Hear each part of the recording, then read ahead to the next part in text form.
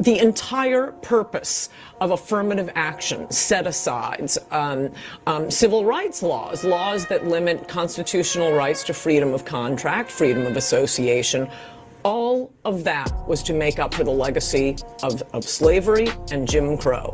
So unless these benefits are going to, roughly defined, foundational Black Americans, the descendants of American slaves, you've taken away the whole purpose of this. So to make the point that Kamala isn't a foundational Black American, I'm always pointing to, unless these benefits are going to, roughly defined, foundational Black Americans, the descendants of American slaves. African Americans built this nation. We built this nation. You're just starting to get real credit for that, okay? I don't know if you know that. You're just starting to you built the nation. We all built it, but you were such a massive part of it. Bigger than you were given credit for. Does that make sense?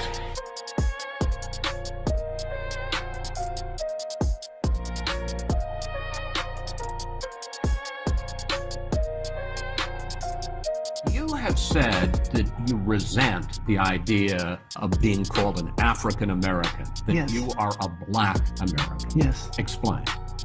I think that when they call Black people who were born and raised for generations in this country, if you accept the handle of African American, that says that you don't accept being an American American. You don't accept being born in Chicago or New York or Detroit or wherever you were born. For generations your family's been here, built this country too. Sweat and tears and all that, fought in every war, okay? So this is my country here. So I don't want to be called African American. I'm an American American. My people have died and done everything for this country. I'm always going to be known as a Black American. I can't call myself an African American, because when they want to separate us, then they say we are African American. But remember this, when I'm competing in the Olympics, I didn't compete on an African American Olympic team. I competed on an American Olympic team. So don't separate me when you want to separate me. I am not an African American, I'm an American. I am a Black American, I am definitely Black, and yes, my ancestors come from Africa. How long does a bloodline have to live in one land before they are considered a pure species of that land? Meaning, how long did my people have to be in America to say, hey, no, we're American, compared to some people who are English American, who are Irish American, who are German American from their ancestors, but they get to call themselves American. There's nothing wrong with being African American, but a true African American is someone that is from Africa and moved here, either first generation or second generation, and has a tie to that country that I do not have. One of the first census in Virginia that allowed for Black people to have a name was somebody from my family. So Africans don't even fuck with us. Wow. Because they don't. We're not from the motherland. We're from America. So I'd rather say I'm a Black American. So I consider myself a Black American. I don't consider myself African American, and shout that, because Africans don't even fuck with us. Wow. Because they don't. I don't mind the term African American. I don't want to be called African American. What's up? I'm not African. Very strong.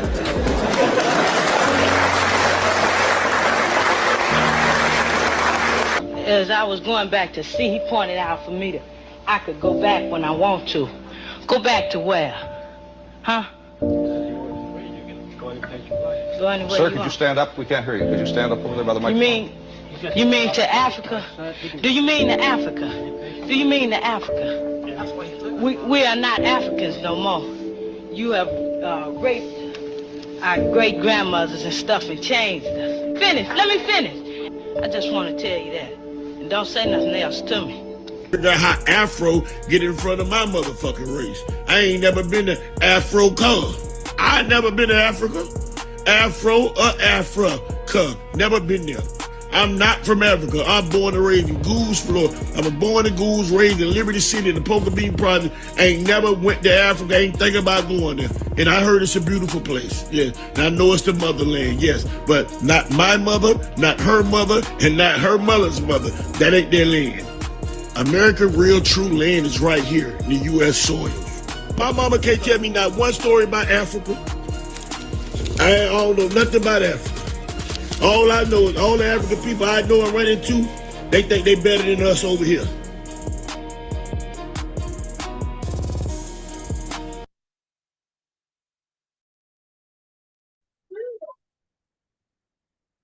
Yeah, Grand Rising, you dig? Let's see, where we at? We got Claude in the building. We got Salida Marie. We got Black Feather Archery.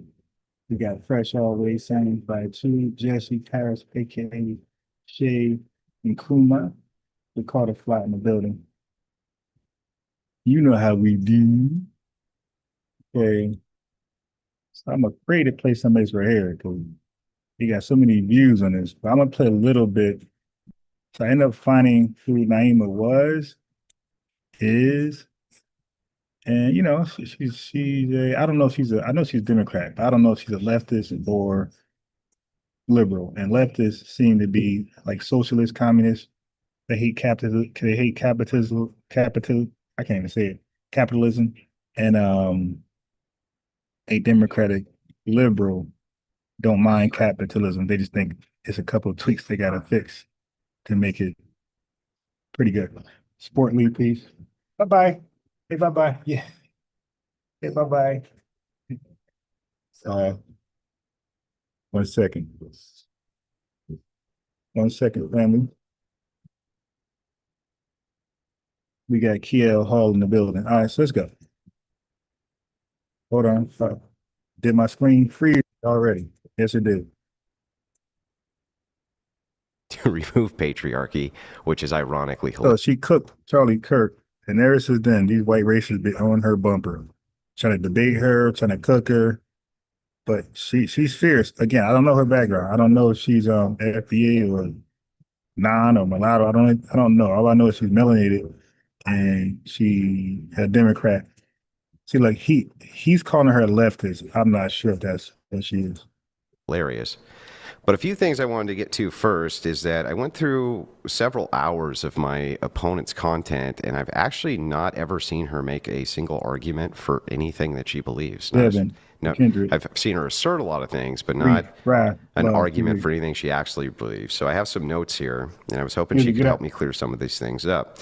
From the Surrounded September 8th, 2024 episode, she says abortion is murder.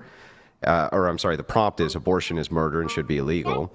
She asked for a viability time for 20 weeks and thinks abortion before 20. Oh boy, that's my computer just freezing because it's slow. Before 20 weeks is acceptable. She says the fetus is technically classified as a parasite. The fetus cannot exist outside of the womb and therefore is a parasite. The actual definitions don't support this, an organism living in, on, or with another organism in order to obtain nutrients, grow, multiply. He just being petty. He just being petty. Hey. Let me. Okay.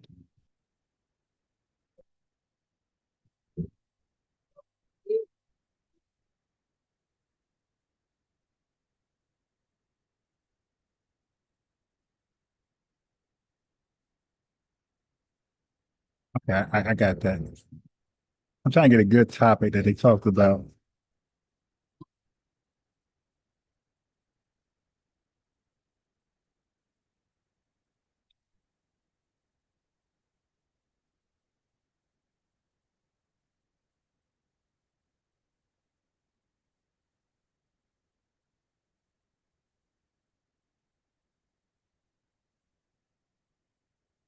Yeah, the topic he chose is really corny.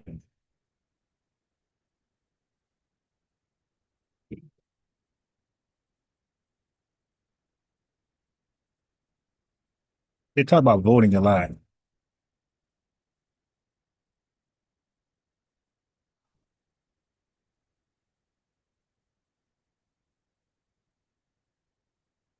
Yeah, they talking abortion. Yeah. The topics is like he picked some really vague, unpopular topics to try to win a debate against her. They're really corny, but she still took them on. I gave you the red hat special. Shout out to the people going out to work this morning. Shout out to the people coming in from work this morning. Extra special big up shout out to the people who work multiple jobs. I have the utmost respect for you. Shout out to my entrepreneurs, my stay-at-home moms and pops. Shout out to the retirees. Shout out to the drivers, Uber driver, Lyft driver, truck driver, taxi driver, food delivery drivers, round distance and long distance, round town and long distance truck drivers. Shout out to the garbage truck driver. Shout out to the crossing guards, school teachers. Shout out to whatever it is your job description is, law enforcement personnel, medical field personnel, military personnel. Shout out to you. Shout out to every single clean-hearted, good-hearted person who wants good for others as much as you want good for yourself. Shout out to you. As you can see this morning, quite honestly, this was going to be a morning off because I had a lot going on this morning. I just got back in, and I have about an hour to an hour and a half to squeeze things in before I have to be back out again. But I just could not let the opportunity pass. So no long talking this morning. We're going to go straight into what it is we came to talk about this morning. It's almost afternoon, Audrey, right? It's afternoon in some places. It's evening in some places. Some of our Man, get to the goddamn point. you right, thing like that. Somebody asked me what happened to my eye. I think they were pretty well as well. From good talking. Topic this morning is foundational Black Americans, because that's what they're calling themselves up lately. Foundational Black Americans, or African Americans, then for that matter, Renaissance woman versus all other blacks.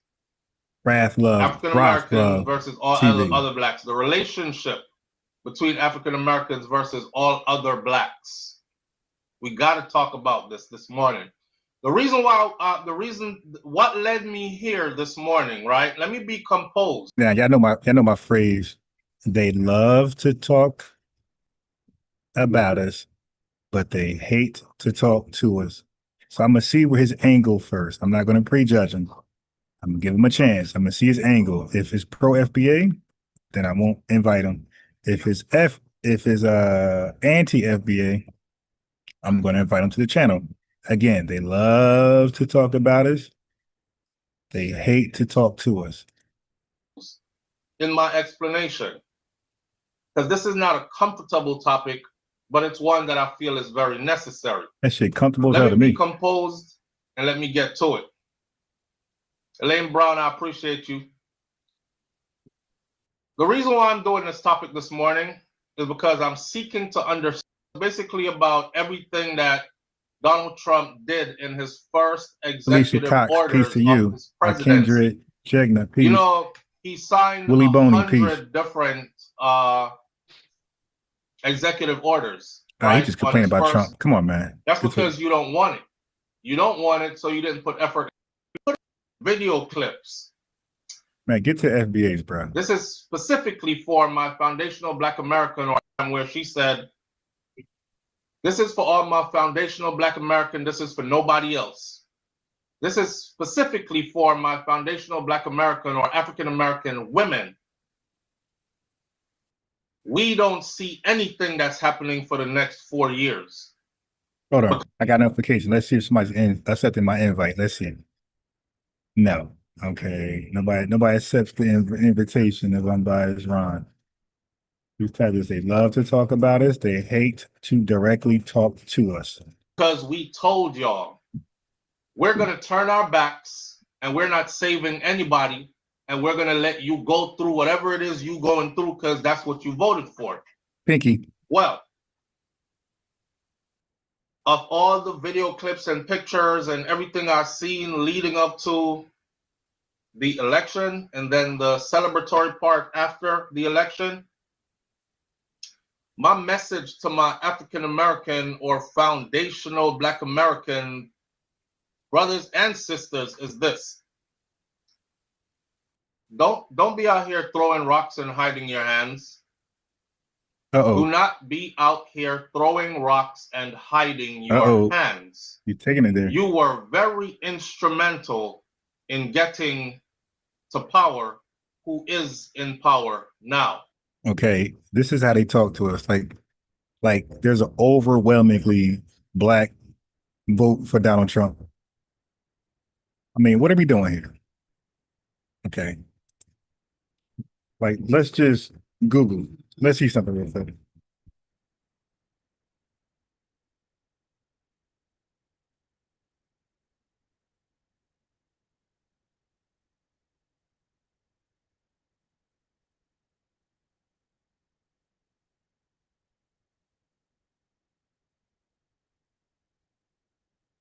Teach me something.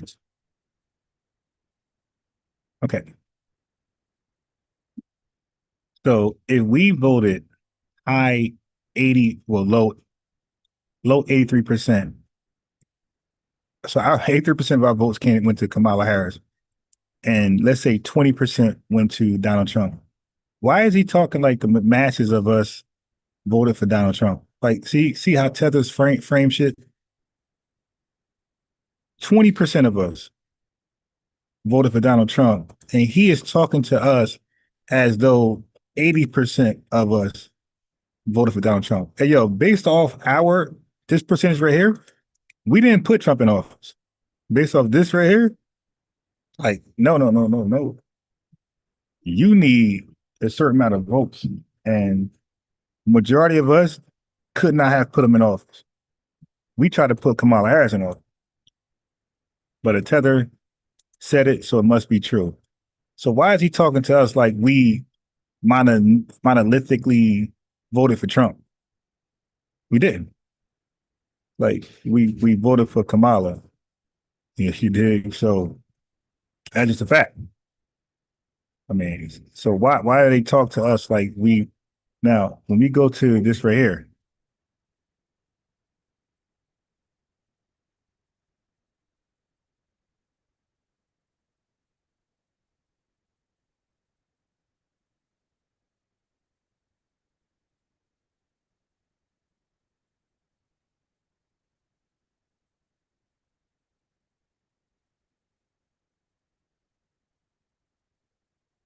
Why I just can't get the AI, man?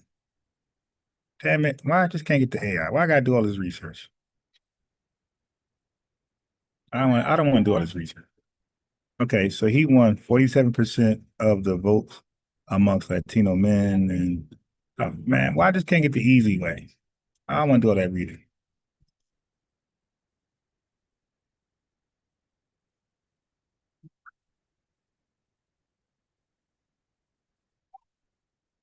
Why I just can't get the regular AI? When it came to us, AI just pulled it up. Now I got to do all this reading. I'm not doing that reading. Now I got to do all this shit. The bottom line is that for this Jamaican tether to talk to us and lecture us like we're a monolith and then misrepresent us and say, you guys voted in Trump, that's throwing a rock. Now that he's, I guess, the boogeyman in Jamaica's mind, now you're hiding your hand because you don't want to own up to it. Well, no. As an ethnic group, most of us voted for Kamala Harris. Do not be out here throwing rocks and hiding your hands. Right. So Miss M. Jackson Jr. 305, he said, bro, I hate when these people say AA when we tell them don't call us that. Call us FBA. Right. Let me give M. Jackson Jr. 305 a lineage wrench, making a moderator. Like the video, subscribe, notification bell. Noki in the building. Dickie Wells said 92% of FBA women and 79% of FBA men voted for Kamala. Yeah. So like, look, they're trying to shift blame on us so badly, and it's not working. It's like, yo, hold on.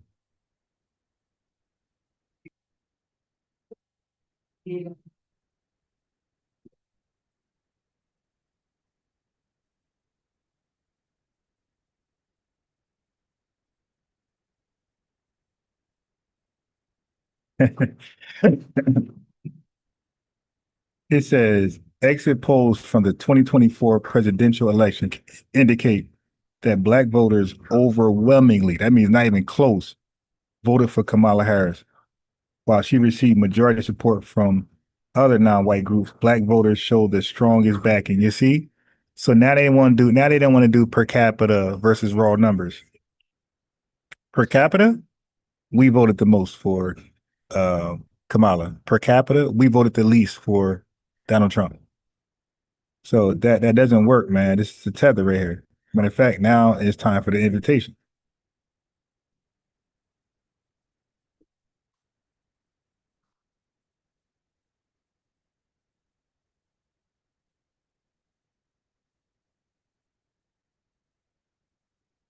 God damn, my shit freezing. Ah, God, this computer. I hate this shit. Hey, yo, thanks for that. Thanks for that Amazon thing. I've been on there looking.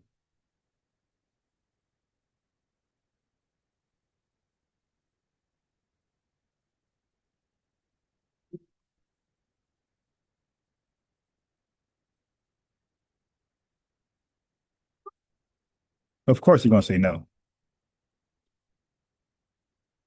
Good.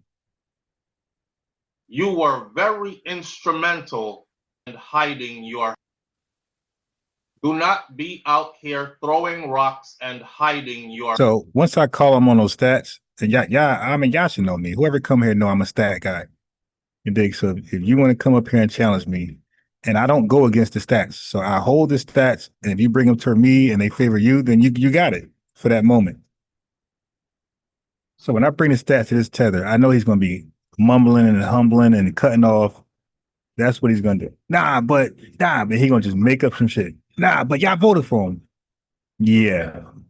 10%, 20%. Yeah, that's a lot. Our hands. You were. And this is why their logic is if we have 20% of Nigerian of us in us, we're Nigerian. That same logic makes us African. But the FBA, who has 30% Irish in them, like Yvette, is she Irish according to that logic? It's just stupid logic, man. It's tether babble. Very instrumental in getting to power. Peace, peace to Israelite 1865. E-Bomb Feather says, didn't our community still vote the most in terms of percentage for Kamala? Ignorance. Yeah, exactly. Now we're getting the blank. Right. Let me give E-Bond Feathers a lineage wrench. I'm going to make E-Bond Feathers a moderator. E-Bond Feathers, like the video, subscribe, hit the notification bell. Let me refresh to see how our likes looking. You know, the morning crew, the night crew be on it. The morning crew, I don't know what's going on. 91 watching live, only 45 likes. I don't know what's up with y'all. But Crystal Watson, Grand Rising to you. Lord Maul, Grand Rising to the lineage. I see Noki, Maxwell Jenkins. Right. Who else snuck in here? I think I shout out everybody so far. Yeah, I shout out everybody. Okay. So we overwhelmingly voted for Kamala Harris, but he's trying to blame us for Trump. This is whack, it's corny, and it just gets him cooked if he ever was to pull up. Who is in power now, right? Still so tipping stop peace. the throwing your rocks and now you're on social media saying we don't see and we won't pay attention to and we're not saving anybody. You were very much involved. I seen the videos and the pictures. You hugged him, you prayed for him, you were at all his meetings. Meanwhile, you have a bunch of African and Jamaican conservatives. Like this dude is crazy, yo. Let's really look at the stat of the melanated conservatives in this country. Let's see if they're FBA or more African and Caribbean conservatives. Like this dude is out of his goddamn mind, bro. You guys are part of the Conservative Party. And FBA, that's a Democrat voting for a Republican once in his life. That's nothing. You guys are part of the Republican Party, you fool. You already gave them your allegiance. You're saying this is my party, regardless of who's office and who's in office. I'm gonna always vote this color. You campaigned for him. You spoke loudly against his opponent, which was Kamala Harris, right?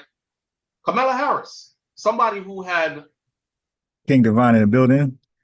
Let me make King Divine a moderator. Give King Divine his lineage wrench. King Divine, show the chat how to like, subscribe, and hit the notification bell. Thank you. Lead by example, King. is biracial by all counts, however, identified as Black her entire life, attended a HBCU, graduated from one, pledged fraternity at one, has worked with one her Keith Lamont in entire the adult building. life. Lady, she said, but we can acknowledge the citizens of America only cast the popularity vote because the electoral college vote the next president of the country. Right. MD Williams, peace to you. Yeah. So voting as a collective, I got to do a video on that, right? The whole electoral college and how I did a video before, but it's like peon compared to the tools we can access today. You feel me, family? So I did a video on the electoral college like maybe 7 years ago, right? But I wasn't using ChatGPT, AI, none of that shit. So I definitely got to do that video over. But I definitely have a video going over the electoral college. But I'm gonna show it to you. I'm not gonna play it, but I'm gonna show it to you guys.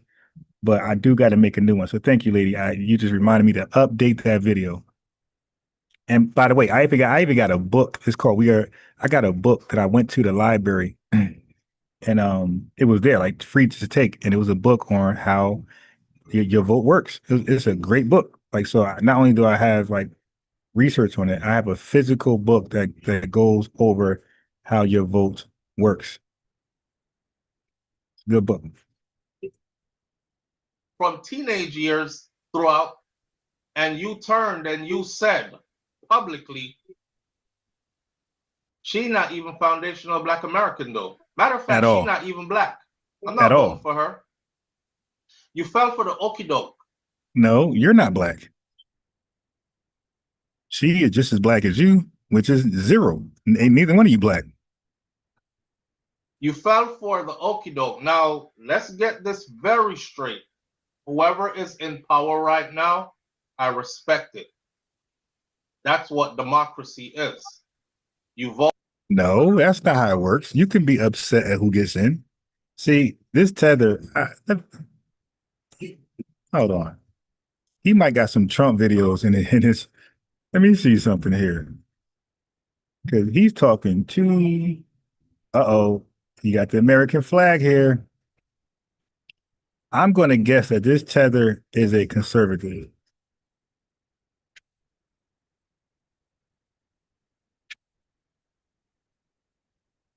But I like the fact that most of his content is on the islands. I like that. I like that he's, talking about his shit. But hold on. Let me see if Trump is in his. Yes, what do you want? Thank you. Eat right here. Eat. Let me just see if he has any.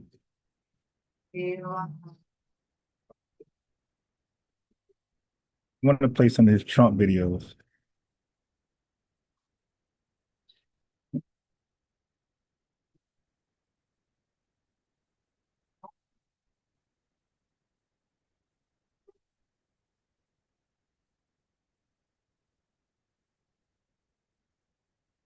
Yeah, so he might have been against Trump. I don't know. Or he bowed. Wait.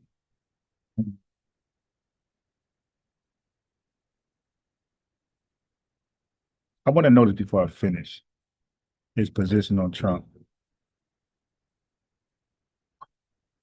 Becoming the new president of the United States of America. Apparently, there are a lot of women out there that do not mind being grabbed by the pussy.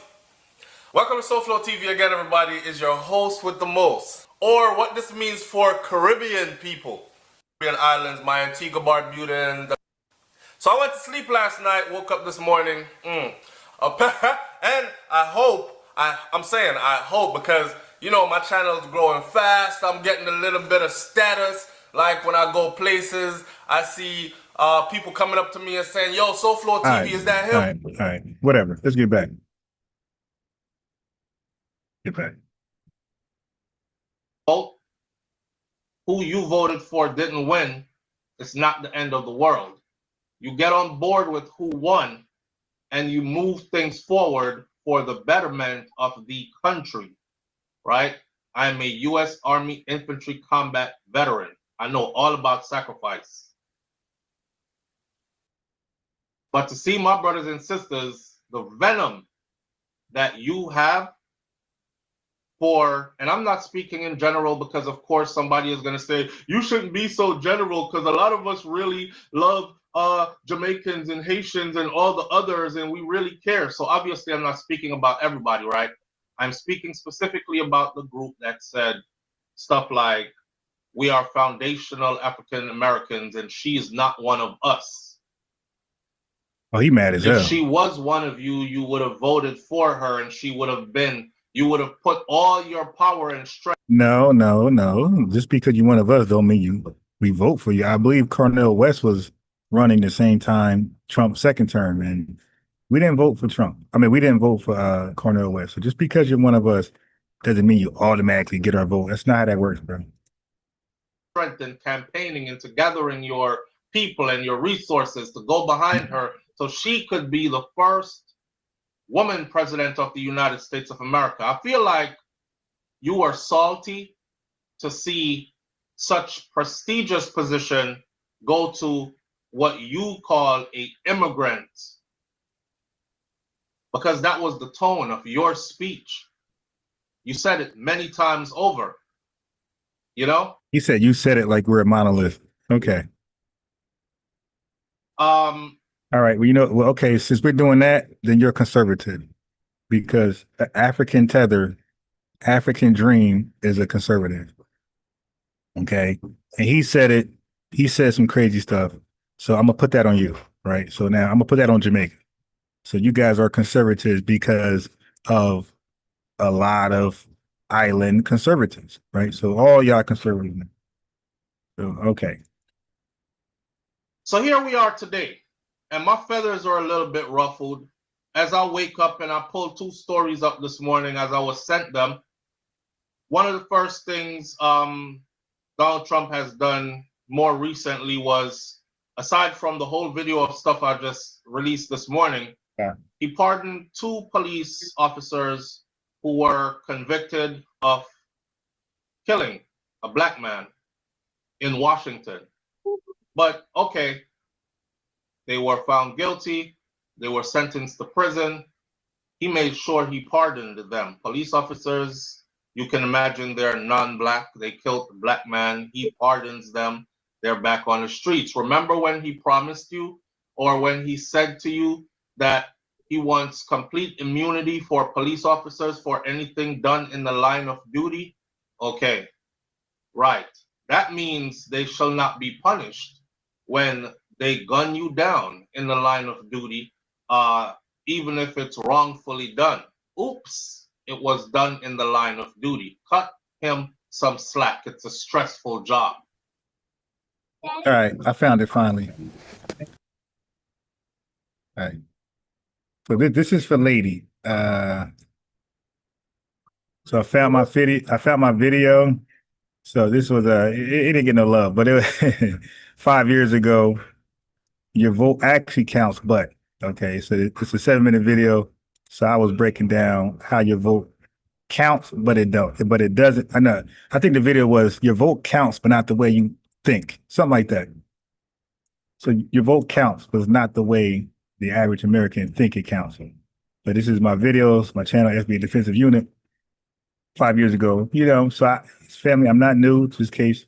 You're just now coming to. I'm not a new kid off the block. I've really been trying to teach my lineage for decades, literally decades. Oh shit. Come over here. Let's move right along. The big one for me, though, was Baby Rodriguez, peace. Hold on, Donald we just some Trump shout outs revolt. who just came in. Nita White, peace. We got AI Med Spa, peace for you. We just walked in here. Everybody, are you? We got I had Q Butter, whole panel, bunch of mad clowns. Oldest Rich, man, peace to you. Let me make you a moderator. Get Oldest, a lineage rich. Yeah, Q Butter panel be crazy. I would love. What is Q Butter stance? Hey, Oldest Rich. If you could briefly summarize, what is his stance on FBA? Is he pro? Is he against? Does he have any issues, or is he all the way in on cold? Like, let me know. I don't even know his background. Oldest, let me know, man. Put me on.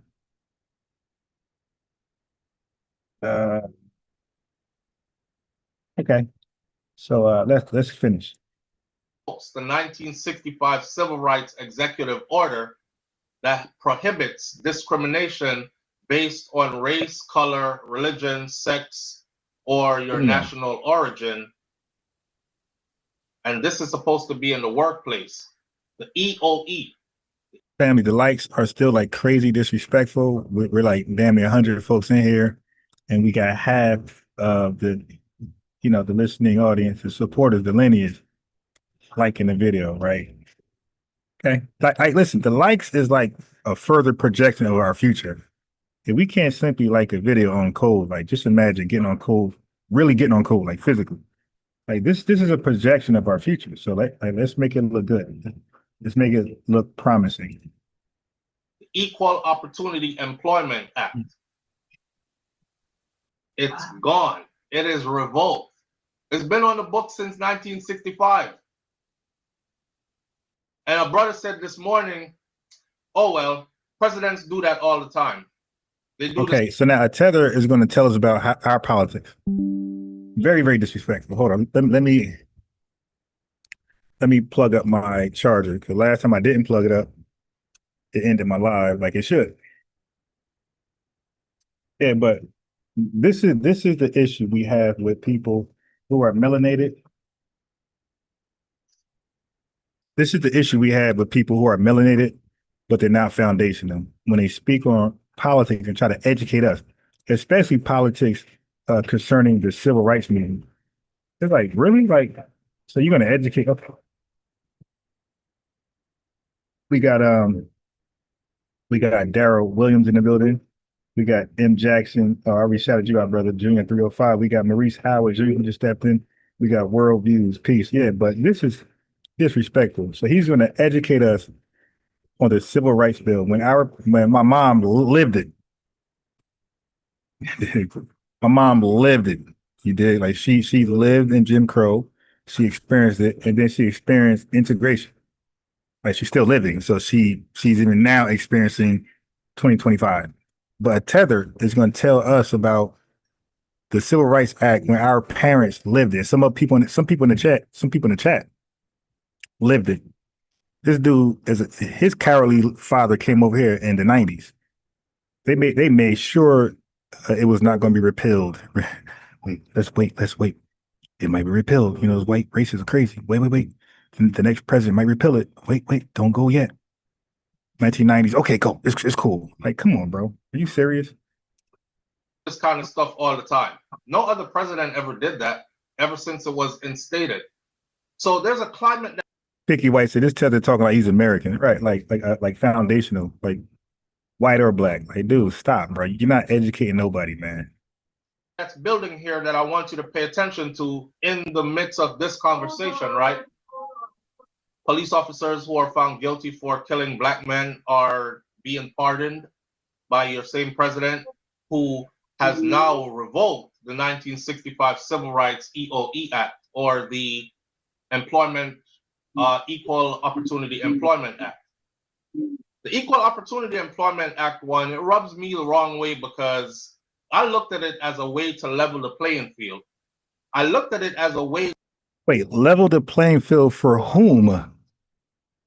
Family, I got a curse, forgive me, because certain shit just like ruffle my feathers. it levels the playing field for who? What are you talking about, bro? When were your playing field unleveled? Hey, Tether, when were your playing field unleveled? What is he talking about? The Equal Opportunity Employment Act one, it rubs me the wrong way because I looked at it as a way to level the playing field. I looked at it as a way to hold those accountable who. What are you talking about? See, and this is when they go too far. He is the perfect example of what we say we don't want you guys speaking for us. I'm so glad he made this video because we'll say it and then Tethers will say, Africans will say, well, give us a example of this. And on the fly, we really be like, hey man, just we know. But now we got a video example of a tether going too far. It's like, dude, you're speaking about what we fought for. Again, some people in the chat lived through it and fought for it in real life. My mom lived through this, fought for it in real life. My dad lived through it and fought for it in real life. Dude, you were nowhere in sight. You were dealing with paternity fraud, my boy. You were dealing with baby mama. Listen, this is what he was dealing with.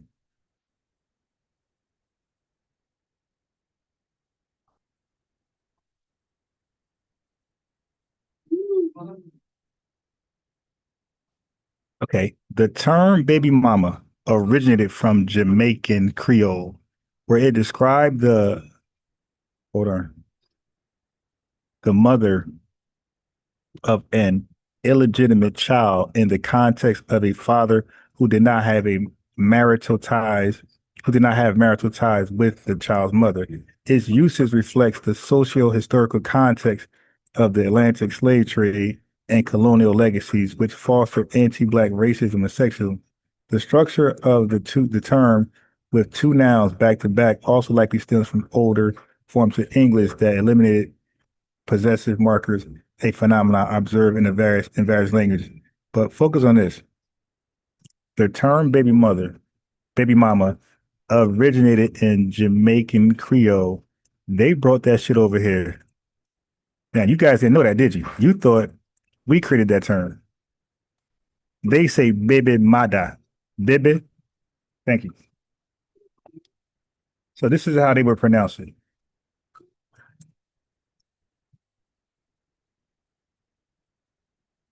So that's how they pronounce it. Baby mada. So, by the way, the earliest report of that language was in Jamaica in the 1960s, family. And we know if you are a researcher, and you are aware of our spaces, you know in the 1960s, our marriages rate were 70% nuclear, married, in wedlock. You dig? Not out of wedlock. So in 1960s, we were dealing with successful marriages, nuclear families, while in the 1960s, Jamaica was dealing with baby mothers, unwedded marriages. So when somebody make an argument and say, hey, you brought that degeneracy over here, who can say no? We literally got the words baby mother from Jamaicans. So that degenerate behavior, it cannot be refuted.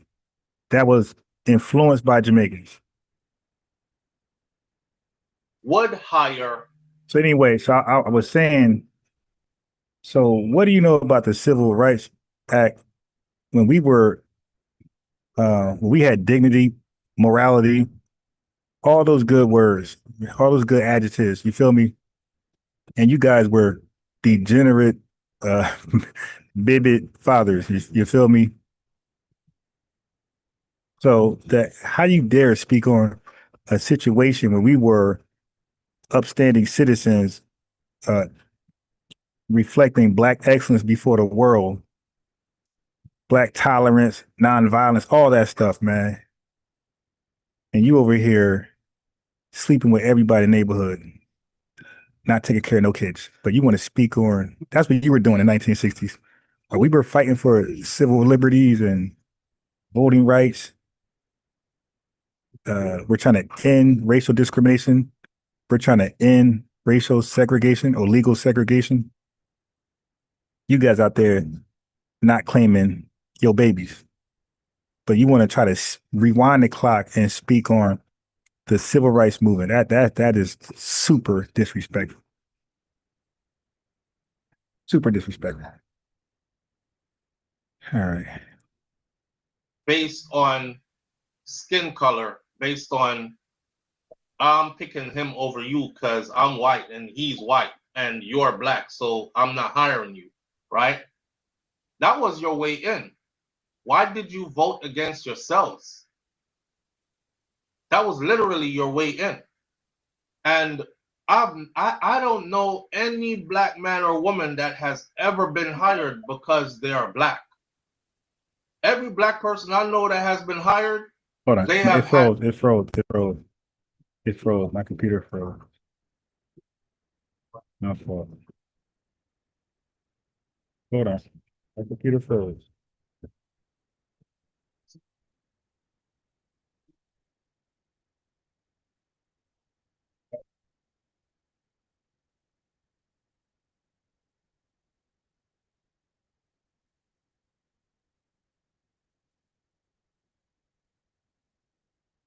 I'm still here. Give me a second.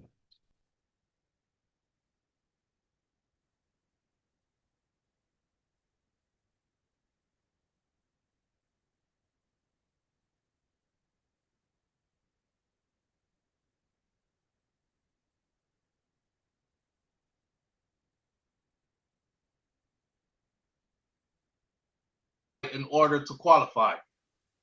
So if you know any black people who get hired just because they're black, please let me know them. I was your way in and you're black, so I'm picking him over you because I'm accountable who feel. I looked at it as a way to the Equal Opportunity Employment Act one. It rubs me the wrong way because the Employment Equal Opportunity Employee Act or the Employment Equal Opportunity, same president who has now revoked the 1965 Civil Rights EOE Act or the Employment Equal Opportunity Employment Act. The Equal Opportunity Employment Act one, it rubs me the wrong way because I looked at it as a way to level the playing field. I looked at it as a way to hold those accountable who would hire based on skin color, based on I'm picking him over you because I'm white and he's white. You can never, ever, ever trust a tether. Hey, that's a jingle. You can never, ever, ever trust a tether.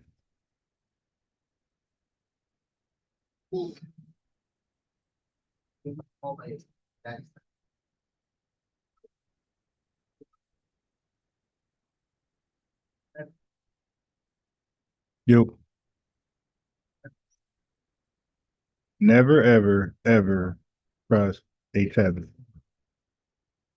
You can never, ever, ever trust a tether. They just will make it up.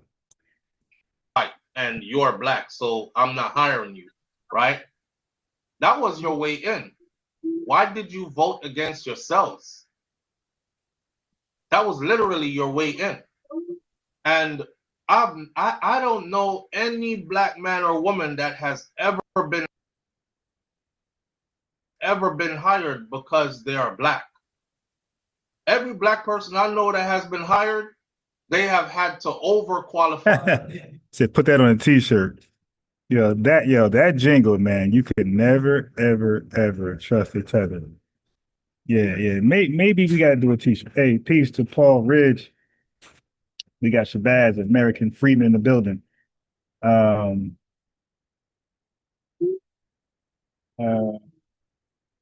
Do me a favor, family, because I know the likes not up there with the live viewership. I know it ain't. And it ain't. 20 likes away. We're getting there. Songwriter Sunny.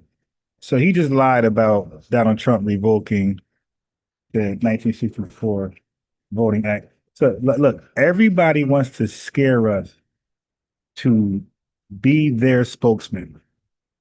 Right now, remember the ICE thing with the Hispanics? They want us to do something. Charlie Kirk's murder. They want us to speak on that. So now you got two young men that was found hanging. Now I don't know the details to that. I'm not gonna jump out. I'm not gonna jump out the roof, and none of you guys should either. We should sit back and wait for the details because they're trying to use liberal media is trying to use that to get us to jump out the roof and speak for Hispanics, speak for Africans. It's like, okay, listen, they are desperate. They need us to speak for somebody. They want us to speak for Charlie Kirk. They need our voice to back up somebody. Everybody's, it's crazy. Everybody's fighting against us, but they're all fighting. They're fighting against us, but they all want us to fight for them. Isn't that okay? I got it better. They are fighting against us to get us to fight for them. They're only fighting against us because we won't fight for them. So essentially, they're fighting against us for us to fight for them. They're trying to beat us to submission so we can fight for them. Fight in order to qualify. So if you know any black people who get hired just because they're black, please let me know them. Now, back to the conversation about foundational Black Americans versus all other blacks in America. This has been from my day one experience. And I continue to talk about, because sometimes you have to draw from your... Hold on. Let me do a poll. I just be honest. Answer honestly.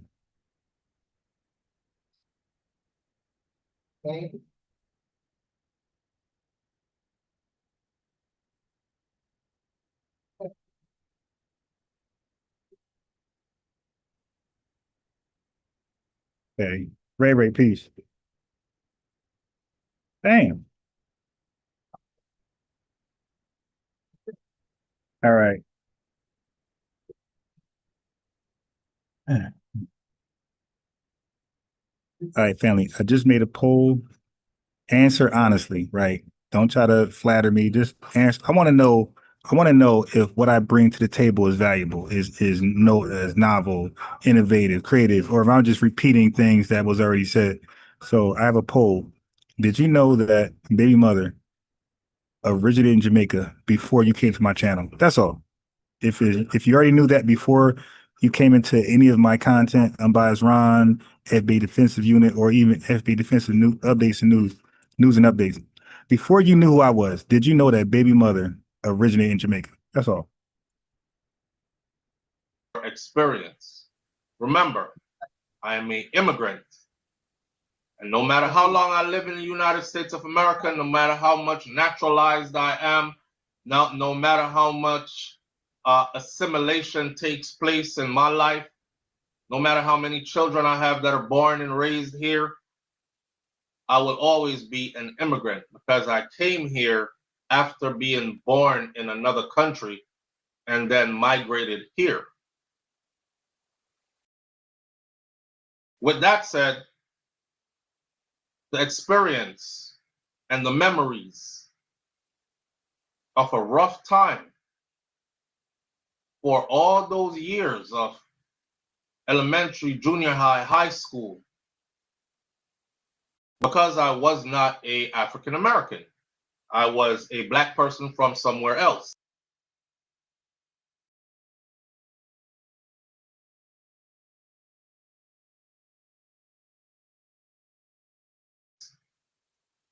And all the disrespect and all the making fun of and all the abuse, because they in those days they were the type to just punch you in your face. So I say abuse, all that. You wearing a hat, they'll take your hat off your head, throw it somewhere, punch you in your face. You have to learn how to fight. I've told these stories before. I used to walk around with a knife, and I actually made a case for my knife out of cardboard, and I wrapped the cardboard in newspaper, and then I used tape to tape my knife sheath. And I took the biggest knife that my mama had, big old butcher knife. Remember those things, people still have them in their houses. You could buy one of them and it has like 50 knives in it. And it has steak knife, this knife. I made up my mind I was going to. Truth be told, I did get punched in my face years later. But that punch in my face taught me how to fight. I didn't use the knife. Our traditional Black American brothers and sisters, or African American brothers and sisters, there are a lot of them, not all of them, there are a lot of them who hold so much disdain for the rest of us that come from somewhere else. Wait, hold on. What? Wait a minute. We hold this disdain? Yeah. Please. Okay, 6:40. I just wrote him. I hope he accepts my invitation today, right now. I want him to come on the live right now. Let's see. Let me check my notifications. Black American. Let me check my notifications. I want him to come on the live right now. Okay, he didn't. Now I got another tether email. Hold on.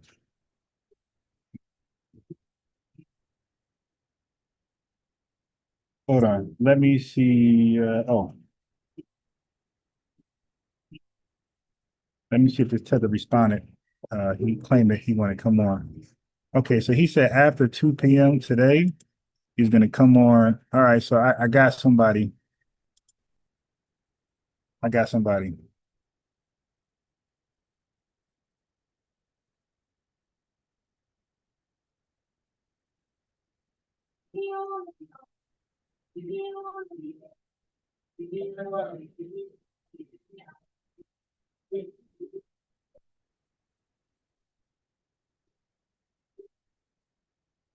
Okay, so I got one tether that's coming on. Well, I don't know what he is. I actually don't know. To be honest, he could be a Pan-Africanist FBA. I don't know. But I do know he don't agree with us. So that's good enough.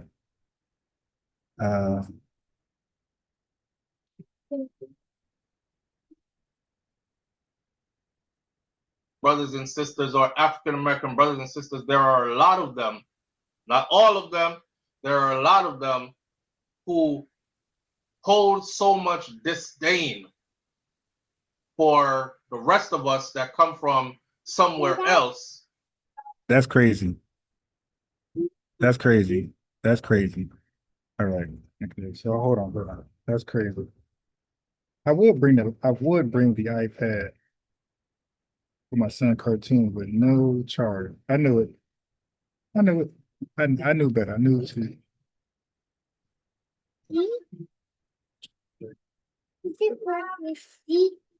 This dude said, we, foundational Black Americans, have disdain for the non-dark. Wait. Get everything. Oh, sit right there. No, this that's your thing. Okay, my God. This is just too easy, man. This dude said, we have disdain for them.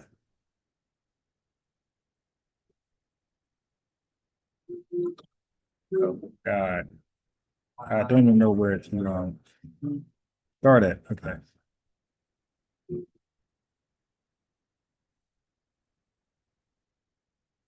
I mean, yo, they hate us so much, man. The hate is just unbelievable, man. The hate is, when you can lie like that after admitting it's you. How do you lie? How do you admit it's you and then come back and lie?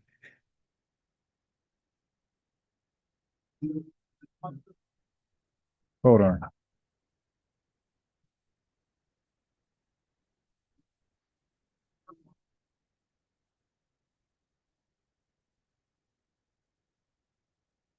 Hold on.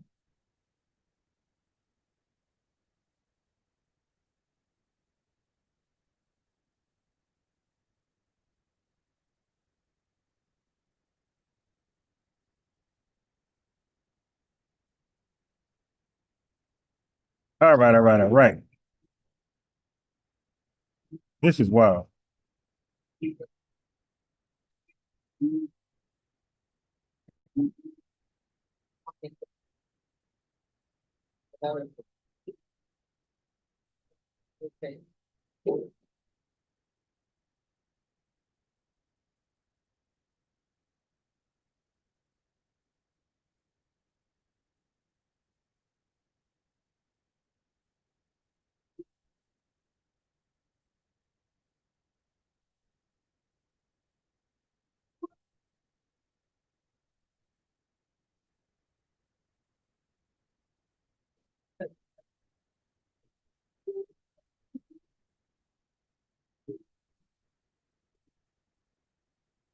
All right, let's do it. That's interesting. So let's explore that. That's really interesting. Yeah, So, because- no idea. So I had this tweet by McBeanie_, and they said African Americans are by far the worst representation of Black people.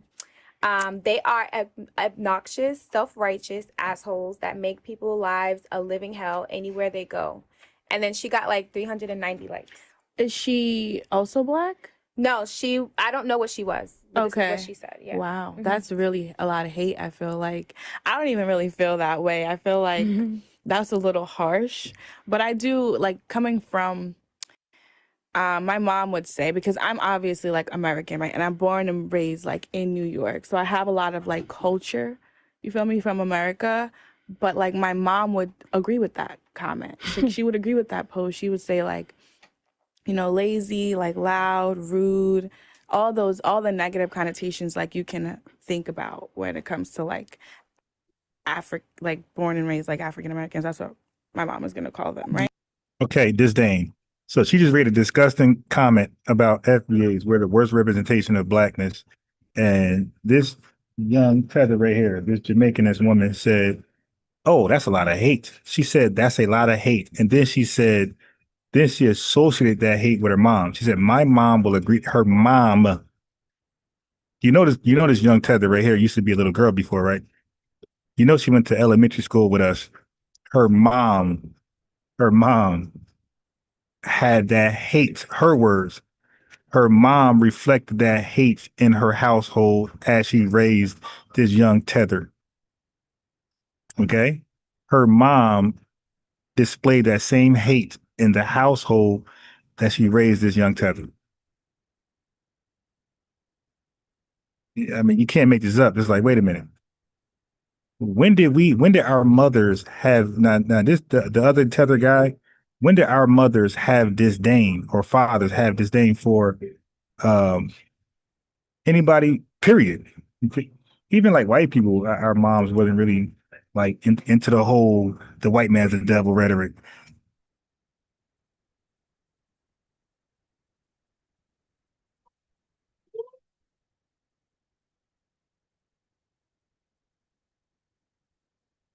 So you think Black Americans should return to Africa? They shouldn't. That would be bad. That would be bad. That would be the end of Africa. So you think Black Americans should return to Africa? They shouldn't. That would be bad. That would be bad. That would be the end of Africa. What? What do you guys think is the difference? Black Americans people, I don't like them because they take lots of drugs. They do fucking job. I don't like them. They do what? They fuck a lot. I don't like them. I can speak from my perspective, being Nigerian and like my parents coming over with thick accents. The most kind of backlash that they experienced was from African Americans for the way that they spoke, assuming that they're like uneducated. And so I also experienced that, like being Nigerian, like people, you know, clicking, like all the like basic like kind of little kid behavior, right? Little kid stuff.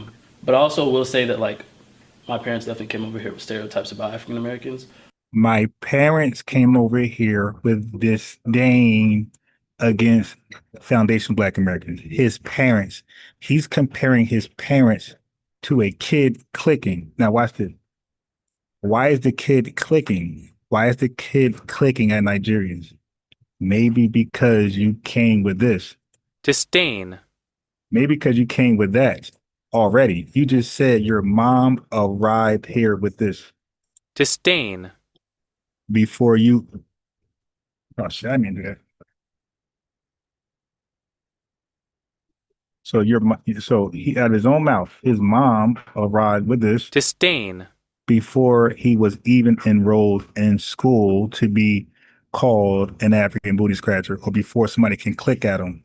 Y'all already had disdain. Okay. So when you already have this disdain, and our children sense it, then our children is going to flame you. So you already came with disdain, and then we responded. Chat, you hearing that? So if we called you African booty scratcher, it's because you had disdain when you approached us, when we approached you in the class. Okay? That's how that started. We are responding to disdain. Okay? We're responding I to it. immigrated from the United States. It wasn't. Go ahead. Okay, so I agree with her in that aspect, but also another thing I feel like isn't talked about enough is the way our parents will talk about Black Americans. Oh, so was not talked about enough is how their parents talk about children. So they're comparing children, talk about children, which children do, to parents, grown adults talking about children. And they're brainwashing their children to have disdain for us. So when they reflect that disdain, when they express that disdain in our classes, we cook them. We slap them again. We slap their kufi off their head. We do all that. While they reading their books and whatever, we tie their shoestrings together. We put thumbtacks in their chair. But they came with this first. Disdain. So she just said was not talked about enough is how our parents have disdain for a foundational Black American and their children.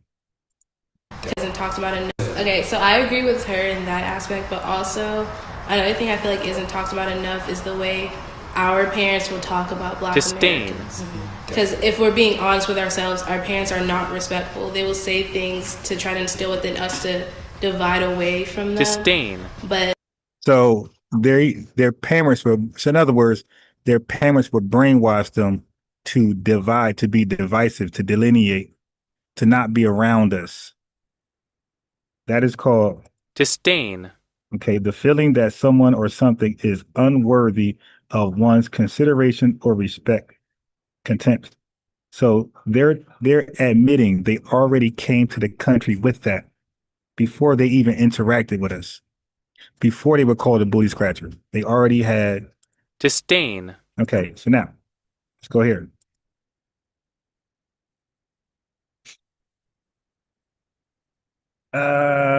Let's see if this is what I want.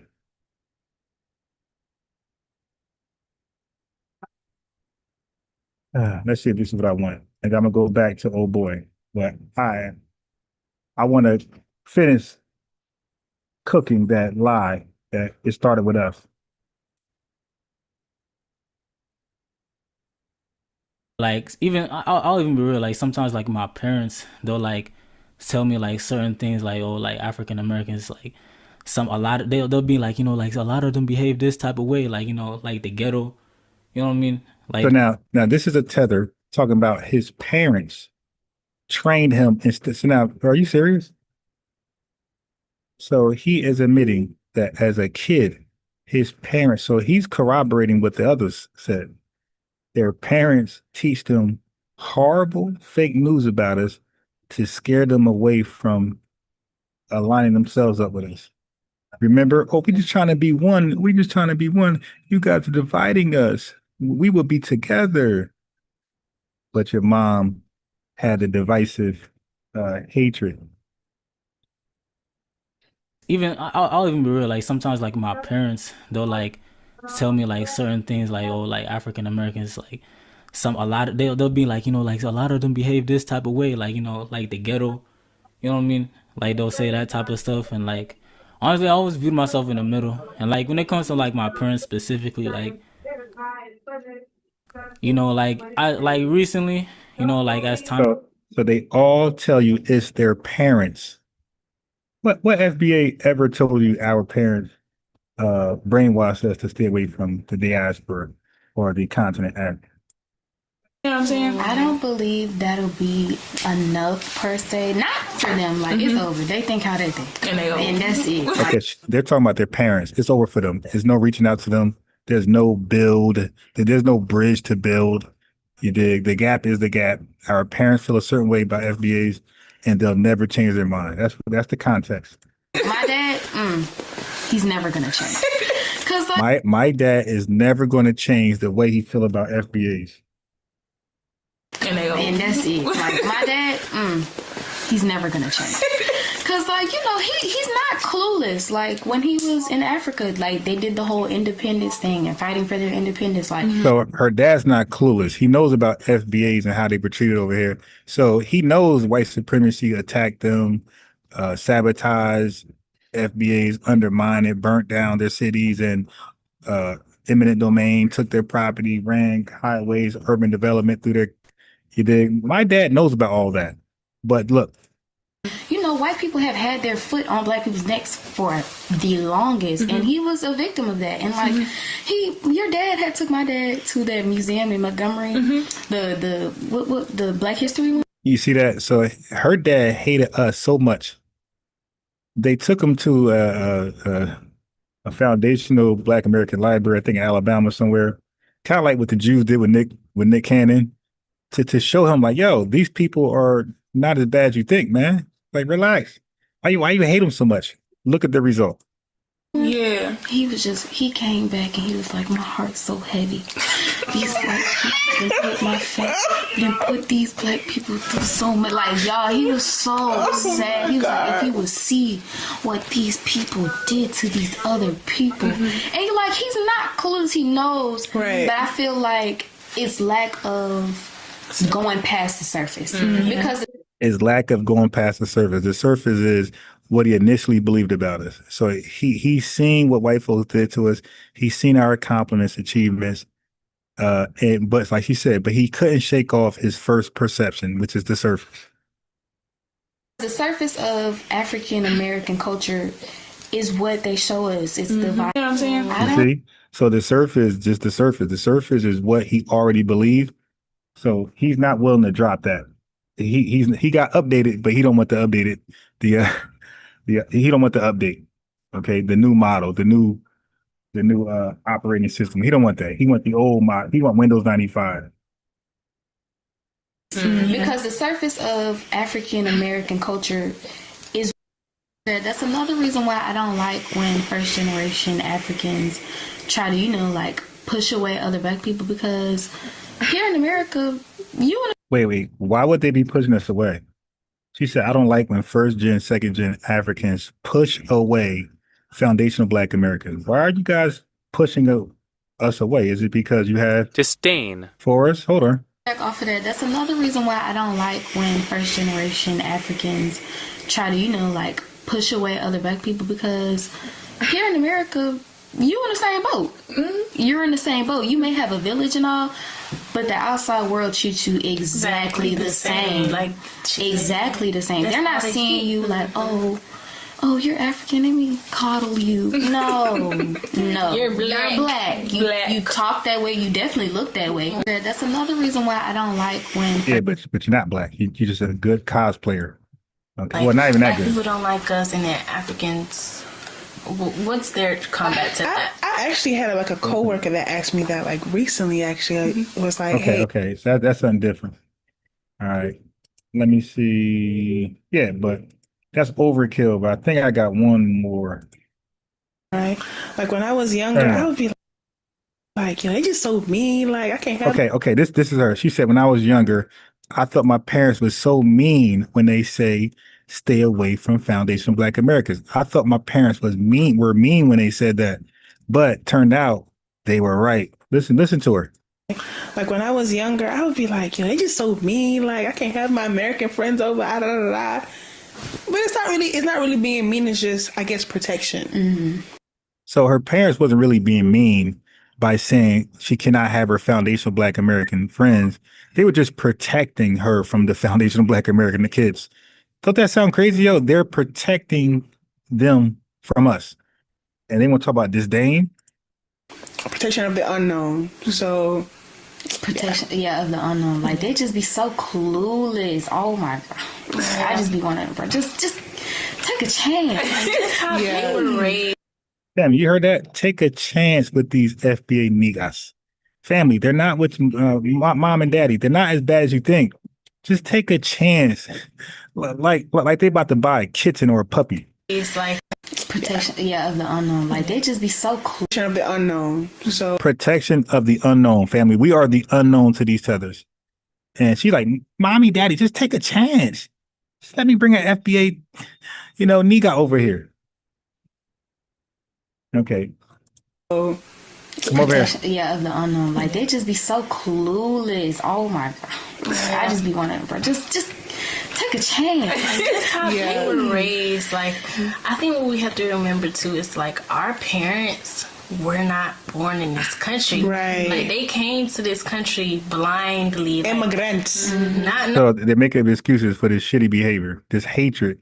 And they say that we're MAGA. No, that's MAGA. That's what MAGA teach their kids. Stay away from FBAs. And that's why their parents end up becoming conservatives. They share the same views. Knowing nothing, so facts. What it makes sense. It makes sense. It makes and sense. People will always tell them, like, when you come here, your family's still in your ear. Make sure this, make sure that. Make sure this. Make sure you don't hang around the niggas. Get away from FBAs. They're criminals. So, like, they're in their ear, back in their shitty homeland, gaslighting their kids. Hey, make sure you don't befriend those FBAs. Okay?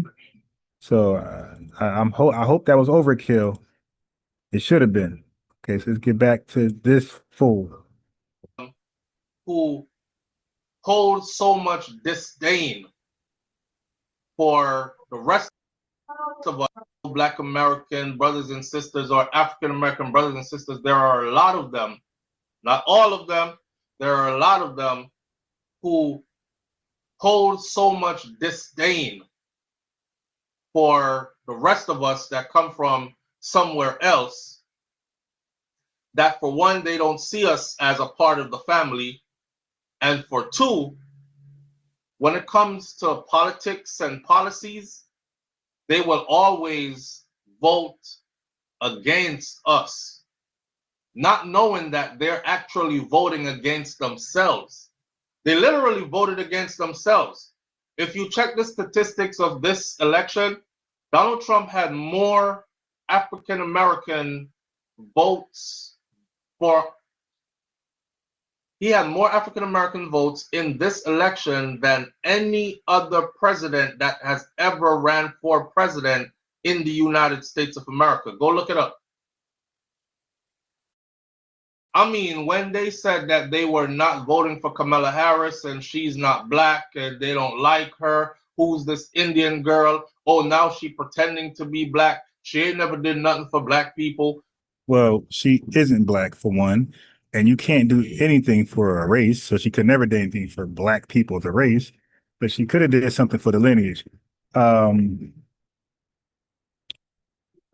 that's not only why a lot of us rejected her. We rejected her simply because she was asked about reparations, and she said, no. That is the number one reason why a lot of us said, we're cool. All that, they meant it. They meant it. So a large number of them would rather vote for somebody who clearly told you what he was going to do, and those things that he told you he was. It froze. And you still gave him the support versus giving somebody who was like you the support. Let me let my foundational Black American brothers and sisters know something. You see how Kamala Harris is biracial? But if I look at her, I see a black woman.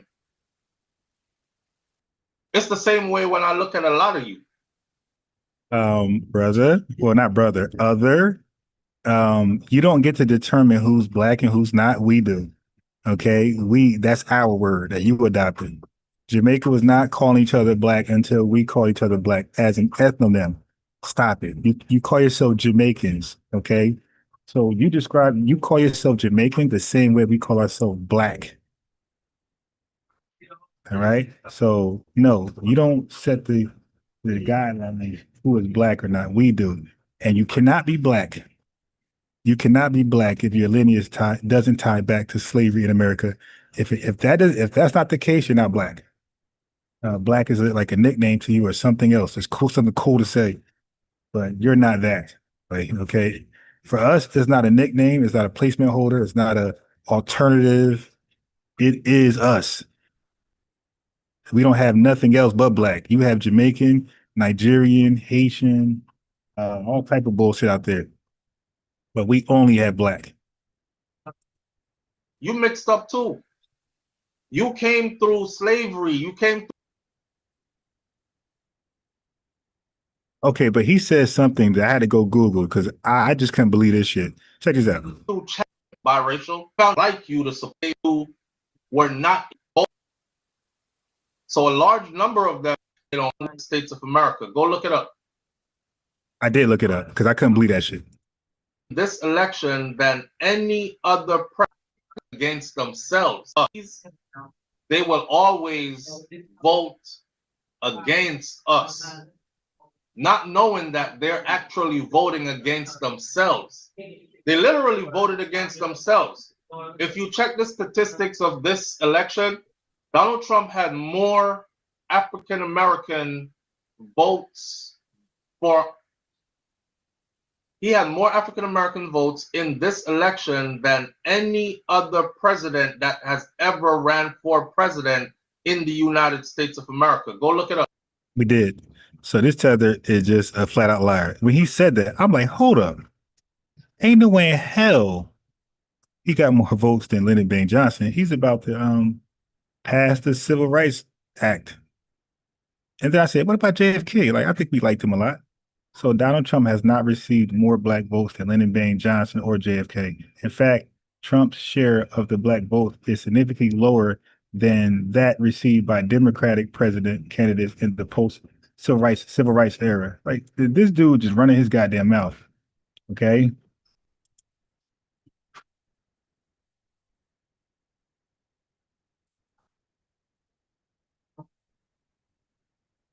In the 1964 election, Lyndon Baines Johnson received an overwhelming 94% of the black vote. His support among black voters was a direct result of signing the Civil Rights Act of 1964 and the Voting Rights Act of 1965.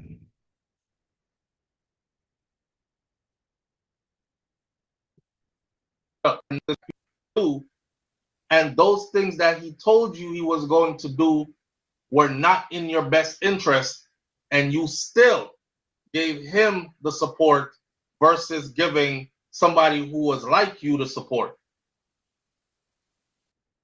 Let my foundational Black American brothers and sisters know something. You see how Kamala Harris is biracial? But if I look at her, I see a black woman. It's the same way when I look at a lot of you. You mixed up too. You came through slavery. You came through chattel slavery, if you want to look at it that way, right? And yeah, some of you were here before and all that other stuff, but you're mixed too. You're mixed with European blood as well. You're mixed with all other kinds of stuff that's going on or that was going on throughout that period. So I don't understand where we are foundational Black Americans and we stand on this side. You know, a sister called in one morning and she said, Soflo, it's funny that they are drawing this line when all their heroes and the foundational people that have built their... Okay, go ahead. I don't know what you want to call it. Then the society within a society, the people they look up to as heroes. Right. As freedom fighters. Right. For Go ahead them. and lie. Go ahead and lie. They are all Caribbean people. or Yeah, you heard this guy. And I guarantee you he mentions Malcolm X. You know, family, they got to make Tariq Nasheed our leader, and they got to make Malcolm X our leader. Okay, they got to make Tariq Nasheed our leader too, because they got a whole bunch of lies on him, and they like to attach us to the lies they got about Tariq Nasheed. They try to make it true, and they try to attach us to the lies. Okay, then they lie on Malcolm X, and then Malcolm X actually said some stuff that's like suspect. So they like, see, Malcolm X said it. He's your leader, so um, you guys are off code. He's not a leader. Malcolm X did some good. He did a lot of bad. He did a lot of controversial stuff. All right, you want to be real? He did a lot of good, a lot of bad. So he's like the good and the bad and ugly. So Malcolm X, you could sum up Malcolm X's legacy as the good, the bad, and the ugly. Okay, so but look what this fool said. He said our heroes and sheroes are tethers or mixed with tethers. Look. call it. Then the society within a society, the people they look up to as heroes, as freedom fighters for them, they are all Caribbean people or connected to the Caribbean by either one parent or both parents or directly from the Caribbean, whether it's from Trinidad and Tobago, Stokely Carmichael, or it's from Jamaica. You're Okay, hold on. I'll read something. They are all Caribbean people, fighters for. Yeah, I gotta read the comments on this one. I gotta read the comments. All right, first of all, let's see what the likes are at. Let's see if the likes finally caught up because you guys are slow with the likes.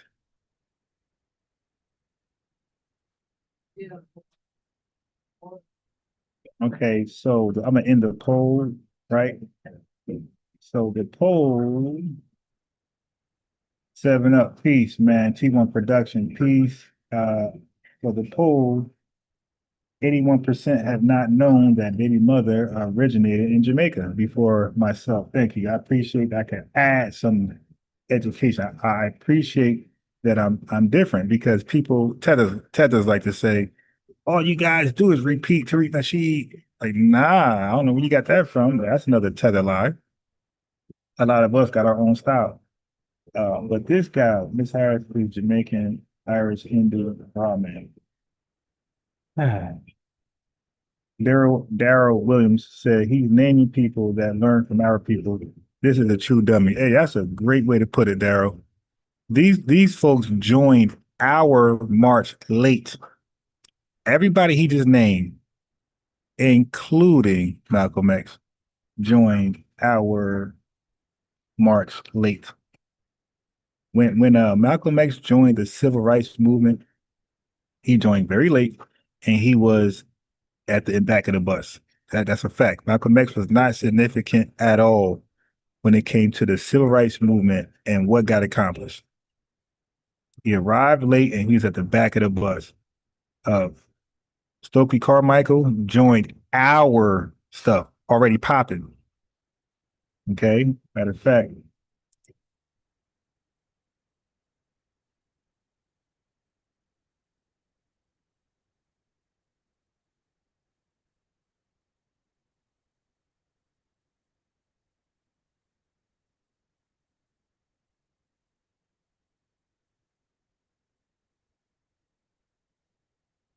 Family, Stokely Carmichael became the leader, chairman of the Student Nonviolent Coordinating Committee, SNCC, in May 1966. He succeeded John Lewis.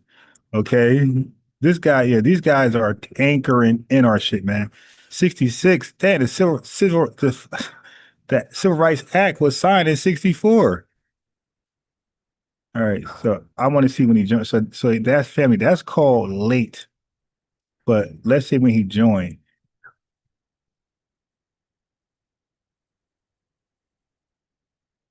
So he's the leader in 1966. The shit is over in 1968, family. Once the FHA was signed in 1968, the civil rights movement was done. So he became leader in 1966. But there was a whole fight going on. Hold on.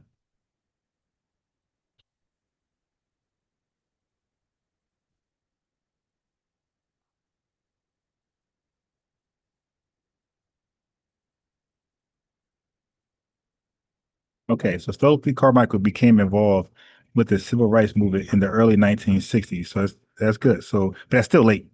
Oh, that's mid. That's still mid.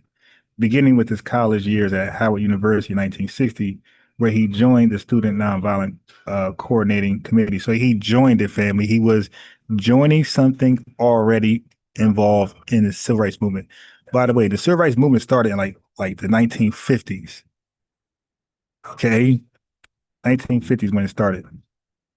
But he participated in the 1961 Freedom Rise family. Do you know what the Freedom Rise are? The Freedom Rise is when you get on a bus with a bunch of white people and you just antagonize racist whites. You just ride to the communities. Hey man, we're integrated. Hey, we're gonna ride free. You can't tell us where to go. Screw a sundown town. Family, this was a nothing burger. Did you guys know that? That his early activism, he was a freedom rider.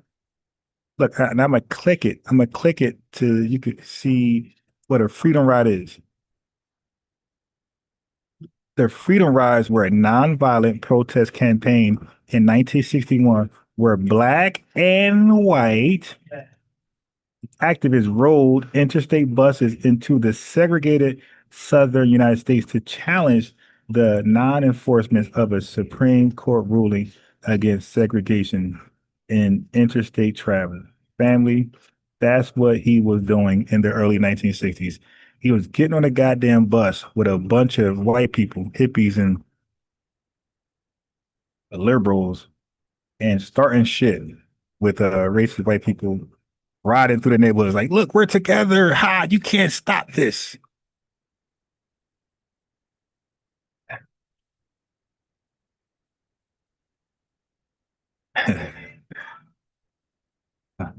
That is your freedom rider. Okay. So let's read it again in context. Stokely Carmichael became involved with the civil rights movement in the early 1960s, beginning with his college years at Howard University in 1960, where he joined an already active movement. It didn't say he started the Student Nonviolent Coordinating Committee. He joined it and participated in the 1961 Freedom Rise. He continued full activism after graduating in 1964, working with SNCC on voter registration efforts in the South. Okay. I just explained to you what the Freedom Rides were about. A bunch of bullshit where white folks, this is white folks' idea. Hey, let's go ride. Look, I know where to go because that's their family. All my uncles are racist. I know where to go. And look, in these places, these buses were getting blown the fuck up. These buses, yo, listen.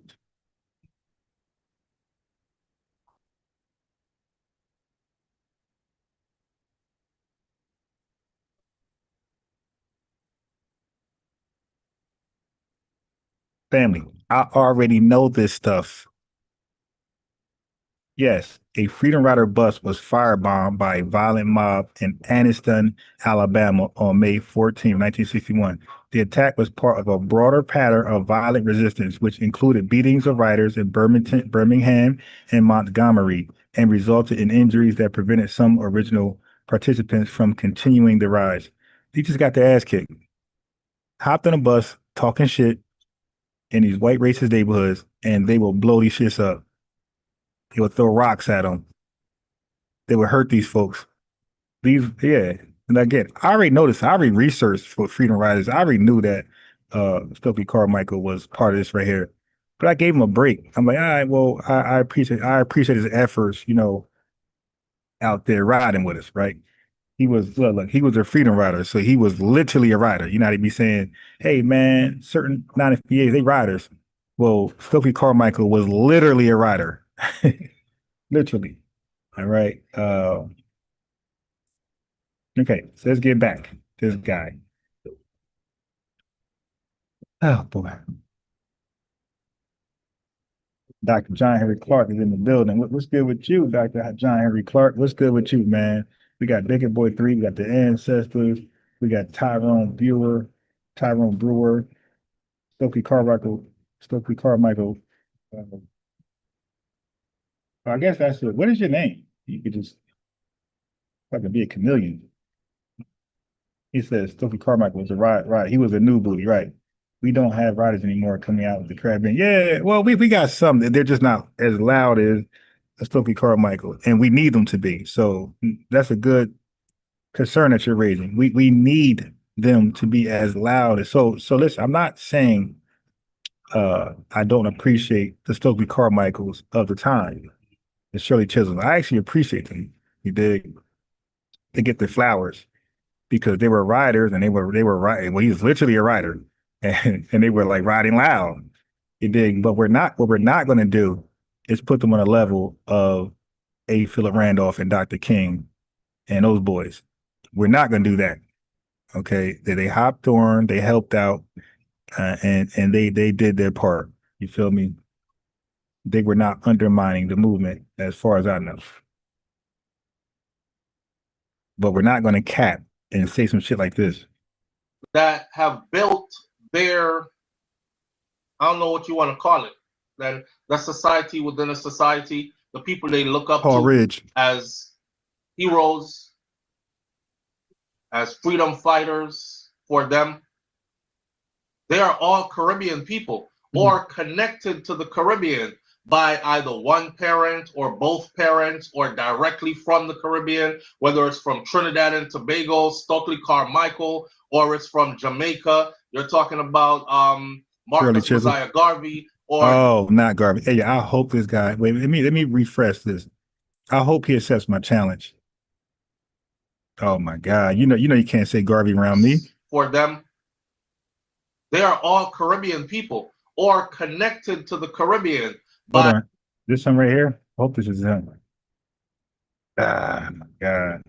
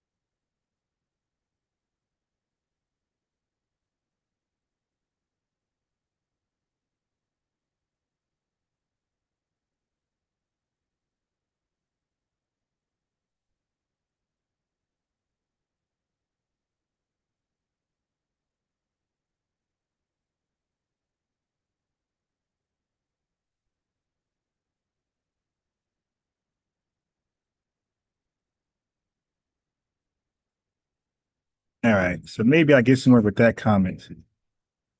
Yeah, I want him bad.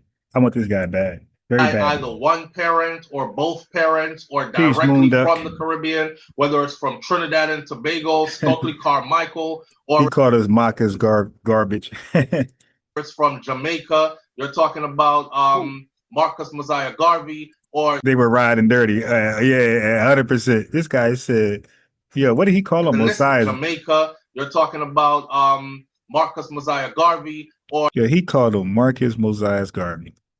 the list goes on and on, right? So I don't understand how they're getting to this point now, where this line is so drawn, where it's like, I put up a video yesterday where I talked about the first set of people that will be deported, or the first Jamaicans to be deported. I thought the brother's story was a perfect example of one, and I agree, should get tossed up out of here. I mean, he was arrested and released 7 times. I'm assuming a lot of you watched the video by now and listen, because it's at like 250 something K. And Right, he says, so they're proud of Jamaican Indians and Chinese run Jamaica. Right. 1 hour in 24 hours. So a lot of people paid attention to it. But if you pay attention to the comment section, there are a lot of foundational Black American or African American going off in those comments. This land is not for you. This land is for us and our children and our children's children. I am a foundational Black American. That's what one of the comments said. I said, wow, this land is not for you. Speaking to the Jamaicans, this land is for us and our children and our children's children. And I said to myself, I got to talk about this. So let me ask y'all this, right?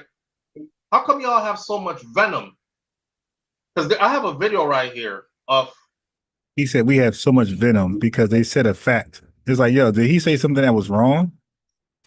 You know, like if a Jamaican be like, hey, this country's for us, and Jamaicans, like everybody's welcome, whatever, but it's really for us and nobody else. Like we wouldn't be like, yo, why you got so much venom? We would be like, yeah, brother, you're exactly right.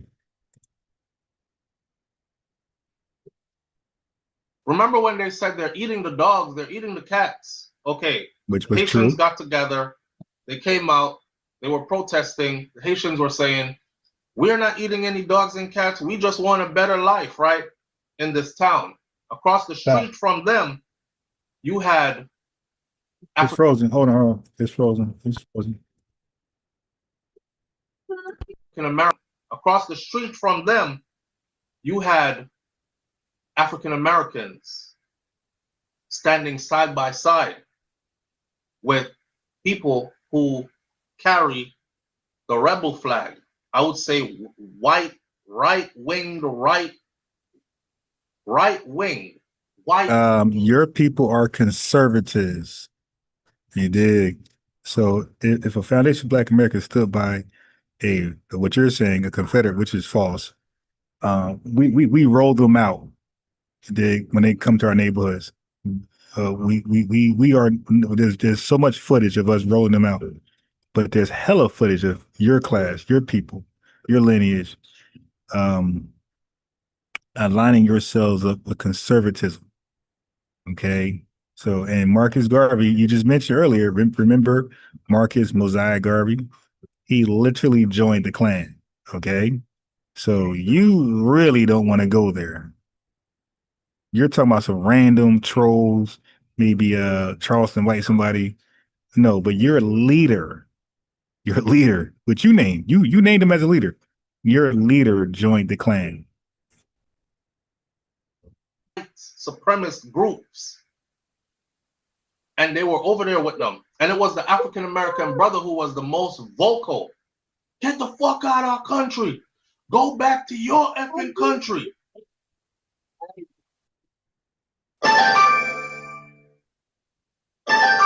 And he went on to talk about how he can fire a gun.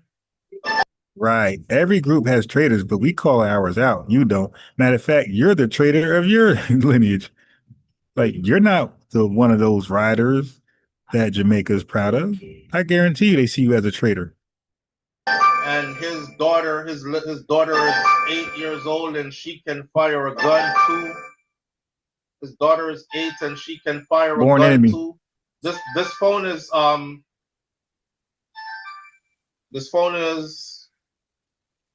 not acting right this morning.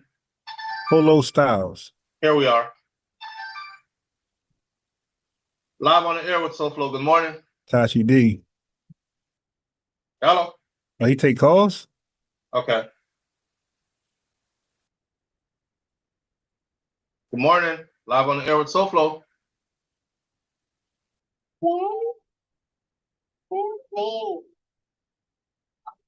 That's crazy. Yeah, it was crazy. He calls himself Soul. He got the word soul in his name. Why he disrespected and said, we got disdain. This dude has soul in his name.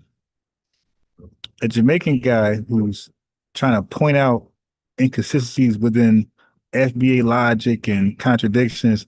He has the name Soul in his name. Damn, that gotta hurt, bro. Yeah. That choice of name didn't age well, my boy. I promise you, I'm getting a new phone. I promise.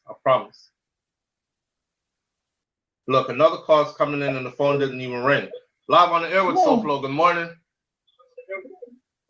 Good morning. How are you? I'm doing good. How you doing, family? I'm doing fine. All right. This is my first time talking to you. Mm-hmm. I think let me take you off speaker. Hold on. Yeah, if you have us on Bluetooth or speaker or anything, you got to take us off because you're not going to come through clearly. Okay. Okay. I don't have you on anything. I don't have anything on. Okay. Okay. So yeah, the foundational Black American thing. Mm. I think there's a miscommunication and a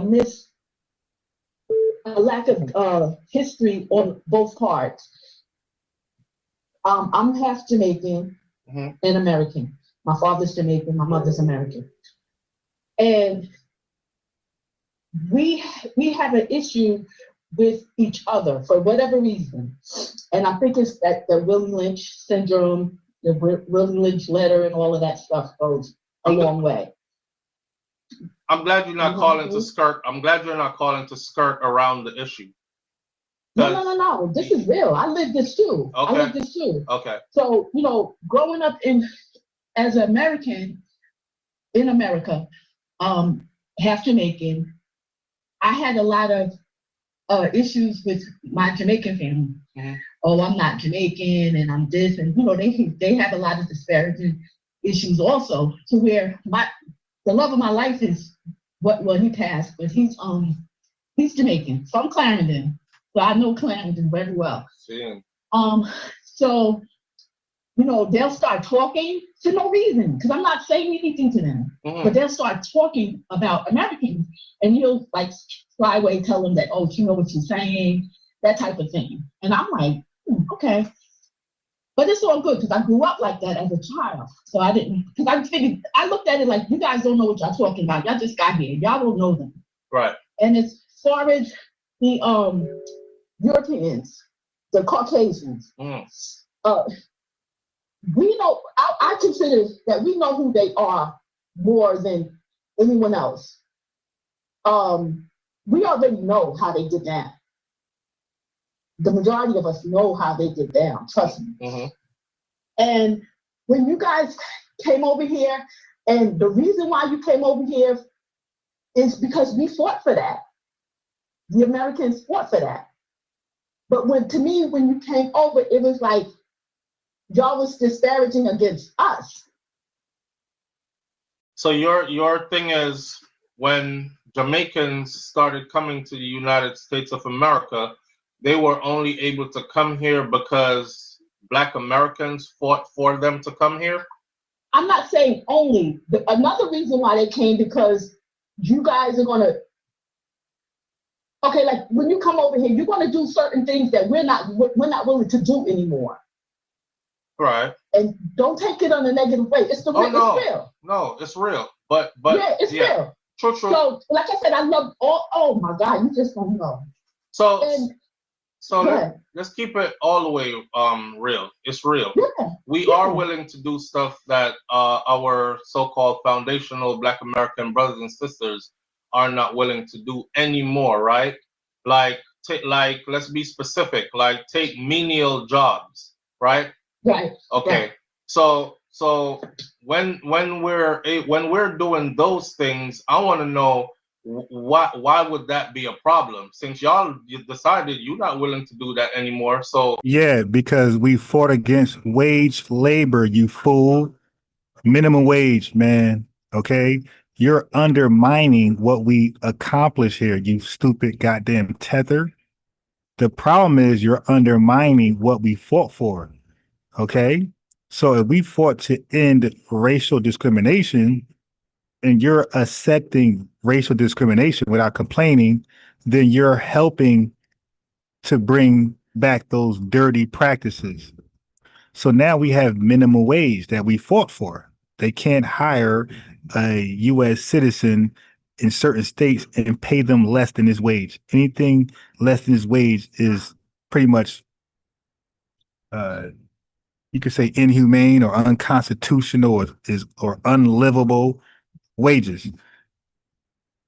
You goddamn dumb tether. So we fought so nobody can be exploited. These are called exploitative wages. So we fought to say, nope, you cannot pay somebody less than this.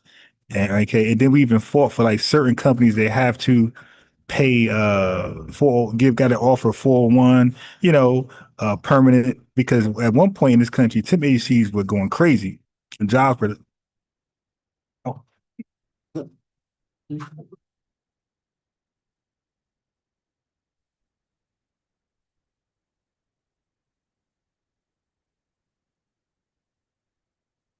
at one point in this country, temp agencies, like companies will abuse temp agencies, like, 'cause, they can fire you without a cause, and they can break a lot of rules they couldn't break if they hired you permanently. So again, American citizens fought to minimize that, and now they got to hire you permanently if they have you. But at one point, I remember this dude named, the Spanish guy named Chago. He was probably illegal, but I remember him. Stop. Go sit down. I remember him. We had worked for Nextel. We were all temps, but he was a temp for like 12 fucking years. Go sit down.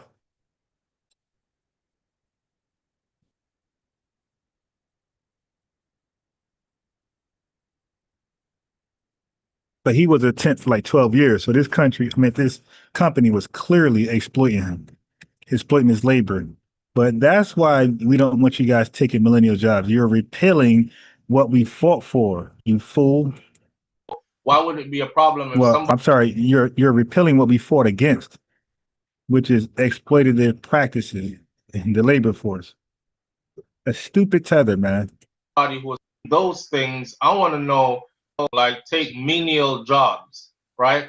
Right. Okay. Right.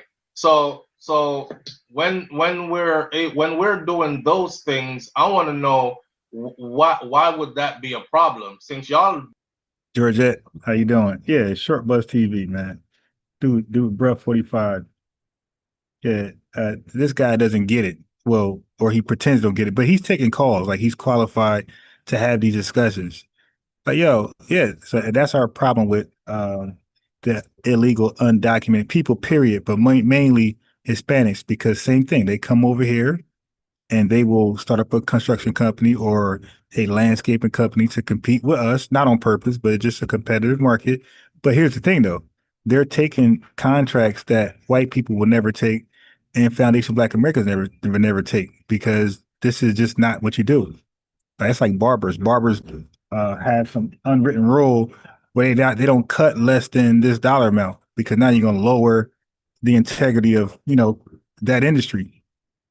So these undocumented illegal immigrants, not even illegal ones, the illegal undocumented ones, will come over here and because they're illegal, so they're taking any contract and they're undercutting the market. So that's why this country and most countries don't like illegals in their country. That's all they're going to do is undermine the market, because they'll take any wage to make a living. Okay? So that's the problem. But he's taking calls like he's qualified to have these discussions. It's like, it's really getting like cringy. You decided you're not willing to do that anymore. So why would it be a problem if somebody who is coming from a less economic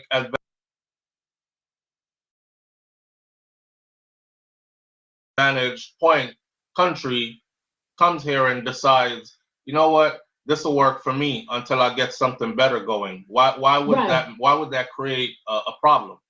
No, that isn't a problem. It is a problem, but it is a problem. It creates a problem because the conversation along the lines of, I'm talking about all the venom leading into this election, right? The conversation was, they coming over here taking our jobs.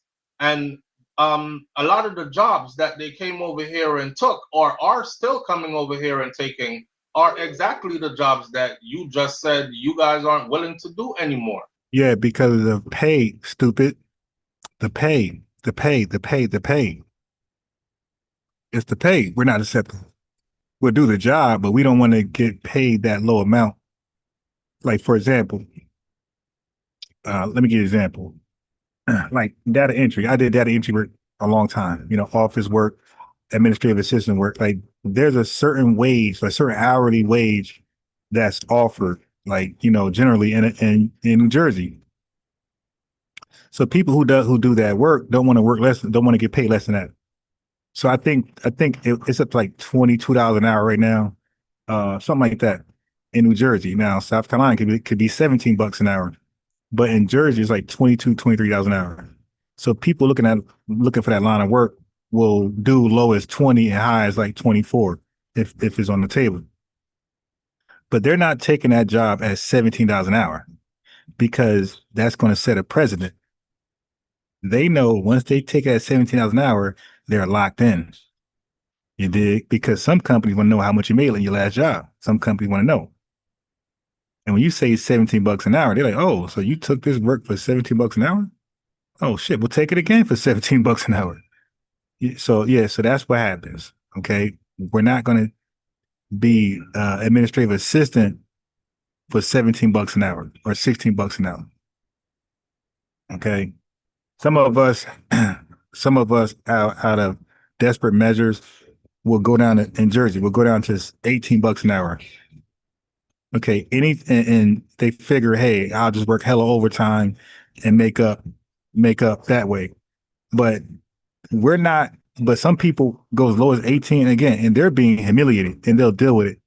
But what they're not going to do is take a job for $16 an hour. And they don't give a damn if they CEO for fucking KFC. They're not taking those $16 an hour job.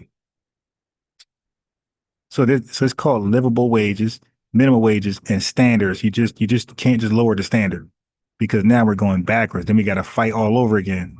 But we don't expect somebody who never fights to understand it.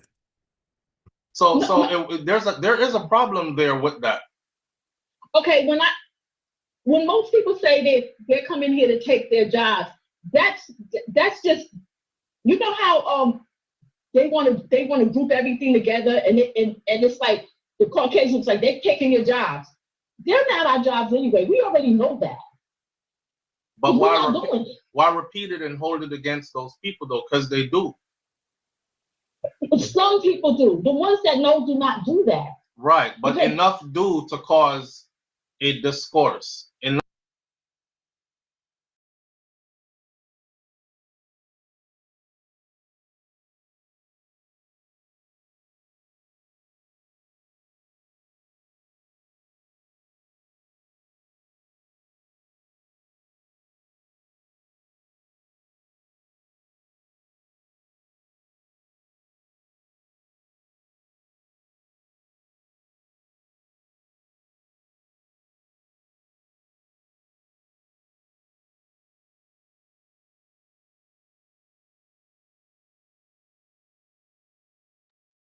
My fault. I had my son was crying. All right, let's go. Enough do to cause a shift in power. Enough do to give power to who is not beneficial to any of us, regardless of if we decide to divide ourselves or unite ourselves. Okay, I'm going to agree to disagree with that. I don't agree with that. Fat cats eat rats. Foundational never have thrown the rock. Foundational delineate from anti-foundational thrown rock. Exactly. Let me make that's the point. That's the point. Okay, another thing with Kamala. Mm-hmm. Kamala was known as an Asian at one time. When? Before she ran for president. When? Before she ran for president, when she was the vice president. She was never known as Asian. She was never known as Asian. Yes, she was. No, she was not. Okay, I'm asking you to be specific, right? Meaning, I don't know if you know. I hate this damn computer, man. You know how I do here, but if I ask you to be specific, I'm gonna need you to point me to a point. Okay, when you say when, do you mean like the date, or what do you mean? Show me an event where she said, okay, I am Asian, and I'm only Asian. I'm going to show you an event when Biden introduced her as the first Asian president, and I'll email that as the first Asian vice president. Vice president, yes. Yeah, but that doesn't mean she identifies as Asian. She is part Asian. She never said she was black until she ran for president. No, yes, she did. Yes, she did. When? Multiple times. Many times. Okay, I'm gonna tell you. Listen, Uh-oh, he struggled. So the same standard he tried to hold her to, he didn't hold himself to the same standard that he held her to. That's crazy. Okay, yes, Kamala Harris has publicly acknowledged and spoken about her Indian and South Asian heritage on numerous occasions. She has consistently maintained that her multiracial identity is a core part of who she is alongside her black identity. So we don't know what the hell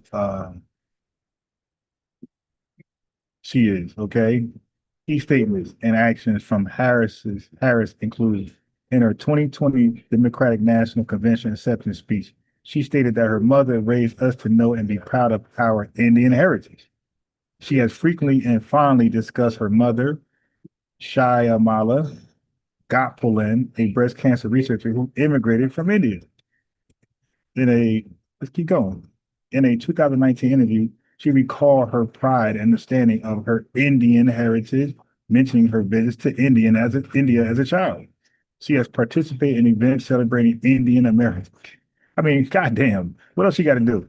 She has participated in events celebrating Indian American and South Asian communities and has been publicly recognized by advocacy groups within those communities. Her White House biography lists her as the first woman, the first Black American, and the first South Asian American to be elected vice president. Okay, while she has long embraced both sides of her background, her public emphasis on her heritage has evolved over time. Her public emphasis on her heritage has evolved over time. In an interview with the Washington Post in 2019, she says she identifies as an American and that those who struggle to understand her multiracial identity are the ones that need to figure it out. God damn. Yeah, so that's a ball of confusion right there. So, yeah, that's not, I don't know, I can't, what is that? Be specific. Yeah. Everybody here saw her leading up. This is how we knew about her Jamaican background and her. Okay, so he asked a lady who's mixed Jamaican and Spanish Black American to be specific. She got to name it, and she did. Now she holds them to the same standard. And everybody knows. Oh shit, dude, you a joke, man. Her father and all that other stuff. It came through her. She was the one who was going around to all these interviews telling everybody about her Jamaican background. Nobody else told us about that but Kamala Harris. Okay, so when you say Jamaican, do you automatically assume that as Black? No, because us Jamaicans are not just Black, and you Americans are not just Black either. Because how far? Okay, so now he's trying to tell us about Black. See, this is, oh my, I hope this guy set my challenge, man. Which I know he's not. He's not going to do it because, like I said, non-FBA's melanated people, they love to talk about us, but they hate to actually talk to us. Okay, so let me, you see how she's cooking them. Hold on, let me refresh this. I hope like hell. Around to all these interviews telling everybody about her Jamaican background. Nobody else told us about that but Kamala Harris. Okay, so when you say Jamaican, do you automatically assume that as Black? No, we got Tiger Crane Shakira in the building. We got the Mandalorian and you in the building. Dale Wayne in the building. John 757 in the building. And Jamaican. Right. So why force her into a corner? That's my thing. But we're not forcing her into anything. But why force yourself into a corner even? Most of you, okay, so if we're doing a division thing, right? Most of you, if you take a DNA test today, it'll show you that you are part European somewhere, part African somewhere, something mixed with part Asian, this, part that, part that. Just like how if you look at subscribe to that DNA, that's all. Wait. But what's his point? Yeah, exactly. True. All right, go ahead. But that's what makes us foundation Black American. Right. That's what we can easily prove it by doing the DNA thing. It's like, okay. If you got 80% Nigerian in you're questionable. If you got 65 or 60% Nigerian in you're questionable. We're gonna need further receipts, right? But an average FBA person that I've seen DNA results, the 23andMe, we don't really go too much higher than 30%, any one African country. And we usually got a large percent of European somewhere, like 15% to about that same 30-40%. That's an FBA profile. It's a 23andMe profile. And then, so is that coupled with our shared experiences? Don't drop it, man. That's coupled that with our shared experiences and trauma and accomplishments in this country, the United States of America, that makes us foundational. I'm sure if the island folks, especially those lighter ones like the Barbados, Bajan, those Bahamians, I'm sure if they do a DNA test, they're going to show some same thing, similar African, small percentages, and then some European up in there somewhere. But this guy is an all-out fool, and I'm surprised he's taking calls. Damn, bro, you might want to, be more studied on the subject. Hold on. Got it. Okay. The Negro has no point. He'll babble, possibly use the word to evade getting cooked. Yeah. But I want him though. I want this guy. I got to make an example of this guy because he said a lot of crazy stuff. He said our most prominent leaders in Black history, basically, is non-FBAs. He said Stokely Carmichael. He said Marcus Garvey. He said a whole bunch of shit. I'm like, wait a minute, bro. Where'd you get that? He said Malcolm X. A lot of these folks were appreciated after they died. When Malcolm X was really pushing that Nation of Islam stuff, he didn't appeal to the masses of Black people. Nah, Black people wasn't buying the Yaqub story. Black people weren't buying the Mother Plane story. Black people weren't buying WD for all. Muhammad was God, Allah. Right? We know nothing about that. You ask the average Black American who is Master Farad Muhammad, they'd be like, who? If you ask the average FBA who's Farad Muhammad, they're like, who? Like we really ain't know that doctrine. Hey, come on, man, stop. You, whatever makes you feel comfortable. No, I can look at my family members and tell. So even if I should deny DNA, I know. Certified Sachi Peace. The only real people equal ancestry. The cousins you get back on the TRST. The people in my family. Oh shit! I'm I mean, do family that. Where. See, Darrell Williams said, "Who exactly, bro?" Marcus Garvey looked up to Booker T. Washington. Right, he looked up to Booker T. Washington and his self-help programs and institutions, like his self-help attitude, pull your bootstrap attitude, and he admired the school, the institutions that Booker T. Washington had created. And Marcus Garvey, when he came over here, he wanted to do a school at first, okay, after Booker T. Washington, but he shifted to steamboats. All right, but his plan period was anti-Black activist civil rights. Like nothing about Marcus Garvey aligned up with our long 100-year fight, 100-year demand for equality, civil rights.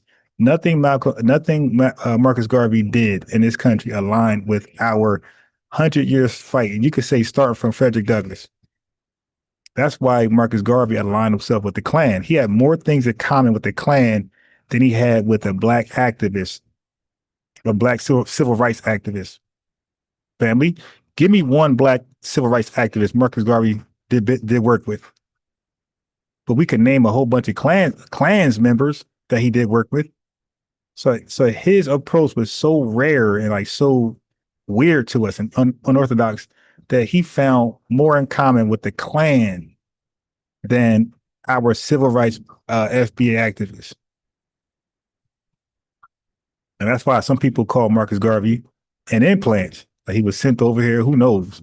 Russia, somebody, one of these communist countries sent his crazy ass over here to but we got smart and got his ass deported.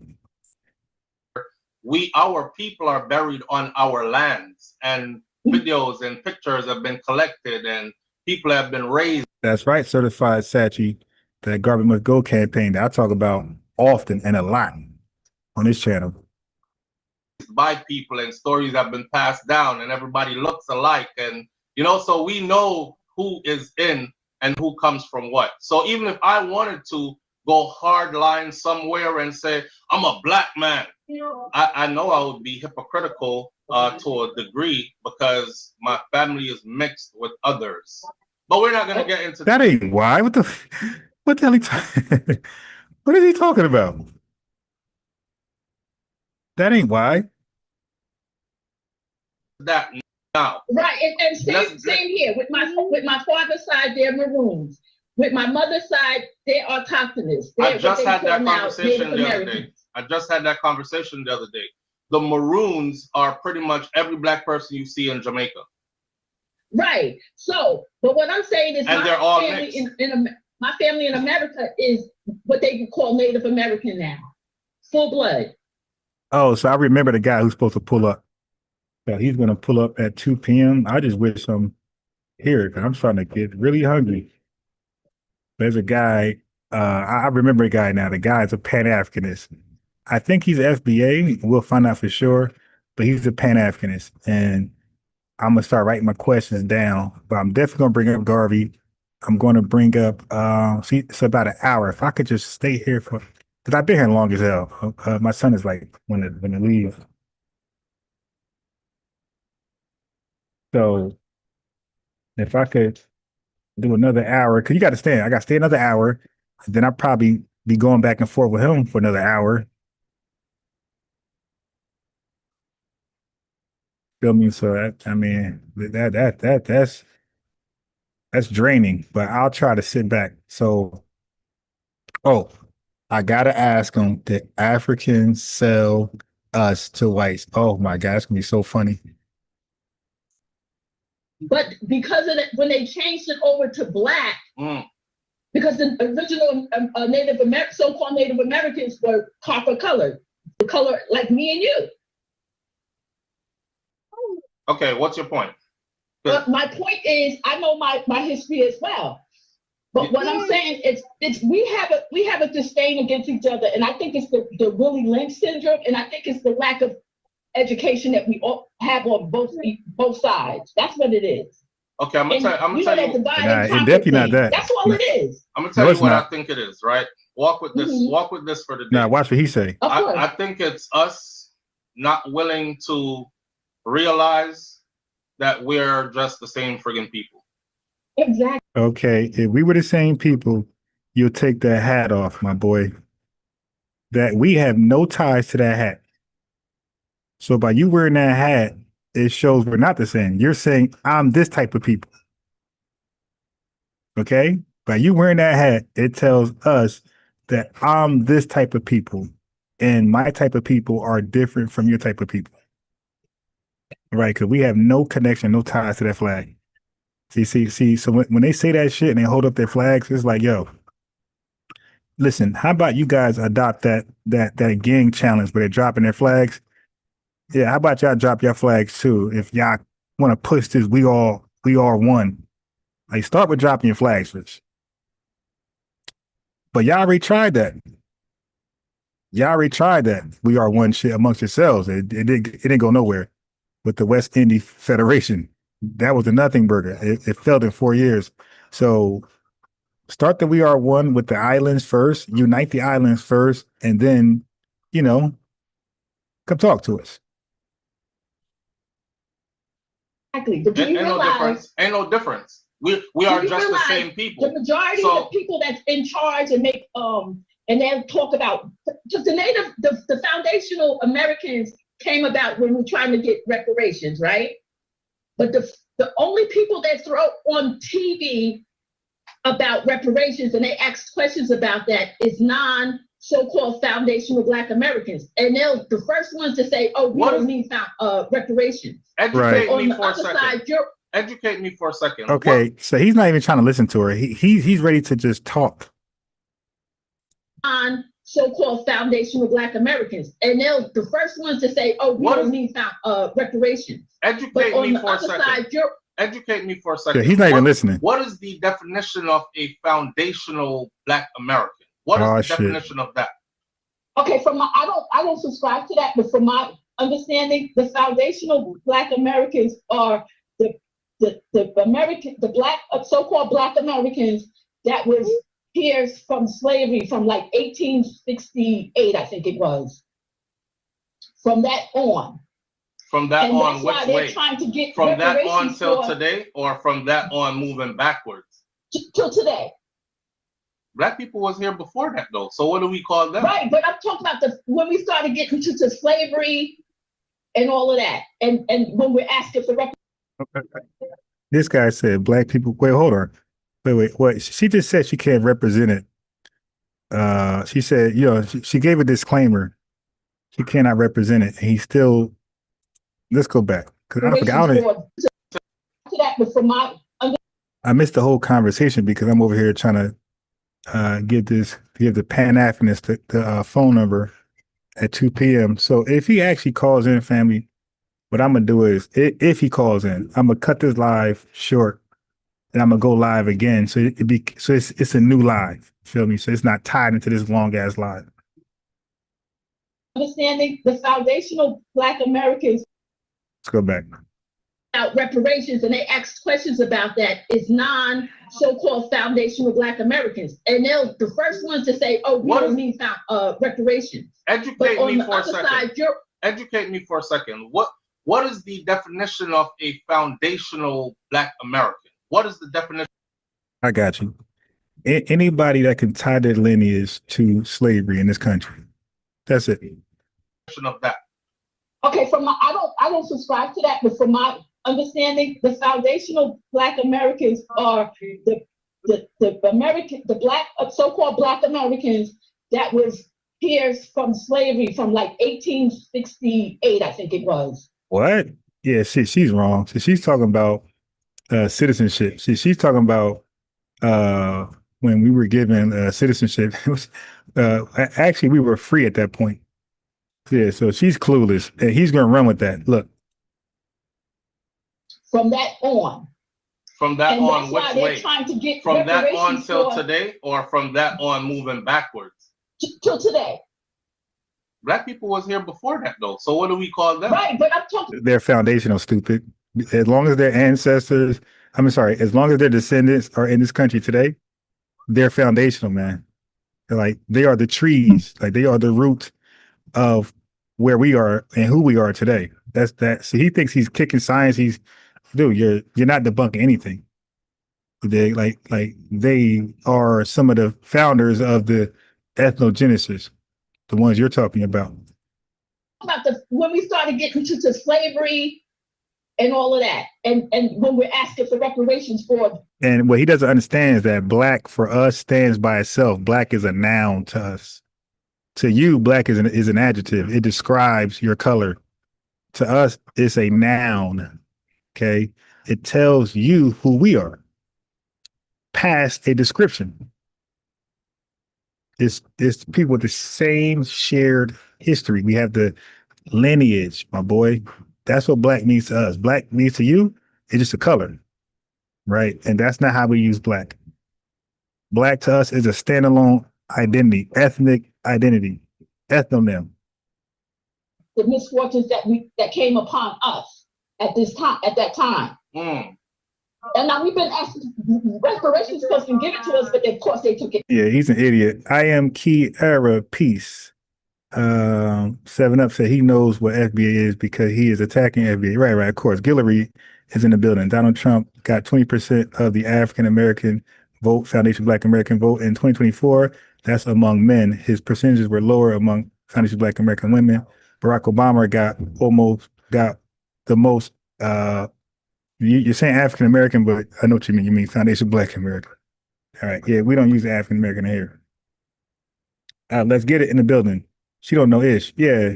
But she's trying. Well, she did a good job at challenging him. Like she didn't let him just go with his narrative. Tiger Crane Shakira says, the more I listen to this conversation, the more I am in full support of FBA being listed on the American census to heighten the delineation process. The Afro-Caribbean population needs serious humbling. Yeah, I mean, to sit here and speak on our behalf and then misrepresent what we stand for, like that's crazy. Like all this just to try to shame us because a small tiny percent of us voted for Donald Trump. He's that butthurt. But like he said he's an immigrant. So I just it makes sense why he's mad that Trump's in office. Yeah.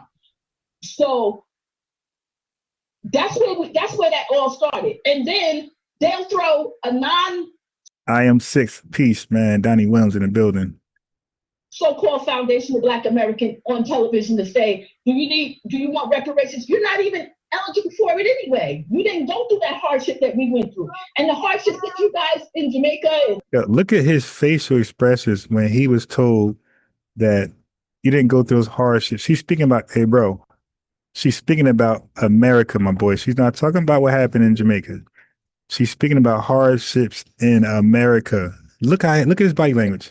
On television to say, do you want reparations? You're not even eligible for it anyway. Don't do that hardship that we went through. And the hardships that you guys in Jamaica and Trinidad and all the other islands of Black, because we're Black all over the world. Okay.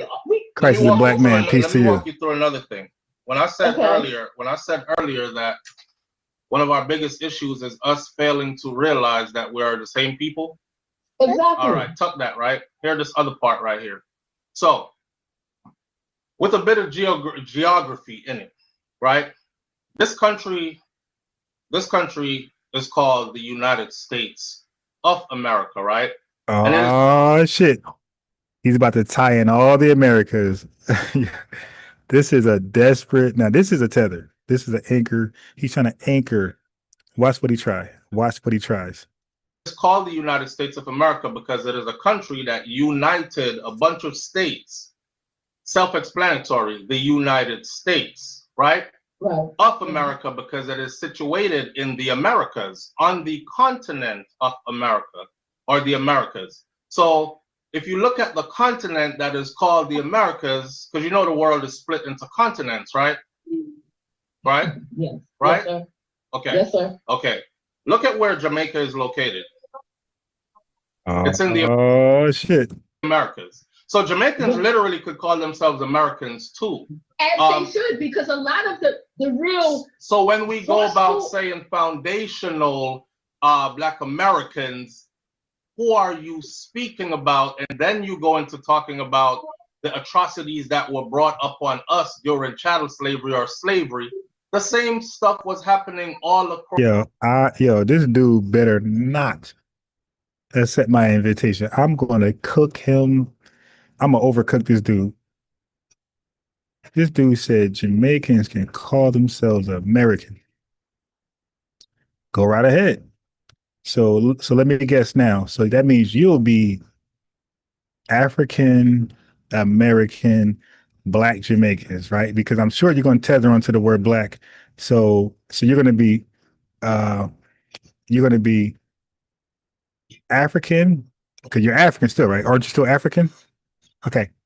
Because you try to force that shit on us. So you're African, you're American, you're Black, and you're Jamaican. Okay, let me write this shit down. Let me make sure I don't mess this up. So now, considering all that means you're African, you're American, you're Black, and you're Jamaican. Yo, this shit is crazy, yeah.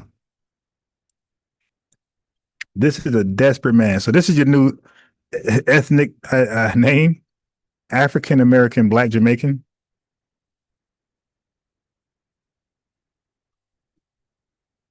This is. Oh my God! I hope I could talk to this guy, man. Oh, I hope he bring up this. Well, we could be called American too. So technically, this chattel slavery. Please. I hope I can talk to this guy, man. I'm gonna humble the shit out of this guy. Across this particular. But I guarantee you, he won't be this tolerant with me. He's gonna be frustrated. He's gonna try to find reason to get off, and I'm gonna give him none. I'm gonna talk very light, soft, and I'm gonna let him just carry on as long as he wants to. That's before I cut him off. But I'm gonna try to give him no excuse to hop off that line. Exactly. I agree with that. And we all should be getting reparations. But when they ask specific. No. You will be getting your shit from CARICOM, my boy. You won't be tied to hours at all. You rest assured of that one. Do you want reparations? It's always a non-foundational, for lack of a better word, that says, no, we don't need it. But at the same time, you're on with CARICOM trying to get reparations and trying to get whatever y'all trying to get as far as what the misfortunes that happened over there. Yeah, I haven't heard about any of that, because we fighting for our reparations over there too. If you want to Yeah, over there. So he knew about it. So that he's not a dumb tether. He know a little bit. So first fruits come in the building. First fruits want to know why people got wrenches. Well, first fruits, you'll have 30 minutes in timeout to think about why that could be possible. Okay, so obviously we know you're not getting one. We know most likely you're an op. Okay, so but you got timed out for 30 minutes, my boy or girl, whatever the hell you are, pronoun, person. 30 minutes of timeout. That's the best you can say. You're not watching none of the content. So sit in darkness while we have this great family reunion over here. Put it that way. That's what I'm saying. So but we on the same piece of land, though. At the same time. We on the same piece of land, though, just different locations. No, but from my understanding, a lot of the Jamaicans that was like the real rebels from over here, they shipped them over there to that island. And the same thing with I already know what strategy I got with him. Like as he's talking, I'm just building a strategy in my head how I'm gonna tackle him. Again, don't forget, I'm a chess teacher. Okay, I play chess. I teach chess. I teach winners. Right? I don't teach how to play chess. I teach how to win at chess. So chess is all about strategies and tactics. So the whole time he's talking, I'm just thinking about if we ever talk, which way I'm gonna handle him, what strategy, what tactic I'm gonna use. That's all I'm thinking right now. Like, all right, how I'm gonna cook this dude? Where I'm gonna start from? And I know where I'm gonna start from. I'm gonna start from his words, Marcus Mosias Garvey. We're gonna start right there. Okay, I'm gonna humble him from Garvey. And when I cook him there, he's gonna feel a little defeated. Oh shit, I ain't know as much as I thought. And then we'll go to some other stuff that he already said. So, cause what I'm gonna deal with what he already said. Hey, bro, you said this on your show. Do you still believe that? Before I say something new. Came over, they shipped some of them over there. So we're all the same. I agree with that. Yeah, what they used to do is the ones who are willing to say I'm Toby, like really quickly, they would First stay Fruits here. got his first time out. And the ones who said I'm Punta and they whooped him and he still First Fruits got his first time out. kept his Punta and they sent him there. Exactly. Right. So it's the same Yeah, thing. New We're the Orleans same part of the people. Caribbean. I agree with that. But the thing is, I think it's the miseducation and it's like the backbiting and everything. You know what's crazy? They would say it's back and forth, and they would say that we have disdain against the islands, Africa, and all this stuff that we supposed to have internal hatred. But if that was true, wouldn't we be trying to lay claim of the islands, right? Wouldn't we try to lay claim on that's ours? How come we don't never lay claim on the islands? We don't never lay claim on Haiti. We don't never lay claim on Africa at all. Zero. We're not claiming to be Egyptians, nothing. Nubians, nothing. If we were really jealous and it went back and forth, I think we would like claim some of your shit, some of your accomplishments. You would think we would claim some type of victory with the Haitian revolution. You would think we'll claim some of Africa's resources or claim like I said, Mansa Musa or Egypt, we let all that go. We're like, yo, y'all can have that. We over here, but they want to take claim in our stuff, our accomplishments. What happened? What we're involved in over here? They're trying to lay claim to that. Even reparations. I just find that interesting. You know what I'm saying? I agree with it. Yeah. Once we all come together and understand we had no friends nowhere, then we'll see some movement. Yeah, but we have to and work. Look, I'm not disparaging against anyone. We still have to work out our interior issues though, because exactly that's exactly what we're saying. Even a conversation. Look, everything he's saying now. The sister who's talking, she's half Jamaican. She's half FBA. She's talking in love, like she's trying to like include him into some shit. Yo, she's trying to include him to some shit. And all he's doing is he just wants smoke. He wants smoke. Conversation with you, between me and you, is not as smooth as it should be because there are stuff that needs to be worked out and understood. Right. Can you agree? I agree. All right. Agree. So imagine that on a bigger level, right? Imagine that on a bigger level with more people and more confusion and more attitudes and more whatever. It just gets more complicated. Right. That's all it is. I agree. Absolutely. Done. Absolutely. Okay. Peace and love, brother. All right, my sister. Have a good one. All right. Philly Yard Vibe says, what about the FBAs that denied they are not from Africa? They are the original, denied there was a transatlantic slave trade. Live on the air with SoFlo. Good morning.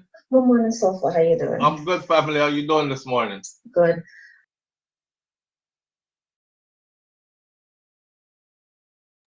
A Jamaican man who got obvious smoke for FBAs got the name Soul in his name. His name is Soul Flow, I think. Or is it Soul? Okay, I don't know. Maybe it's not. Maybe it's just Soul. I hope it's just Soul. I hope no L there, because that's going to be interesting. So maybe it's not Soul. Maybe it's just Soul Flow. I couldn't wait for it to get off the floor so I could call in. Yeah, so this whole FBA thing, should I say the name of the person who started? Because she didn't get to all of that. Because I don't know any of that. I want to be educated too. Okay, so I'm going to educate you. Hold on. Philly Yard Vibes says, what about the FBAs? I'm supposing that's Foundational Black Americans that deny that they say they're not from Africa. They're a different species set of people. They are the originals. They denied that there was a transatlantic slave trade even, etc. What about them? All right. Now, I had to put that out there for everybody to hear it, and then you now go ahead with what you have to say. Okay. One thing, I'm going to give you an example.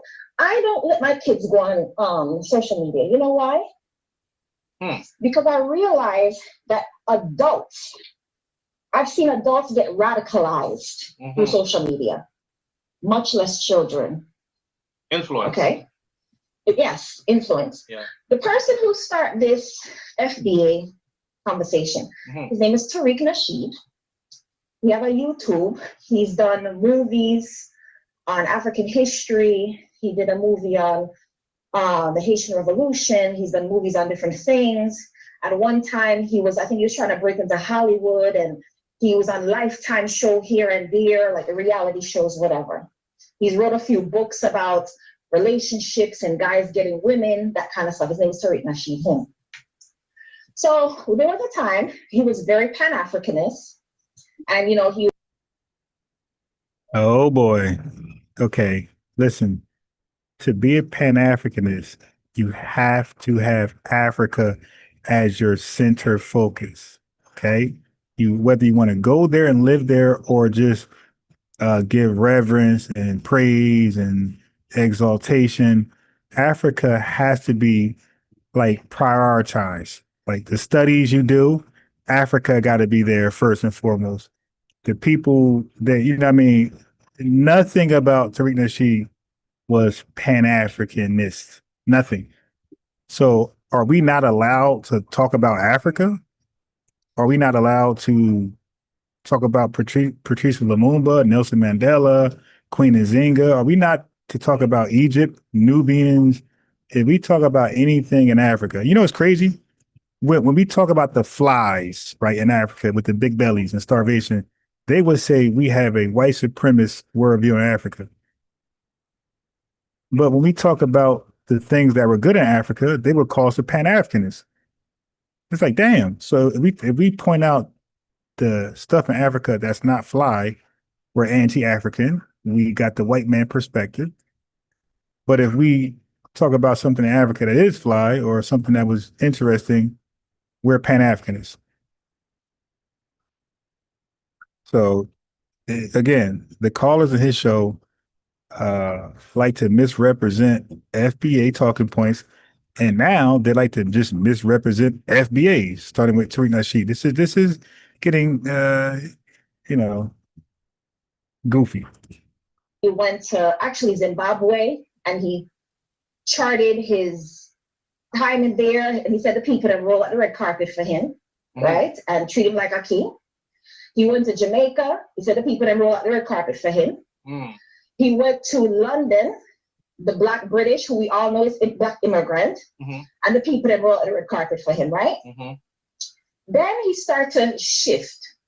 His shift, a lot of people watch his show, like sometimes 7,000, 8,000 alive. I don't pay attention to him no more. Right. He started to shift and say he's starting to notice that there are, he said African, then he bring in the Caribbean, who are saying kind of slick stuff about Black American. So I don't know if maybe Akon had said like Black American not in the history, or he would get like videos from TikTok, or maybe a Nigerian saying something disparaging about Black Americans. Maybe it's the lazy argument. Well, that's not hard to find. It's not hard to find Africans or islanders making disparaging remarks about FBAs. That really ain't hard to find. You ain't got to do much digging. Matter of fact, they come to our spaces and tell us negative things about ourselves. Or is there no history, or they don't know who they are, kind of argument, that kind of stuff. Right. So he started sharing those videos, right? And then he started, which I'm gonna put it out there. Are there some of our people who look down on Black Americans? Yes, there are. And say, look at stuff that lazy, this and lazy. Yes, there are. Those are those conversations. So I would never say that it's a figment of the imagination. Is it everybody? Absolutely not, right? I think that when you have racial group, in our group, we have all kind of, everybody have their little stats. Just like Haitians can very well hold a gripe with the rest of the. Yeah, she's coming off like I hear a little accent, and she's from the islands. So no wonder, no wonder she's misrepresenting Tariq. I hear like a little accent. I might be tripping, but I think I hear an accent. So it makes sense why she's misrepresenting him. Caribbean, because the rest of Caribbean So this is called framing. She's framing Tariq Nasheed in a light that doesn't represent him. have not been nice to Haitian people. To get a framed answer. Right? Absolutely. Absolutely. So everybody can complain legitimately, right? Okay. And we can also complain legitimately, because I know Caribbean and African people. Okay, I just heard it. She said me cannot. Yep. Okay, so she's definitely from the island. She said me cannot complain. Yep, that's not how we talk over in America. Okay, no problem. She still has a voice. She still has an opinion. Okay, go ahead. And complain legitimately, right? Okay. And we can also complain legitimately, because I know Caribbean and African people who've had a very hard time. Oh, she said we, but she didn't say me. She said we, but the accent definitely came out. And complain legitimately, right? Okay. And we can also complain legitimately, because I know Caribbean and African people who've had a very hard time at the hand of Black Americans in this country. All right, so he started it. Then he started kind of shifting his arguments. And from that, he would have, maybe somebody would call, he would say something very disparaging about African or Caribbean person. First, he started with African and then move on. They would call in, then he'd be like, oh, well, you're living in squalor and you had to flee. So he went, his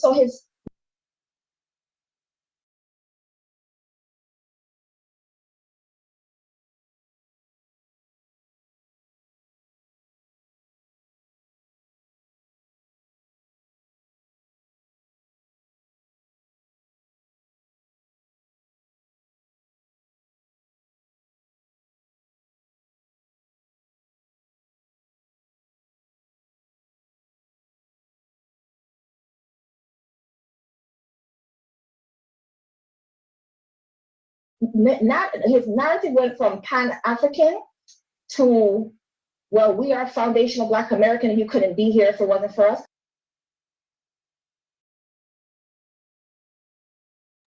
We always been foundation Black American. That's the thing, man. We've always been there.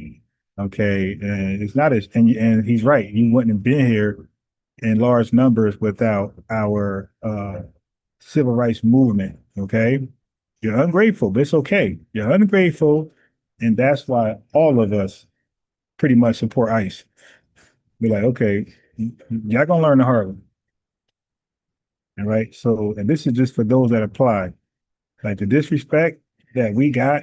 Now, we never got flowers. We never got the red carpet from immigrants. Like, yo, we appreciate what you did. You did no loud speech to represent, in their enclaves and say, hey, we got these crazy views about FBAs. Listen, let's kill that right now. Like, we won't be in this beautiful country, this superpower, if they didn't fight a brave fight against all odds. Like, these people they deserve respect. They've been through so much stuff. They accomplished so much.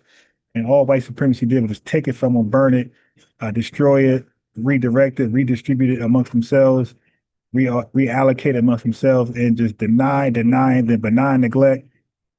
And they're still great in spite of all that. They still got some of the most prominent dark people in the world, right? Their music, their culture, it's admired by the entire world. That speech never happened amongst these immigrant enclaves. That's why they can talk like her right now. Which a lot of that is accurate, right? Because part of that civil rights package and some of the legislation Black Americans were pushing for was for the immigration to be open, because immigration was it was more like they wanted more white than anybody else. So is that true that they pushed for that? Absolutely. Then get them roses for that. That's true. Okay.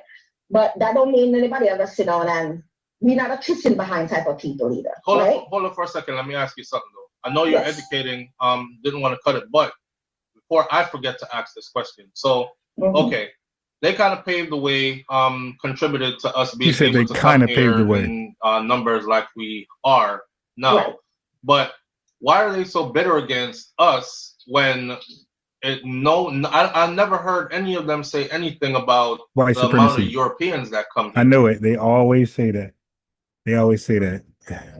Dude, first of all, when Europeans come over here, they're not cosplaying as one of us. They're not pretending to be down like Brandy. They're not in our spaces. They're not living amongst us. They're not doing a kumbaya thing with us, for one. Secondly, when they come over here, because we experience white supremacy on a level you never have, when they come over here, we expect them to be team white supremacy. We don't expect them to be, team FBA. So they just getting in line in team white supremacy. And we do call them out. We always call them out. Okay. So again, you don't know our history. You just make a fool of yourself. Now, you guys are supposed to be one of us. Like you just said. You just said earlier that we're all the same. So it's worse when it's your own who stabs you in the back, because your own got easier access to you. You drop your guard when you're with your own. You're not armed when you're with your own. You dig? You're not really watching your back like that because your own's supposed to watch your back. So when you guys become hateful, divisive, undermining towards us, you are a bigger threat. And then you look like us. So if some of you hide your accent, we think you're one of us. So you just got too much access to us. You could do way more damage than a white supremacist. Let me say this. You can do way more internal damage than a white supremacist ever could. Okay? So I hope that answers your question. So but that has nothing to do with us being bitter. We're upset. We're actually upset and disappointed. And the Europeans come here and take up a stance where they don't like them.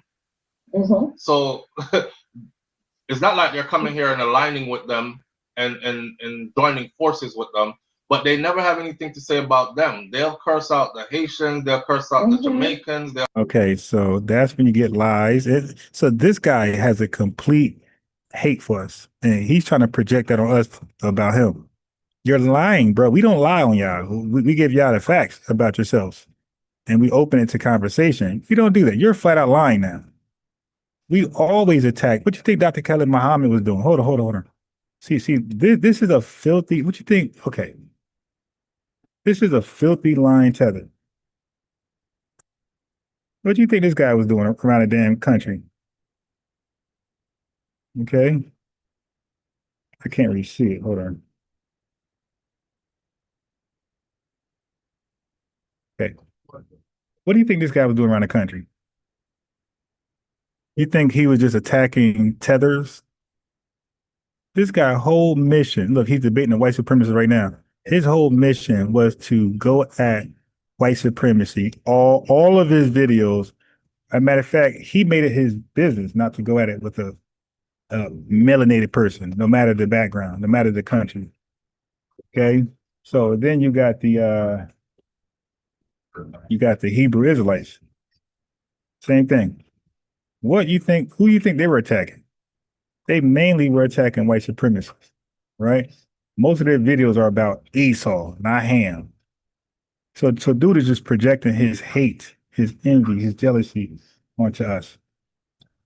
They'll curse out anybody else that's black but not foundational Black American or African American. If they not deem you that way, they'll curse them out, but they won't say nothing about I want people to know that there's a large population of illegal immigrants that are Europeans, that are non-black or and we want them gone too. They taking jobs.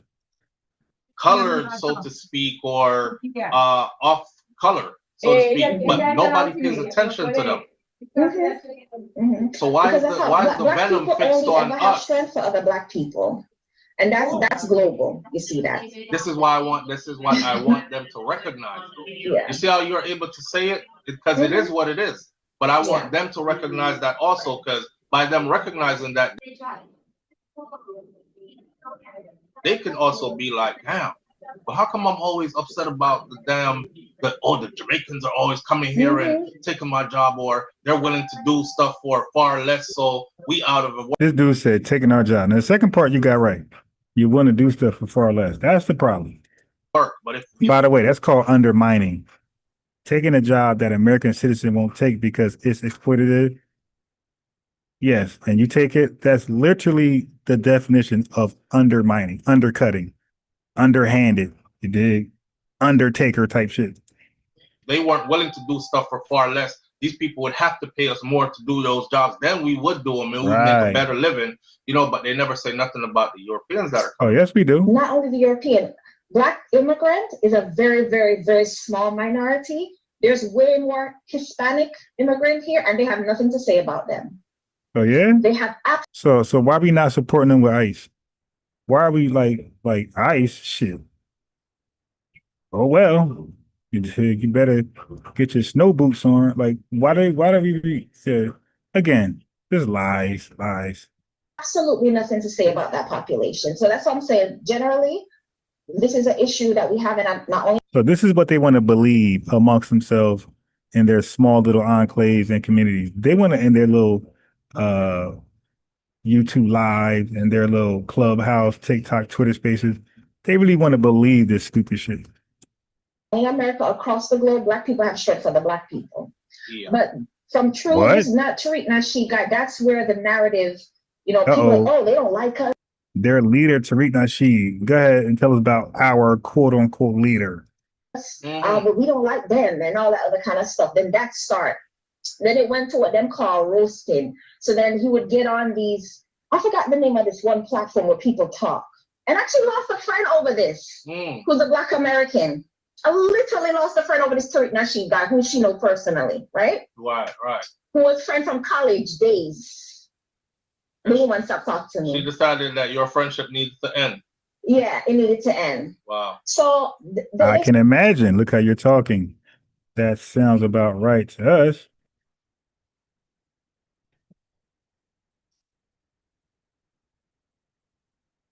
That sounds about right to us.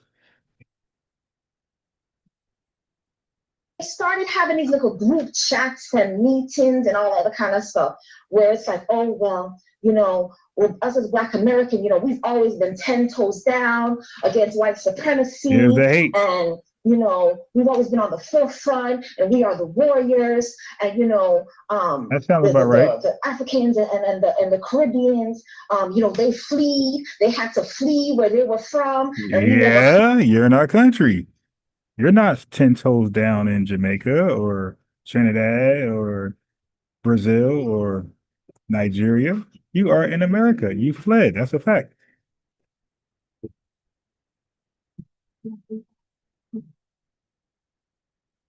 This is the narrative, you know, and we never fled, and we stayed here, and we fight white supremacy to this day, and they don't fight white supremacy, and At we all. are the vanguard, and the Ray and the Tay, and they are the sellouts. Yeah, all of that, the narrative starts. Yeah, and they don't like us, so we don't have nothing to do with them. No, we never said you don't like us. You're lying. That's tether shit. Because we are the foundation. We're the first Black people here. We are foundation, and So they're divisive. cowards because they flee where them from. Yeah, the way she tell it. Yeah, we are very divisive the way she tells it. Narrative start. You start to see quick in the internet spaces, right? Yeah. So the friend I had was having a class. She was running a class. So both of us took a course on how to teach a course, right? Right. So she teach African history, white supremacy type of course, and I teach fundraising. So I remember. Oh, she a teacher? Oh yeah, we got to find out who this woman is. Talking like that, you can't not be in front of FBA children with this type of hatred and projection on FBAs. Yeah, that's not a good look. No wonder our reading is off. Look what the hell is teaching us. We were talking one time and she was like, you know, she had this course and, you know, she really want more Black immigrants in it because she wants them to understand that they are victims of white supremacy, and a lot of them don't realize they're victims of white supremacy. Now, I'm not going to say white supremacy don't exist, because it does. Yes. And it does affect our countries, yes. But we are not a people to walk around and say, me a victim of white supremacy. Right. We just don't operate, even if we are. Yeah, I love a challenge. So let me put the phone number in the chat. So we got a clout chaser who want to attempt to prove that Tariq Nasheed is a former Pan-Africanist. Okay, so I'm open to hear this right here. Peter Baggies, I'm open to hear this. I'm open to hear this shit right here. Okay, so now it's not going to go the way you think it's going to go. You're not going to come here dictating the conversation. You're calling in if you want to. You're going to try to explain how he's a Pan-Africanist or former Pan-Africanist, and then no problem. If you want to stay on after that to answer some questions, you can do that, or you can just hop off. But I do want to hear. I do want you to tell the audience and myself and the world who's going to watch this later on. I want you to explain to us how he was a former Pan-Africanist. I would love to hear this shit. All right. So the phone number and meeting, everything's in the chat. Okay. Let's see if he flees. Don't be afraid of numbers folks listen to you.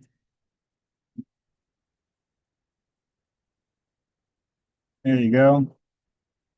That's the phone number and meeting ID. That's Peter Baggies. Don't be afraid. There's 100 folks listening to you, crazy ass. Here, Chris Gonzalez says Crawford should be charged with assault. Yeah, man, he really destroyed tonight. I see some other comments in the chat. We got Tandria Williams. It's simple. These people are modern day Jews. Tandria, I'm not give you a lineage lunch. Welcome to the lineage. Big.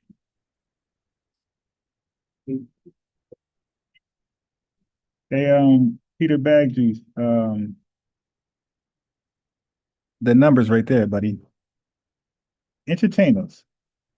Oh, I'm sorry. I missed the super chat. Thank you, Mandalorian. $5 super chat.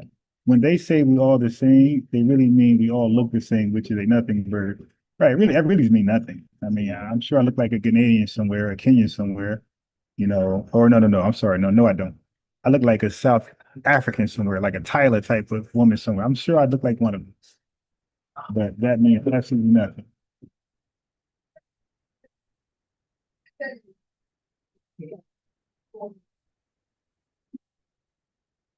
All right, so he's not calling in. All right, never mind.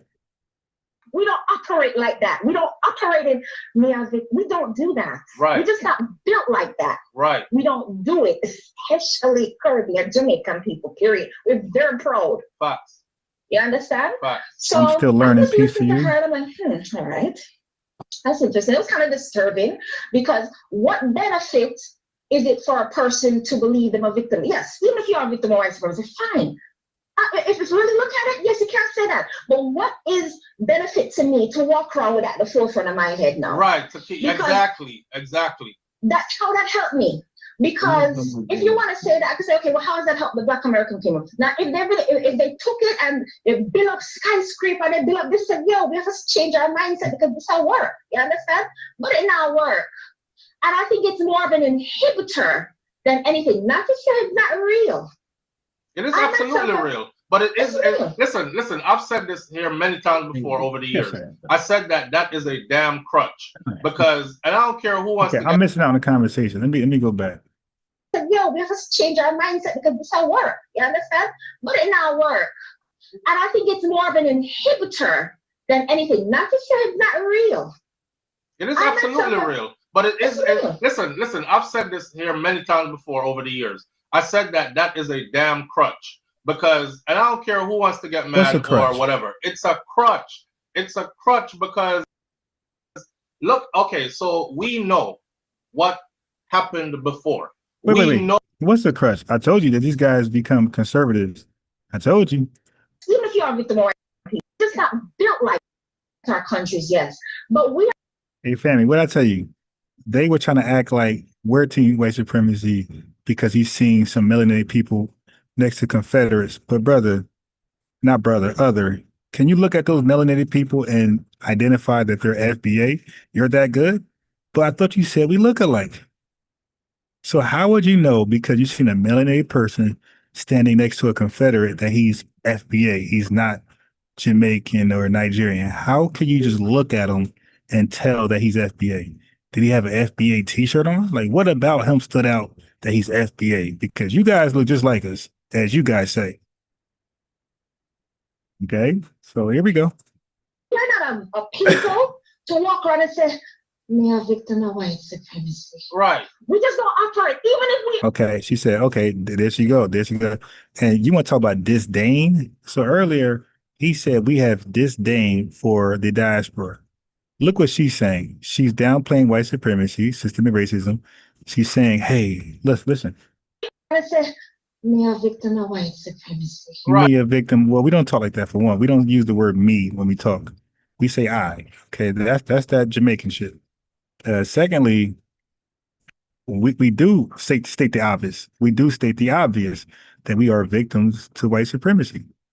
Aren't you guys victims to neo-colonialism, as you guys complain about?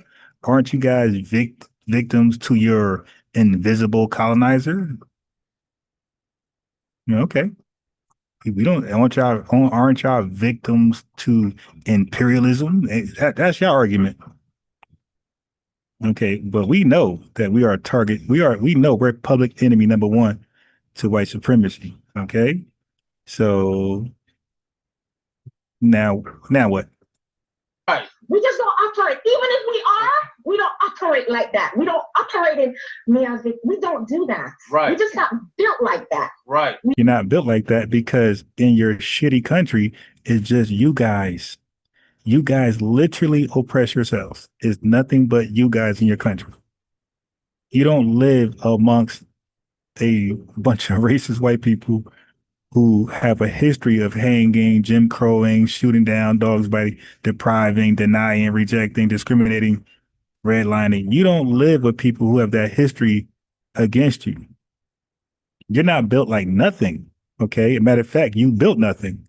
She said, we're not built like that. That's the problem. You didn't build shit either. You're over here enjoying the fruits of our labor. You're not in Jamaica enjoying the fruits of your labor. You're not built like that, and you haven't built shit. Matter of fact, this is a perfect segue to this.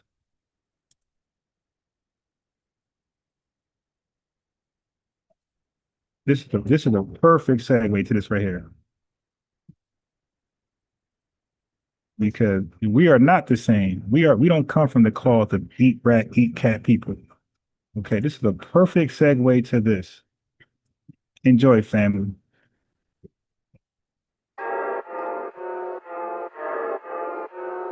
That show me subscribe. Make no mistake, we're the only black people in y'all that only eat rat, eat cat people. You ain't black, you ain't that. Matter of fact, your black is repo, I'm taking it back. Cause y'all making it whack, faking jacks y'all from the slave, raiding the tax. Bitch. We built the foundation, our innovations were groundbreaking. You ain't wanna get down, now you around, hating, faking, with the linear in and out, the ground shaking. Someone say, FBI, we don't run away. We stay, we slay, we pray, we say.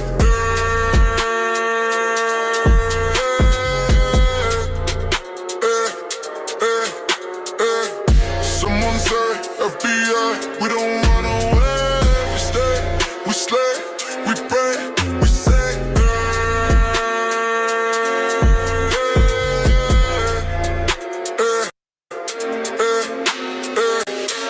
Mistake, we're the only black people and y'all the only eat rat, eat cat people. You ain't black, you ain't that. Matter of fact, your black is repo, I'm taking it back.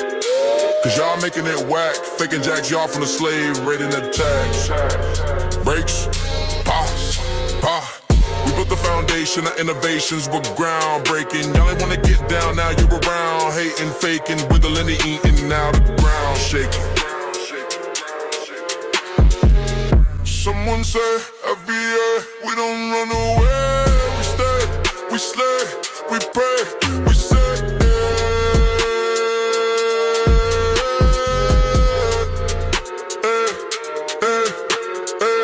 Someone say, FBA, we don't run away. We stay, we slay, we pray, we say.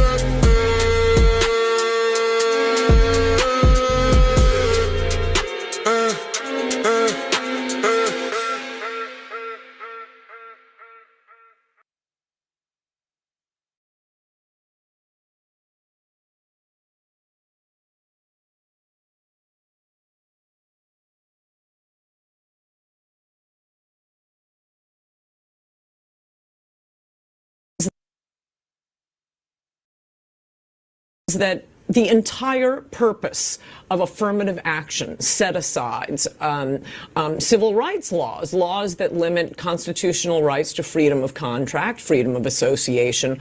All of that was to make up for the legacy. The entire purpose of affirmative action set asides civil rights laws that limit constitutional rights to freedom of contract, freedom of association. All of that was to make up for the legacy of slavery and Jim Crow. So unless these benefits are going, that the entire purpose of affirmative action set asides civil rights laws that limit constitutional rights to freedom of contract, freedom of association. All of that was to make up for the legacy of slavery and Jim Crow. So unless these benefits are going to, roughly defined, foundational black Americans, the descendants of American slaves, you've taken away the whole purpose of this. So to make the point that Kamala isn't a foundational black American, I'm always pointing, unless these benefits are going to, roughly defined, foundational black Americans, the descendants of American slaves. African Americans built this nation. You built this nation. You're just starting to get real credit for that, okay? I don't know if you know that. You're just starting to you built the nation. We all built it, but you were such a massive part of it. Bigger than you were given credit for. Does that make sense?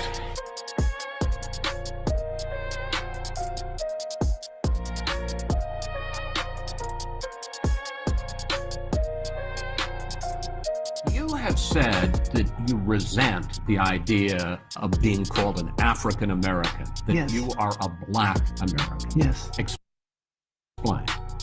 I think that when they call Black people who were born and raised for generations in this country, if you accept the handle of African American, that says that you don't accept being an American American. You don't accept being born in Chicago or New York or Detroit or wherever you were born. For generations, your family has been here, you know? Built this country too. Sweat and tears and all that, you know, fought in every war, okay? So this is my country here. So I don't want to be called African American. I'm an American American. My people have died and done everything for this country. I'm always gonna be known as a Black American. I can't call myself an African American because when they want to separate us, then they say we are African American. But remember this: when I'm competing in the Olympics, I didn't compete on an African American Olympic team. I competed on an American Olympic team. So don't separate me when you want to separate me. I am not an African American, I'm an American. I am a Black American, I am definitely Black, and yes, my ancestors come from Africa. How long does a bloodline have to live in one land before they are considered a pure species of that land? Meaning, how long did my people have to be in America to say, hey, no, we're American, compared to some people who are English American, who are Irish American, who are German American from their ancestors, but they get to call themselves American. There's nothing wrong with being African American, but a true African American is someone that is from Africa and moved here, either first generation or second generation, and has a tie to that country that I do not have. One of the first census in Virginia that allowed for Black people to have a name was somebody from my family. So that means that Africans don't even fuck with us. Wow. Because they don't. We're not from the motherland. We're from America. So I'd rather say I'm a Black American. So I consider myself a Black American. I don't consider myself African American and shout that. Because Africans don't even fuck with us. Wow. Because they don't. I don't mind the term African American. I don't want to be called African American. What's up? I'm not African. Very strong.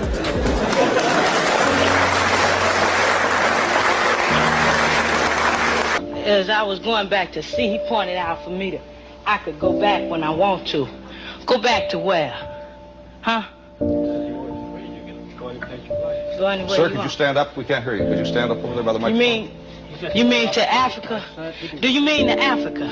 Do you mean to Africa? We are not Africans no more.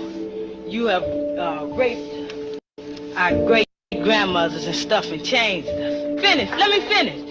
I just want to tell you that. And don't say nothing else to me. Sir? Yo, I remember being called African booty scratcher back in middle school, bro. Even I was calling other people African booty scratchers back in middle school because my mom and dad, they're both. So even an African was calling other Africans booty scratchers. All right. So there you have it, man. There you have it. Hey, man, peace to Donnie Williams. Super chat. He said, oppress themselves, right? $5.99. Lady is love in the super chat. Donnie Williams has just reminded people that the super chat button does work. And the Cash App button at the top is mine. You dig? It's not going to be Dr. Umar scam. You dig? Yo, the Umars of the world put their Cash App up there. Hey, and then later they're like, that wasn't my Cash App.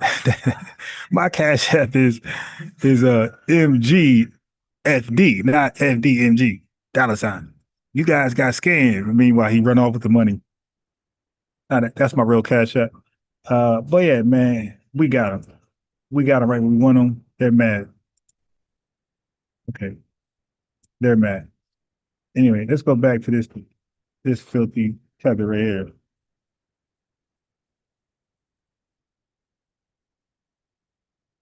We're almost done. We don't do it, especially Caribbean, Jamaican people, period. We're very proud. Facts. You understand? Facts. So I just listened to her and I'm like, all right. That's interesting. It was kind of disturbing because what benefit is it for a person to believe them a victim? Yes, even if you are a victim or vice versa, fine. If it's really look at it, yes, you can't say that. But what is benefit to me to walk around with that at the forefront of my head now? Right. Exactly. That's how that helped me. Because if you want to say that, I could say, okay, well, how does that help the Black American community? Now, if they took it and they build up skyscraper, they build up this, and we have to change our mindset because this will work. You understand? But it now work. And I think it's more of an inhibitor than anything. Not to say it's not real. It is absolutely real. But it is, listen, I've said this here many times before over the years. I said that is a damn crutch. Because, and I don't care who wants to get mad or whatever. So FBA's acknowledging systemic racism is alive and well and is undermining, sabotaging, rejecting us, denying all those things from us progressing. He said that crutch, you can't, well, it's not a crutch to us, but I guess like the victimhood, he's calling it a crutch. But this real system, he's saying that we can't point out. Sounds like a conservative. It sounds like an African or Jamaican conservative to me. That's why I say, family, these guys, if they're not conservative, they're one conversation away from being conservative. Yeah, I wouldn't be surprised if damn near all of the island folks that come over here and Africans join the Conservative Party. I guess it's kind of hard, right? If you're illegal or immigrant, legal or illegal. So I guess they got to like be a citizen first to like truly be, because they can't vote as an immigrant. So they can't really truly be part of the parties until they get citizenship. But I'm talking about those who got citizenship. I wouldn't be surprised if damn near all of them joined the Conservative Party because all of their hatred views line up with the Conservative Party. They say, hey, don't mention the Conservative Party and racists. They'll flat out say, don't mention systemic racism, and they'll say it doesn't exist. You see my last two lives, I was talking about, we were playing Charlie Kirk and everybody else, and they all were saying, Larry Elder, they was all saying systemic racism is a farce. It doesn't exist.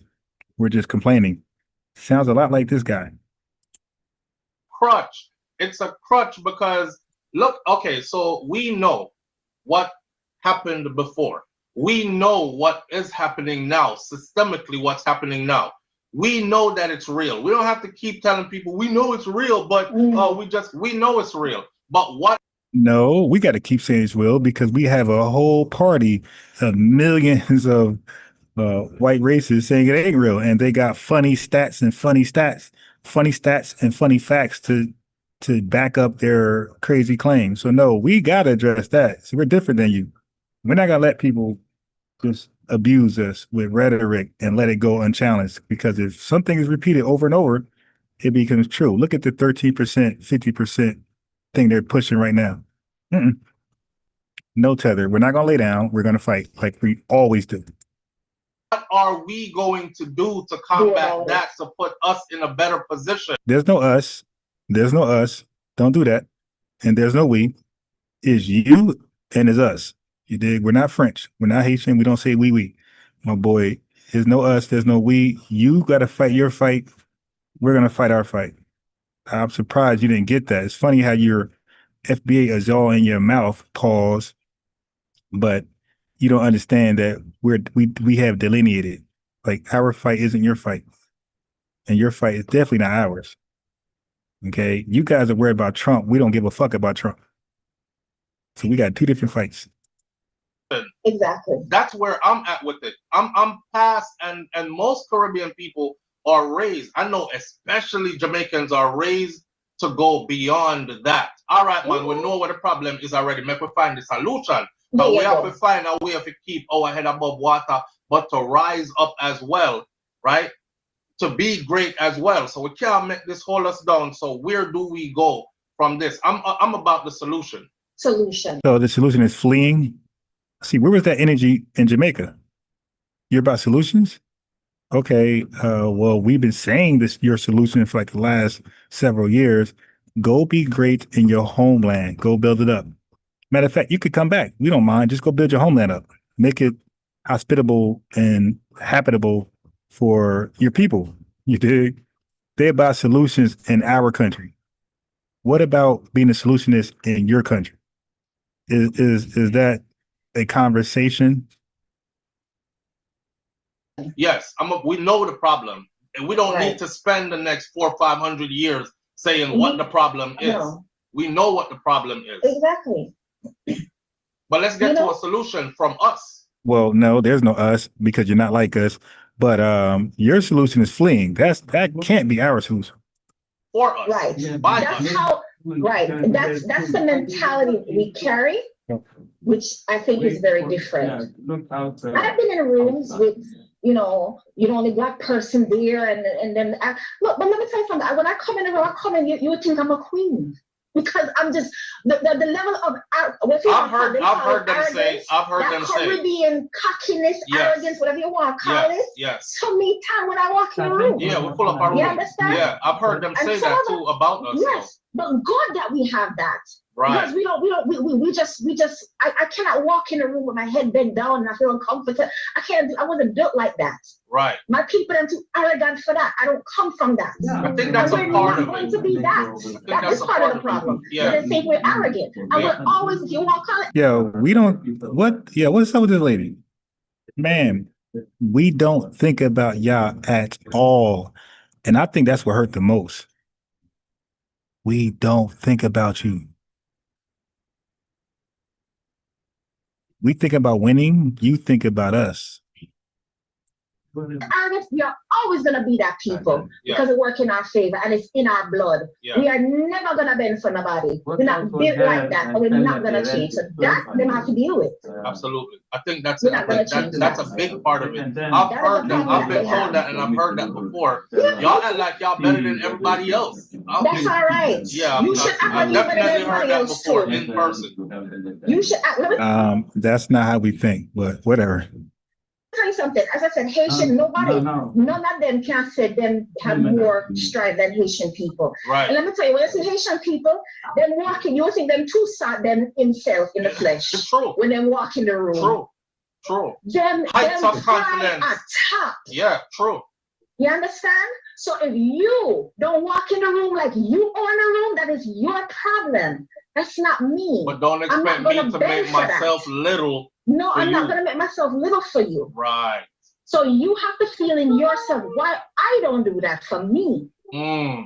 You understand? So from this Tariq Nasheed guy, that's where the whole thing, and then it turned a wave. So now you have the different ones. You would even see them comments, like even on Caribbean page. Oh, well, see, y'all flee. Oh, look, we're not living like this. We're not living like that.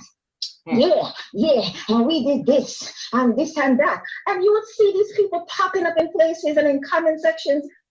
You never seen this kind of stuff before. Just creating problem. When nobody's talking about you, nobody thinking about you, the post is not about you, the topic is not about you, all of that. So the friend now, she had a class and she invited me to one of our classes, right? Mm-hmm. So I was in the class, this is virtual Zoom, and I think it was during the COVID era. I think that's when all of this started pop off. So they were saying like, wow, you know, they didn't realize that, you know, Black immigrants, I guess to the point, they didn't use the word coward, but kind of say like they're coward against white people, or, you know, they don't really fight back and all the other kind of stuff. And so me, you can't say all of that sitting there and me in the room. And they're not on code and all of that. Yeah. You know, and you know, we're off code. And so I said out loud, okay, is Black America on code? What is the code? Mm. When I said that, the room goes silent. Mm. What is the code? What room were you in? Yeah, that was the name of that room called Tethers? What you mean, what's the code? Well, two reasons why it was silent. One was you were in a room called Tethers, or secondly, you are a tether asking FBAs for the code. You don't think you deserve silence? If you're clearly a tether and you're asking FBA, what is the code? Do you think we will really disclose that to you, a tether, or to old boy?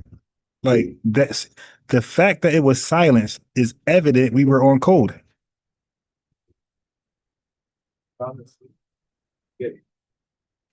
And so my friend was like, oh, well, the code is the book. I said, yes, but this book you're talking about, the compensatory code of conduct. I forgot the name of the person who wrote the book. Most black people not reading book. Let's be honest. See. Most black people don't know the man who wrote that book, write that book, whichever. They don't know him. And the code you're talking about, Black America is not following it. So yes, are my people fully on code? No, they're not. But neither are yours, and yours make up the majority. So why you focus on me in America? So get the people them on code. Now we're not on code now. They're not a can me and say, oh no, it's not on code. But you yourself, your house cannot be in disarray. I come to me, look, the house in disarray. Blah, blah. So, I didn't say all of that to her, but I just said, what is the code? Is Black America on code? Everybody gets silent. From that, my girl talk to me. Oh, wow. Simple question here. Oh, From wow. that, she stopped talk, and I was like, I didn't pick up at first, and I'm like, hey, are you, I'm thinking maybe she's not available, and then I was like, it couldn't be that you really stopped talking to me because of this. My girl stopped talking to me. I'm negative, and I don't get myself together, and all that kind of stuff. So I was like, all right, fine. So relationship done from that. Now there's another guy called Dave Calloway.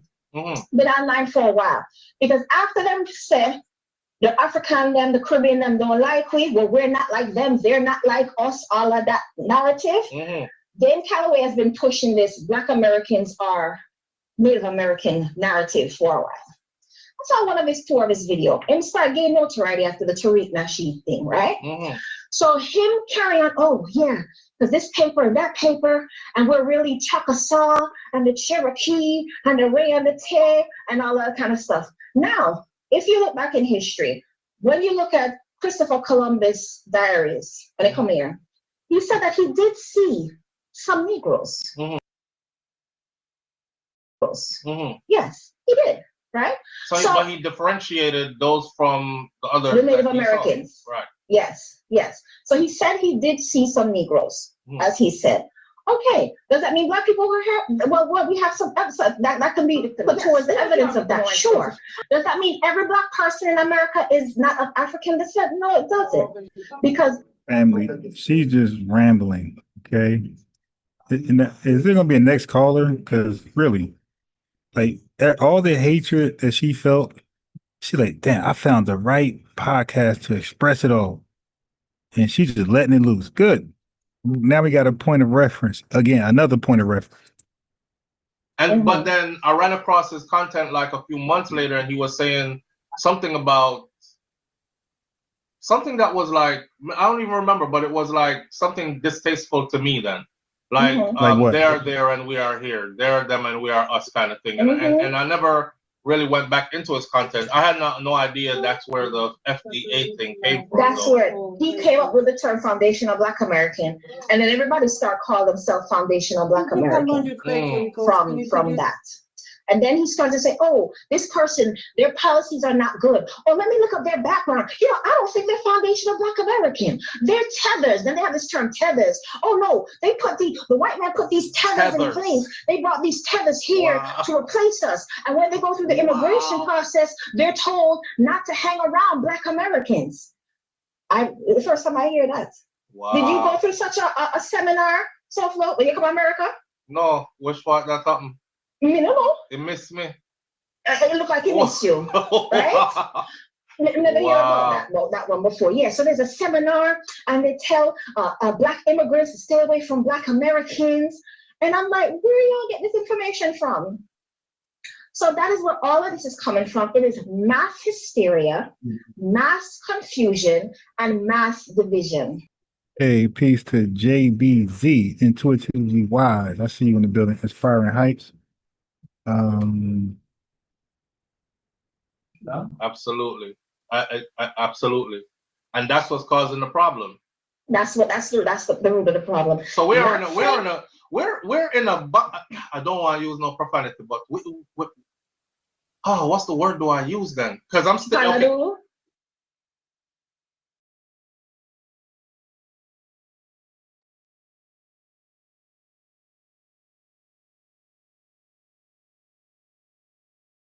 still just want, if you take a family and you split the family, say you take a family, right, and you split the family in 4, and then you name the 4 different factions, 4 different names, and then have them fight each other. That's how I see us. Yeah. That's how I see us still. You know? So regardless of what, whichever African American, foundational Black American, however you want to identify yourself, if you're tuning into this program, I want you to understand that the basis of my conversation is that we are still the same people. I don't give a damn how you come tell me about chitlins and me tell you about corn pork, and you tell me about this and I tell you about that, and we don't agree with this or that. We just 2 family members that can't seem to find a friggin' common ground. That, in my book, that's how I see it. That's how I see us. I do too. And I don't think that we as a group or you need another Caribbean set of glasses. whatever should really get Another set of glasses. I see so many people spending so much time on this narrative. It's just like we have bigger fish to fry. Because I'm just thinking that but the thing is, we can't. I'm not talking about you. I'm talking about. Hold on there. The thing is, we can't fry the bigger fish until we get past these things.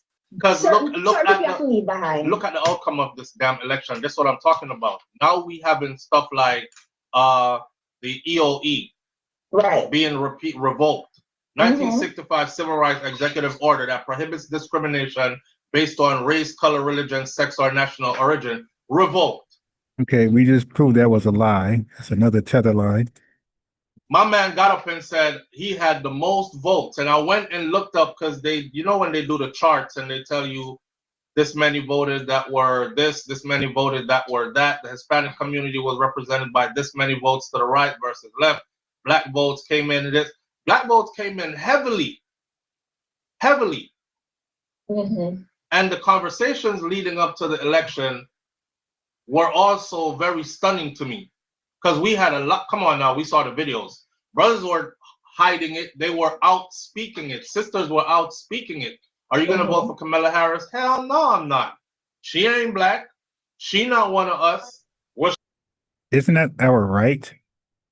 That's how people, people vote based on personal, right? It becomes personal. What can this person do for me or can't do for me? So that is our individual right to say, I don't want to vote for somebody simply because they're not me, right? You have women who vote for women simply because they're women, and they didn't vote for the other guy or the other candidate because it's not a woman. You feel me? You got people who voted for Obama simply because he's dark or he has some melanin. They didn't give a damn what he was going to talk about. He could have been a Republican. He would have probably got voted in. So that's how voting goes, buddy. There's no criteria that tells you how to vote. That's another conservative talking point. Conservatives are trying to have some type of criteria on how one person should vote. What she ever did for us. And it was on both sides of the spectrum, like our women and our men. So now we're at a place. Right. And we definitely didn't vote for her. At least the people who acknowledged FBA. Once she was asked about reparations, she said, no, I'm not going to do nothing for them.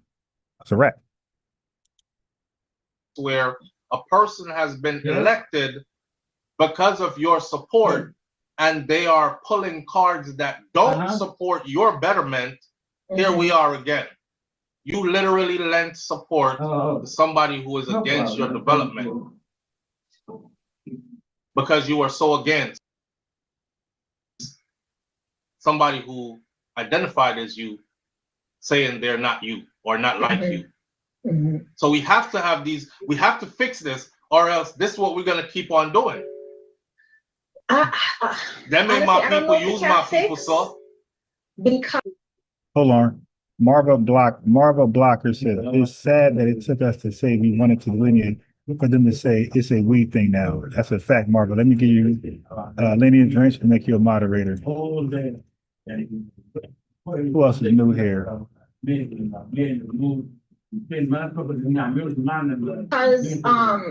from what I'm seeing and what I'm hearing, it almost coming like, as I said, we are a people. We're not a people to cower and bow to other people.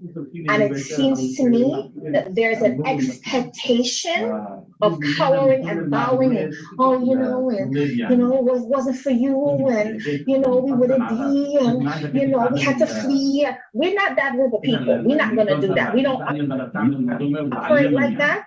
So how do you get to here? So how do you get to America? Like, are you calling from? Yeah, what? She's saying she didn't flee. She's not built like that, but she's saying all that while she's in America. That's crazy. If anybody feels that them need Caribbean people to kind of cower beneath them so them can feel like somebody, we're not built to do that. Yeah, and I see a lot of expectation of that, so it can't fix. I agree. In my opinion, it cannot fix. That's the raw truth. That's the raw truth. Now, if we want to have a conversation like, hey, some of y'all say some crazy stuff about us, and you're like, yeah, want to say some crazy stuff about us too. Yes, let's sit on our reason. Right. That's fine. We can do. Yeah. What's my phrase? They love to talk about us, but they hate to directly talk to us. So there's some clown in the chat, Peter Bagjuice, who was saying Turkey was a Pan-Africanist at first. I put the phone number out there. He just trolling. He didn't call. See, they like to talk about us, but they hate to talk to us. Do that, no problem. But all that other stuff, that can't roll. So we will always have problems. That can't roll. I like that what you just said. If we could get to the place where both sides are like, listen, hold on. Chinnewe Gladiator.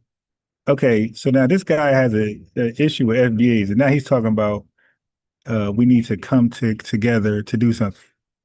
Dude, stop it. 43 million of us. A handful of million of you guys. We don't got to come together to do anything, bro. You need to stop, man. You need to stop. Y'all be sitting down saying some crazy shit about us, and we over here like, yep, and y'all be doing the same thing too. Okay, then hold your own nuts, man. How about that? How about the conclusion is hold your own nuts. We'll hold our own nuts, and that's it. Okay, so stop talking about this unity shit. There's one come together. No, ain't happening.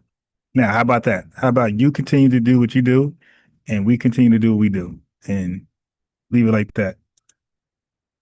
Let's sit down and reason.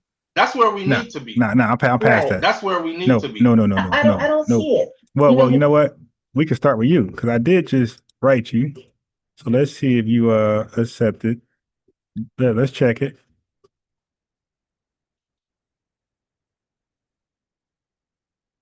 Nope.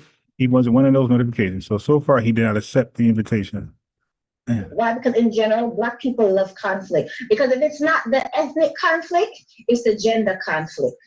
You understand what I'm saying? Oh, stop it. Like, you see that the International Criminal Court is a fraud. Okay, someplace set. How am I going to move now? Who can I link with? Okay, God forbid things happen bad. Who I know own a supermarket? Who I know is a farmer? How can I make sure I know certain things? How can I make sure I have certain things in place? Damn, what is my exit plan? If I have to leave this place, what's the exit plan? We can plan that. I don't have time for the people who want to squabble at the bottom of the slave ship, and when the water comes, then get washed away. They can just have to get washed away. Because these kind of conversations in 2025 are insane to be having at this juncture in human history. And I'm not going to engage with them on it. I agree. Initially, I wanted to understand, hey, what's going on? But then what still, who's the foundational, this, who that? You're going to be foundational and have zero wealth. You're going to be foundational and have broken families. You're going to be foundational and be gentrified. You're going to be foundational and not have a job. How would that help you? Make it make sense. I'm not doing this. Caribbean people, we don't have time for this, for these people. Let them go on with them foundation. Yeah. Leave us alone and you do your thing. That's the whole delineation movement. That's the whole delineation movement. Is for you to go work out your own salvation. You're right. They want to do, whoever want to link with, we will link with them. Just like the Haitian, as I said, Caribbean people have given Haitian people hell. But Haitian people are some of the most proud. You can't tell them nothing about who they are because they know who they are very clear. And if you link with them, then link with you. If you don't link with them, then avoid you. True. Simple. True. So that's how I see it. Well said. Well spoken. Well, absolutely well spoken. I appreciate you all the time. Thank you. Thank you. All right. Lulu Ridges says, Yeah, try calling over here with that bullshit. Try calling over here with that. don't come from me, but can we hear from somebody else now? Lulu, the phone not ringing. Nobody else calling in. You not calling in. Why you are rush somebody off the phone who have a lot to say? Sometimes we need somebody to have a lot to say, especially if they're saying a lot of sense. You asked for it. And like your wish has been answered, Lulu.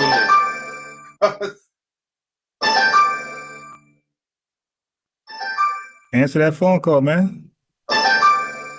Sure. Uh-oh. Live on the air with SoFlo. Good morning.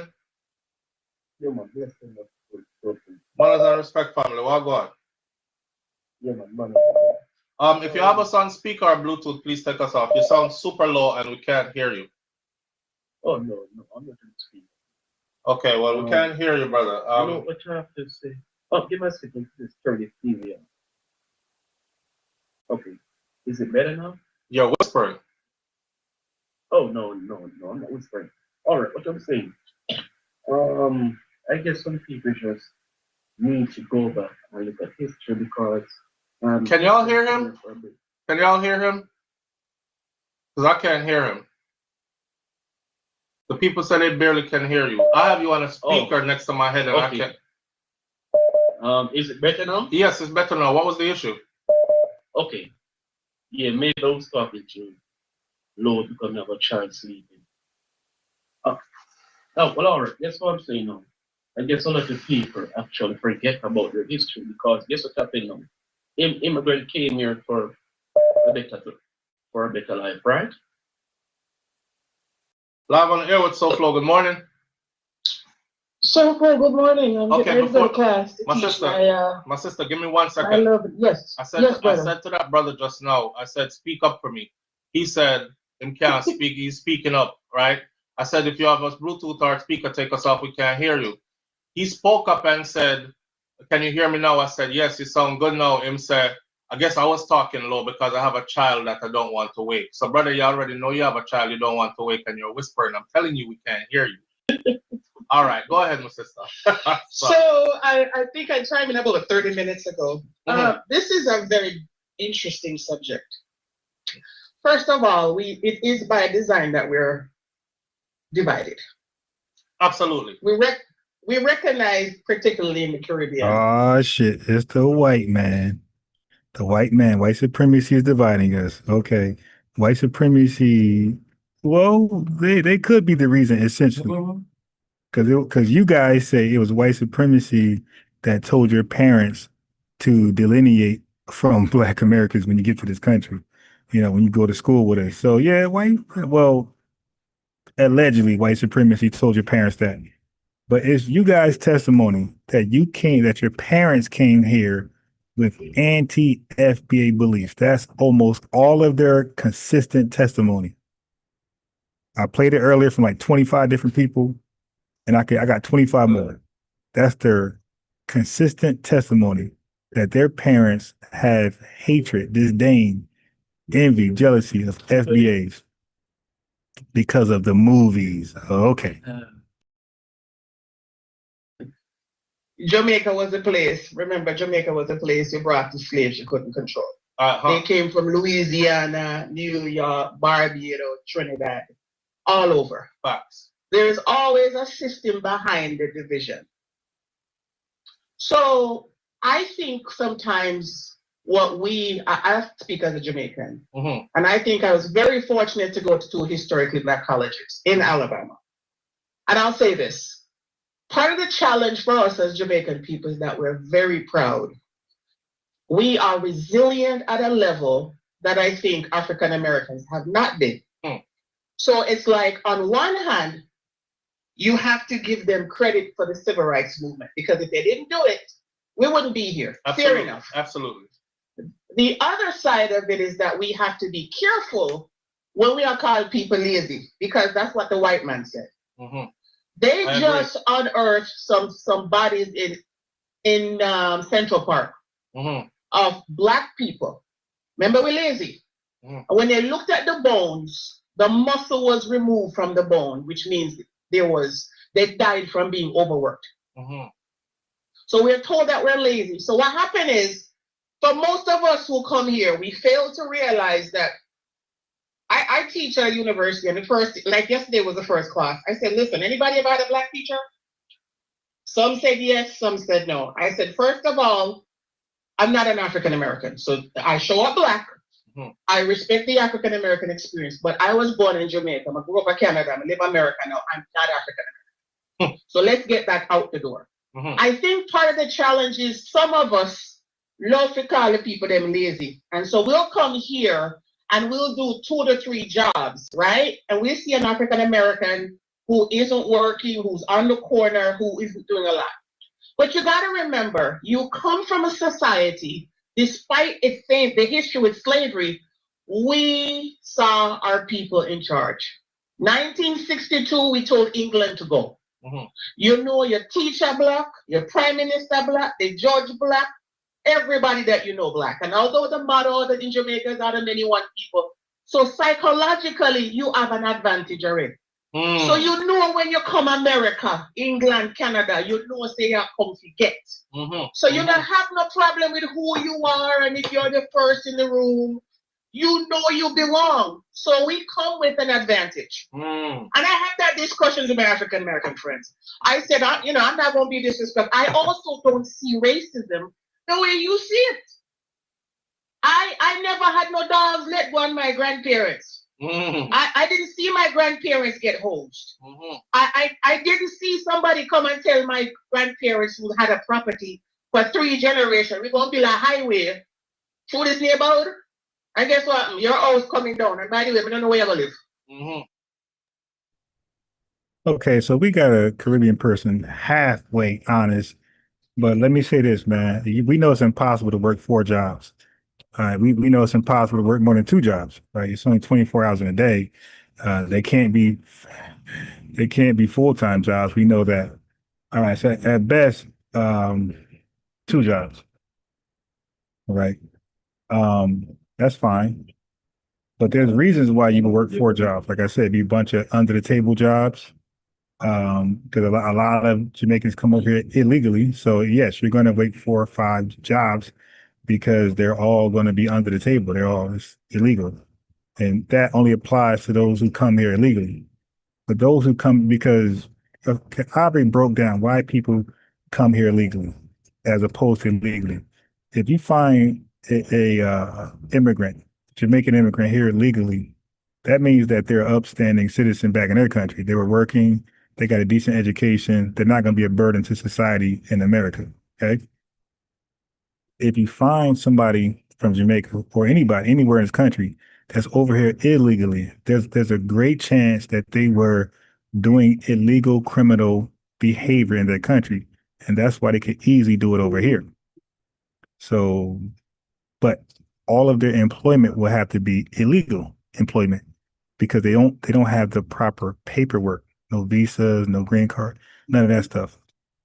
Okay, so everything about them will be illegally done. All right. So yes, those people will work the 3 to 4 jobs because their employer is exploiting them. Okay, go on. I didn't see a Pruitt Igo like in Minnesota, where the government told people, come from the South, we'll give you an apartment, bring your kids, and they build a whole bunch of affordable housing.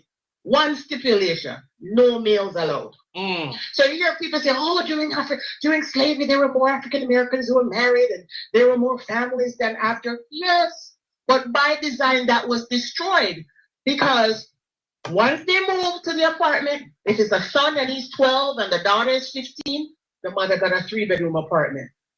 Social workers would come around and check to make sure the father is not there.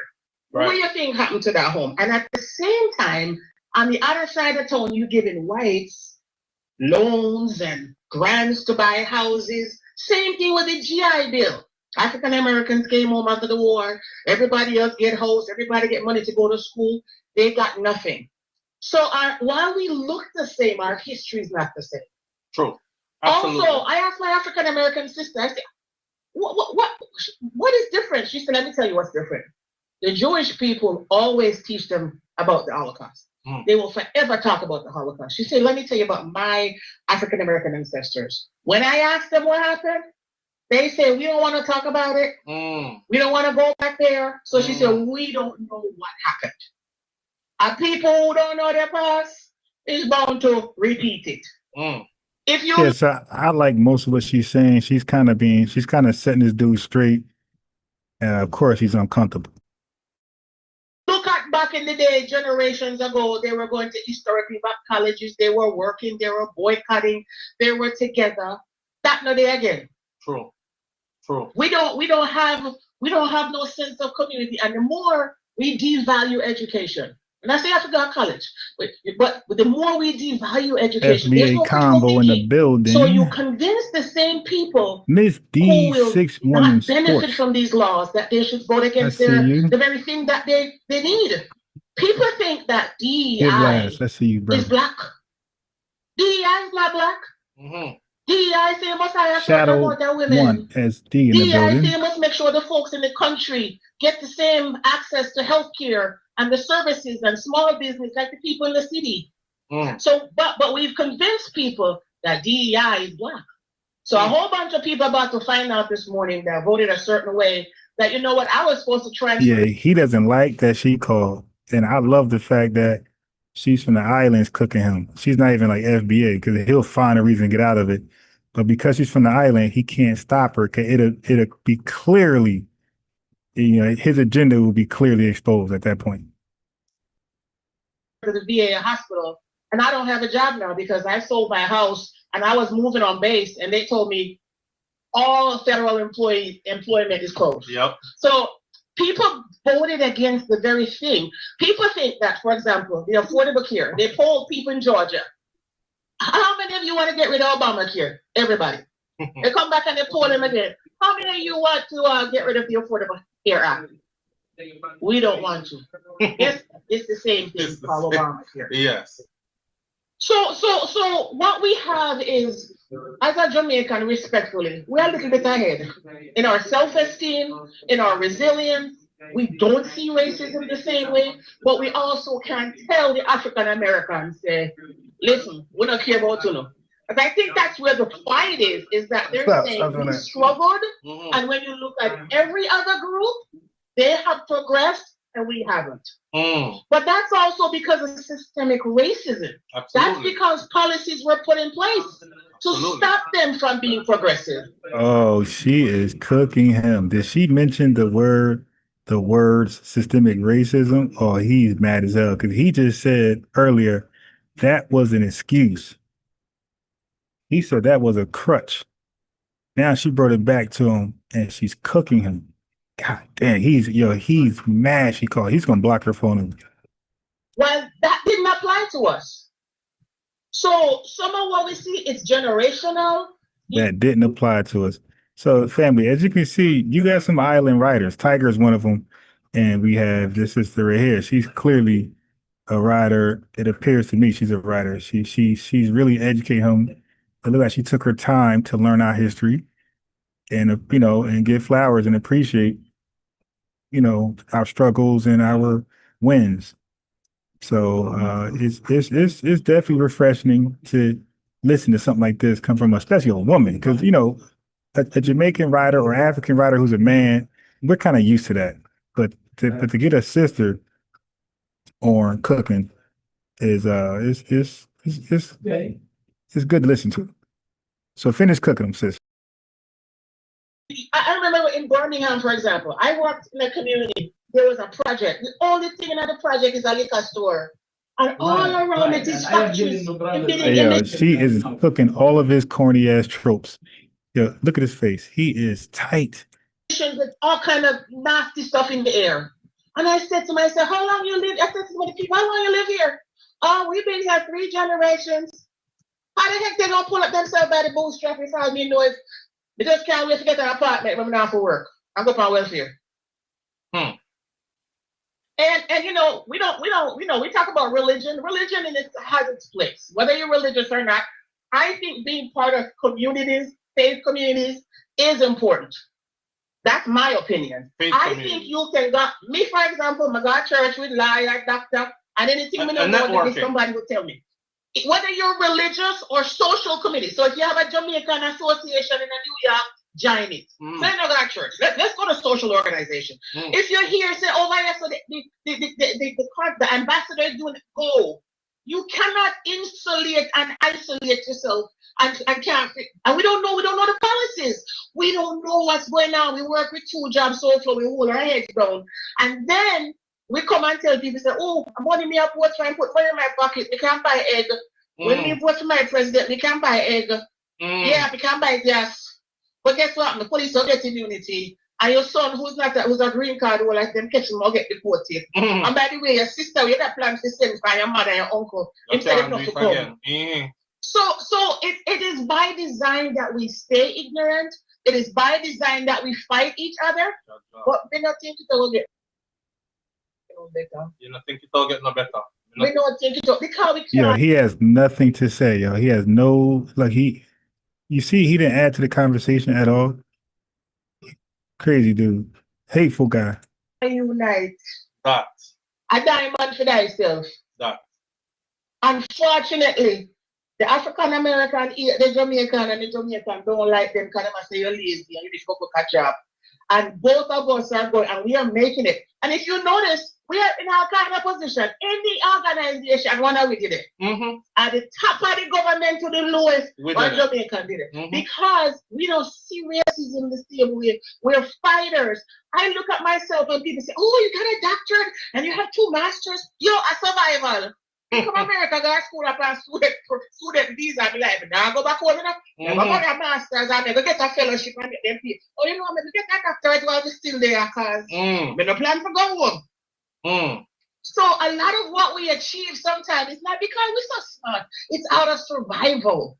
It's out of wanting to be progressive, and by default we end up in this position because we're resilient. It's in our DNA. To be resilient. So, you know, for the African Americans who are listening, I appreciate the history and what they have done. We have to figure out, we have to take it easy on them and not call them lazy, because some of them are struggle with some stuff that is generational. Yeah. And the last point I will make is we have the term we call ACEs. Yeah, he is tight. Adverse childhood experiences. The more trauma you have, it's evidence-based, it's research. The more trauma you have, and the more physical illnesses you have. Yeah. So your risk for heart disease and weight gain and cancer. So sometimes when we see even our brothers and sisters here and they're sick, some of that is trauma. And when trauma mash up the front part of your brain, we make decisions, you know. Yo, he has no words. Yeah, he thought she was gonna call and add to the hate campaign. He has no words, no rebuttal. No add-on to what she's building on. He's tight, man. Decisions. Yeah. However, if there's intervention, it can be changed. So I think we have a long way to go. But what we are doing right now is exactly what the white man. We are doing squabbling for him. Squabbling. Period. Yeah. So when we now up each other, perfect. Then buy them stocks and buy them Tesla stocks and all of the other stocks and make money and laugh after. Yeah, he wants her to hang up so bad. After all that, we can get together, talk he did earlier. Now she's about that. He want her to hang up. And we hate each other. When we should say, yo, you African Yo, he has nothing to say. He wants her to hang up so badly. American, your credit good? Okay, you have an EIN? Okay. So if you can get one grant, let me start one group home now. So you're a social worker, me have a finance degree. What do you think? We can come together and do a business? You know, if you write business proposal, me know if you do the clients, then we can't do that. But if you come, that's not there again. We drink the Kool-Aid, a diamond for thyself. Period. I'm sorry. We're not change. So the division will continue, and it's by design. Don't get to the point that no one on our way. Yeah, not only is it by design. And we're going to do it ourselves. We help them. We're helping them to do it. True. We're helping. And by the way, my Alexis Berry, peace. Now he's trying to respond to the design thing. He's look. All the good stuff she said, he had nothing to say. Now the whole design theory, look, Now he want to piggyback on that only, nothing else. Make sure all of una post on TikTok and Facebook and all if you take it off, then say them have the records. So be careful when you put up there. All right. Me done. Bless up yourself, brother. Manners and respect, my sister. Yes. Always. So listen, not only is it by design, but there's a system that is in place to keep it going and to make it successful. So, and we're fighting against that. We're fighting against a lot though. Live on the air with SoFlo. Good morning. Morning, SoFlo. Morning, family. What go on? The person who was asking what app to call in on my keyboard couldn't press the S. It's WhatsApp. Use WhatsApp and the call is free from anywhere in the world. Yeah, brother, talk to him. Yeah, but like what the lady just said a while ago, because a lot of it is them putting us against them and then putting them against us. Because even when you was younger and you watch TV, they put up the worst from the Black Americans. Black Americans are play a cool kid. They might play like them are the idiot father. So when time you watch that on TV, you say that's not me. What you're talking about now is conditioning and also remember this, you know. So we're going off topic a bit, you know, because my topic has to do with our. Wait, he said they off topic? Yeah, they literally are on topic. They're just not joining the hate campaign, and he's upset. So not joining the hate campaign is off topic. This guy, damn, bro, that's crazy. The relationship between African Americans or who are calling themselves foundational Black Americans versus other Blacks in America. However, what you are talking about right now, it plays into it in a way. So what you're talking about, I've said this in the past too. We do not control our own media. Therefore, we will not be able to control our image and how we are seen around the world. And let me tell you something, right? I've been to a lot of places, and the people from those places, they saw us the same way how they would see us as in when them watch the music video them. I'll give you a good example. Yeah. They are Germany, right? I'm in Germany, I'm in the army. We go out to party for the weekend. So we go out to party, the German girls would literally dress and act like the Black girls or the off.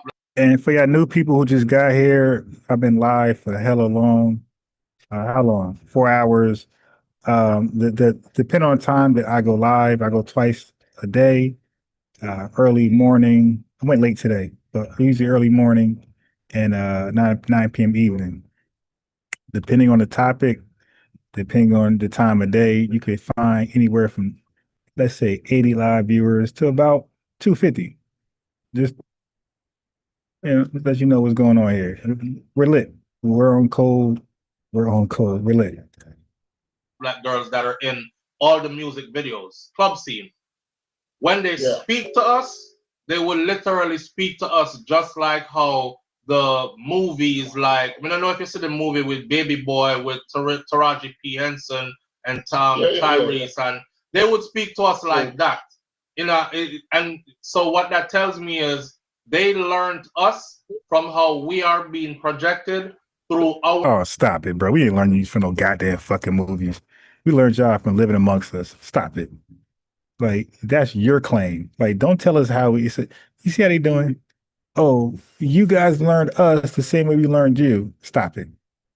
No, we learned you guys because you live with us. You came to our country with those stereotypical views, and you blame white supremacy in movies. All right, we ain't never had no judgmental stereotypes about you guys upon interacting with you. You're lying. Like we embraced y'all, we embraced y'all, we embraced y'all, we embraced the Hispanics, we embraced everybody, bro. Stop it. We embraced everybody, man. We gave everybody a chance to do right by us or do wrong before we judged them. So no, don't put that on us, man. That's how you felt about us. That's how you guys say, literally, you had these negative stereotypes on us by movies and your parents. We can't leave out your parents your parents were teaching you as a little boy, little girl, to delineate from Foundation Black Americans? Has designed for us to be. So people who call themselves foundational back, and the reason why it come up is for the money. So them I use the money to start the separation. And it's not even like nobody will get the money. Oh, wait. The money in You front of have to break that down to me. What money and who? What we are talking reparations. About? Okay, so those who are calling so what you are saying before the talk of reparations, there was no talk of foundational Black Americans. Before the talk. But reparation talk has been around a long time, though. Yeah, but it's true. Now they start to say, No, it actually has not been around for a long time. It's actually new. It was never like there was never a national movement that was behind reparations until like early, like I think what 2000s. It was sometimes soon. This is a recent national thing. Like individuals spoke about it, but nationally, this is pretty new based on my research, my limited research. I didn't go all in. I don't believe this is like a old thing that happened before. I think this is pretty much new. who is going to get the money? Okay. And that's where the separation start to come about. Hey, family, you heard that? I just did a video on that. I just did a video explaining how the diaspora's war started. I showed you Raymond. I showed y'all guys Dr. Raymond Wimbush Jr. and they were getting. He was down with in Cobra and the whole HR 40 bill. And then white racists kept asking, who gets paid? We're not going to pay anybody who supposedly looks dark. We're only going to pay for the injured party, which are descendants of slaves. White folks kept saying that. How can you guys determine amongst yourselves who get paid and who don't? Because you got to work that shit out first. And then Dr. Raymond Wimbush Jr. didn't have an answer. He said, "Hey, okay, we're going to work on that later." Right? He said, "But right now, we just want to bring you the argument, the talking point, the conversation, and then we'll work out who get paid later." But he never got to that. That's when ADOS came about 13 years later. 13 years later from that conversation, ADOS came about with Yvette Carnell, and they felt like they solved it. They feel like they solved, because up until that point, in Cobra couldn't even like differentiate who gets paid and who didn't. Yes. Okay. So in Cobra couldn't even work out who gets paid and who don't. You feel me? So it took Yvette Carnell to like say, okay, it's gonna be lineage based. And then Tariq Nasheed came behind her and tightened up a little bit more. But yeah, but he's right. This caller is right. The fallout came when Jamaicans, all the West Indians, and all the Africans learned that they will not be tethering on to foundational Black American reparations.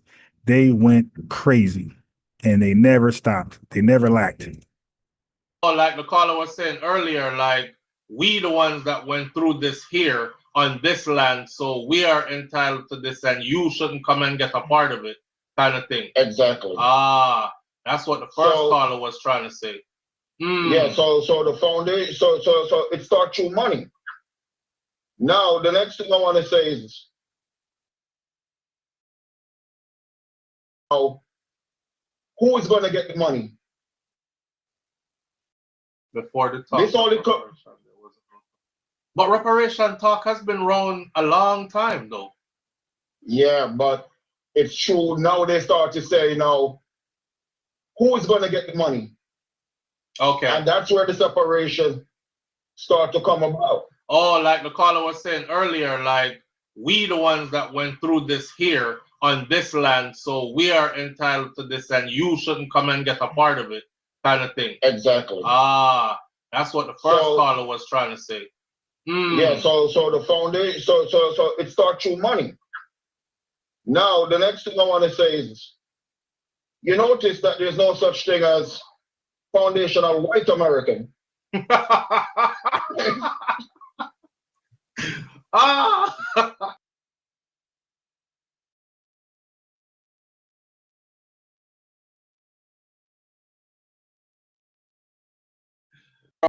And grandfather wasn't. And I'm glad you bring this up. We really have to get it together. My African American brothers and sisters, my Caribbean brothers and sisters, my straight off the continent of Africa brothers and sisters, we better get our shit together. Listen to me, right? Got for formation, fall in, receive the report, everybody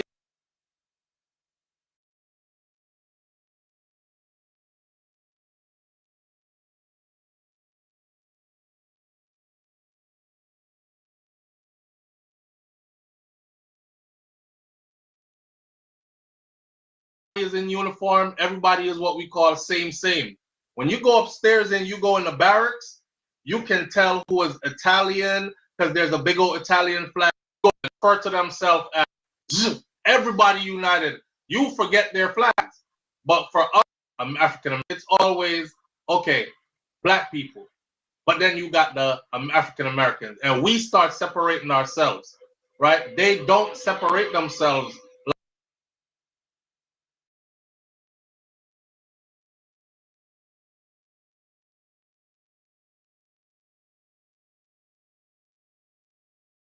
Like that, they unite based on one thing that they all have in common, whether it's because they look at each other and see similarities or whatever, but they just unite based on the cause that, hey man, we all white, so we just sticking together. Whereas for us, we're still stuck on, oh, you from Haiti, I'm from Jamaica, we don't really like y'all. Oh, you Black American, and I'm from the Caribbean, I don't really like y'all. Oh, y'all this, y'all that, and the other. So we need to like really get it together, man. You made me laugh just now when you said you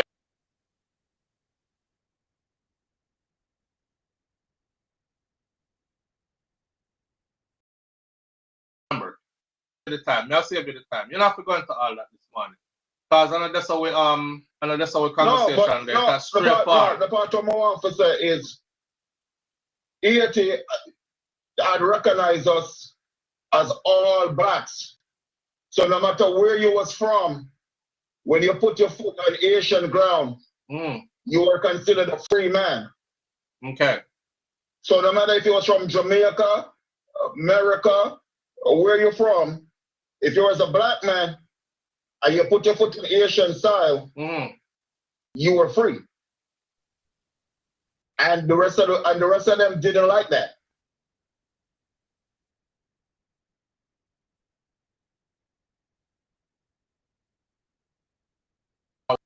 Military, they'll brag about it, right? I'm Italian, and this one say, I'm talking about when it comes time. Remember what we start off with this morning, we start off with the voting. And the reason why I brought this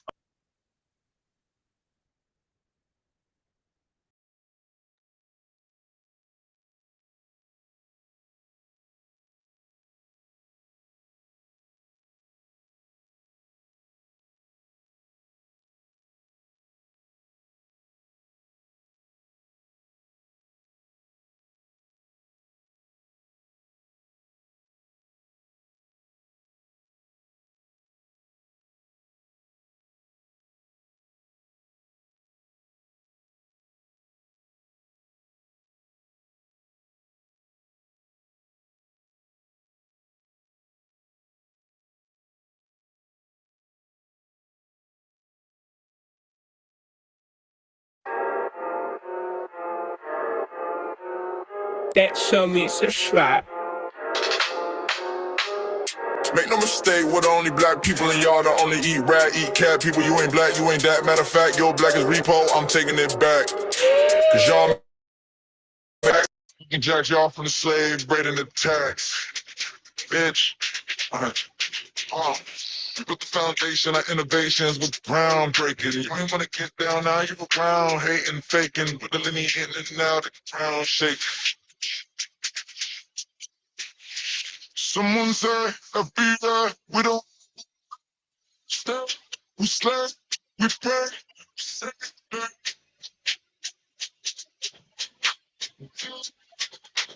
hey, hey, hey. Someone say, FBA, we don't step, we slap, we pray, we say.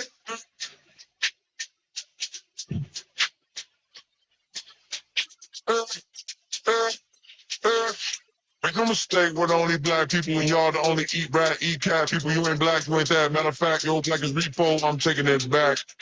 Cause y'all making it whack, faking jacks y'all from the slave, raiding the tax. Breaks.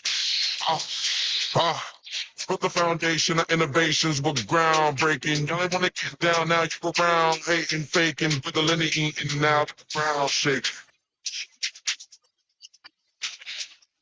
Once a big slip.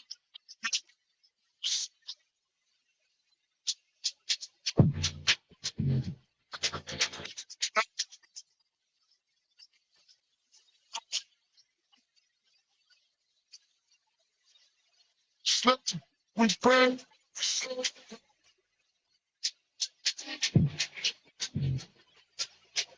Hey.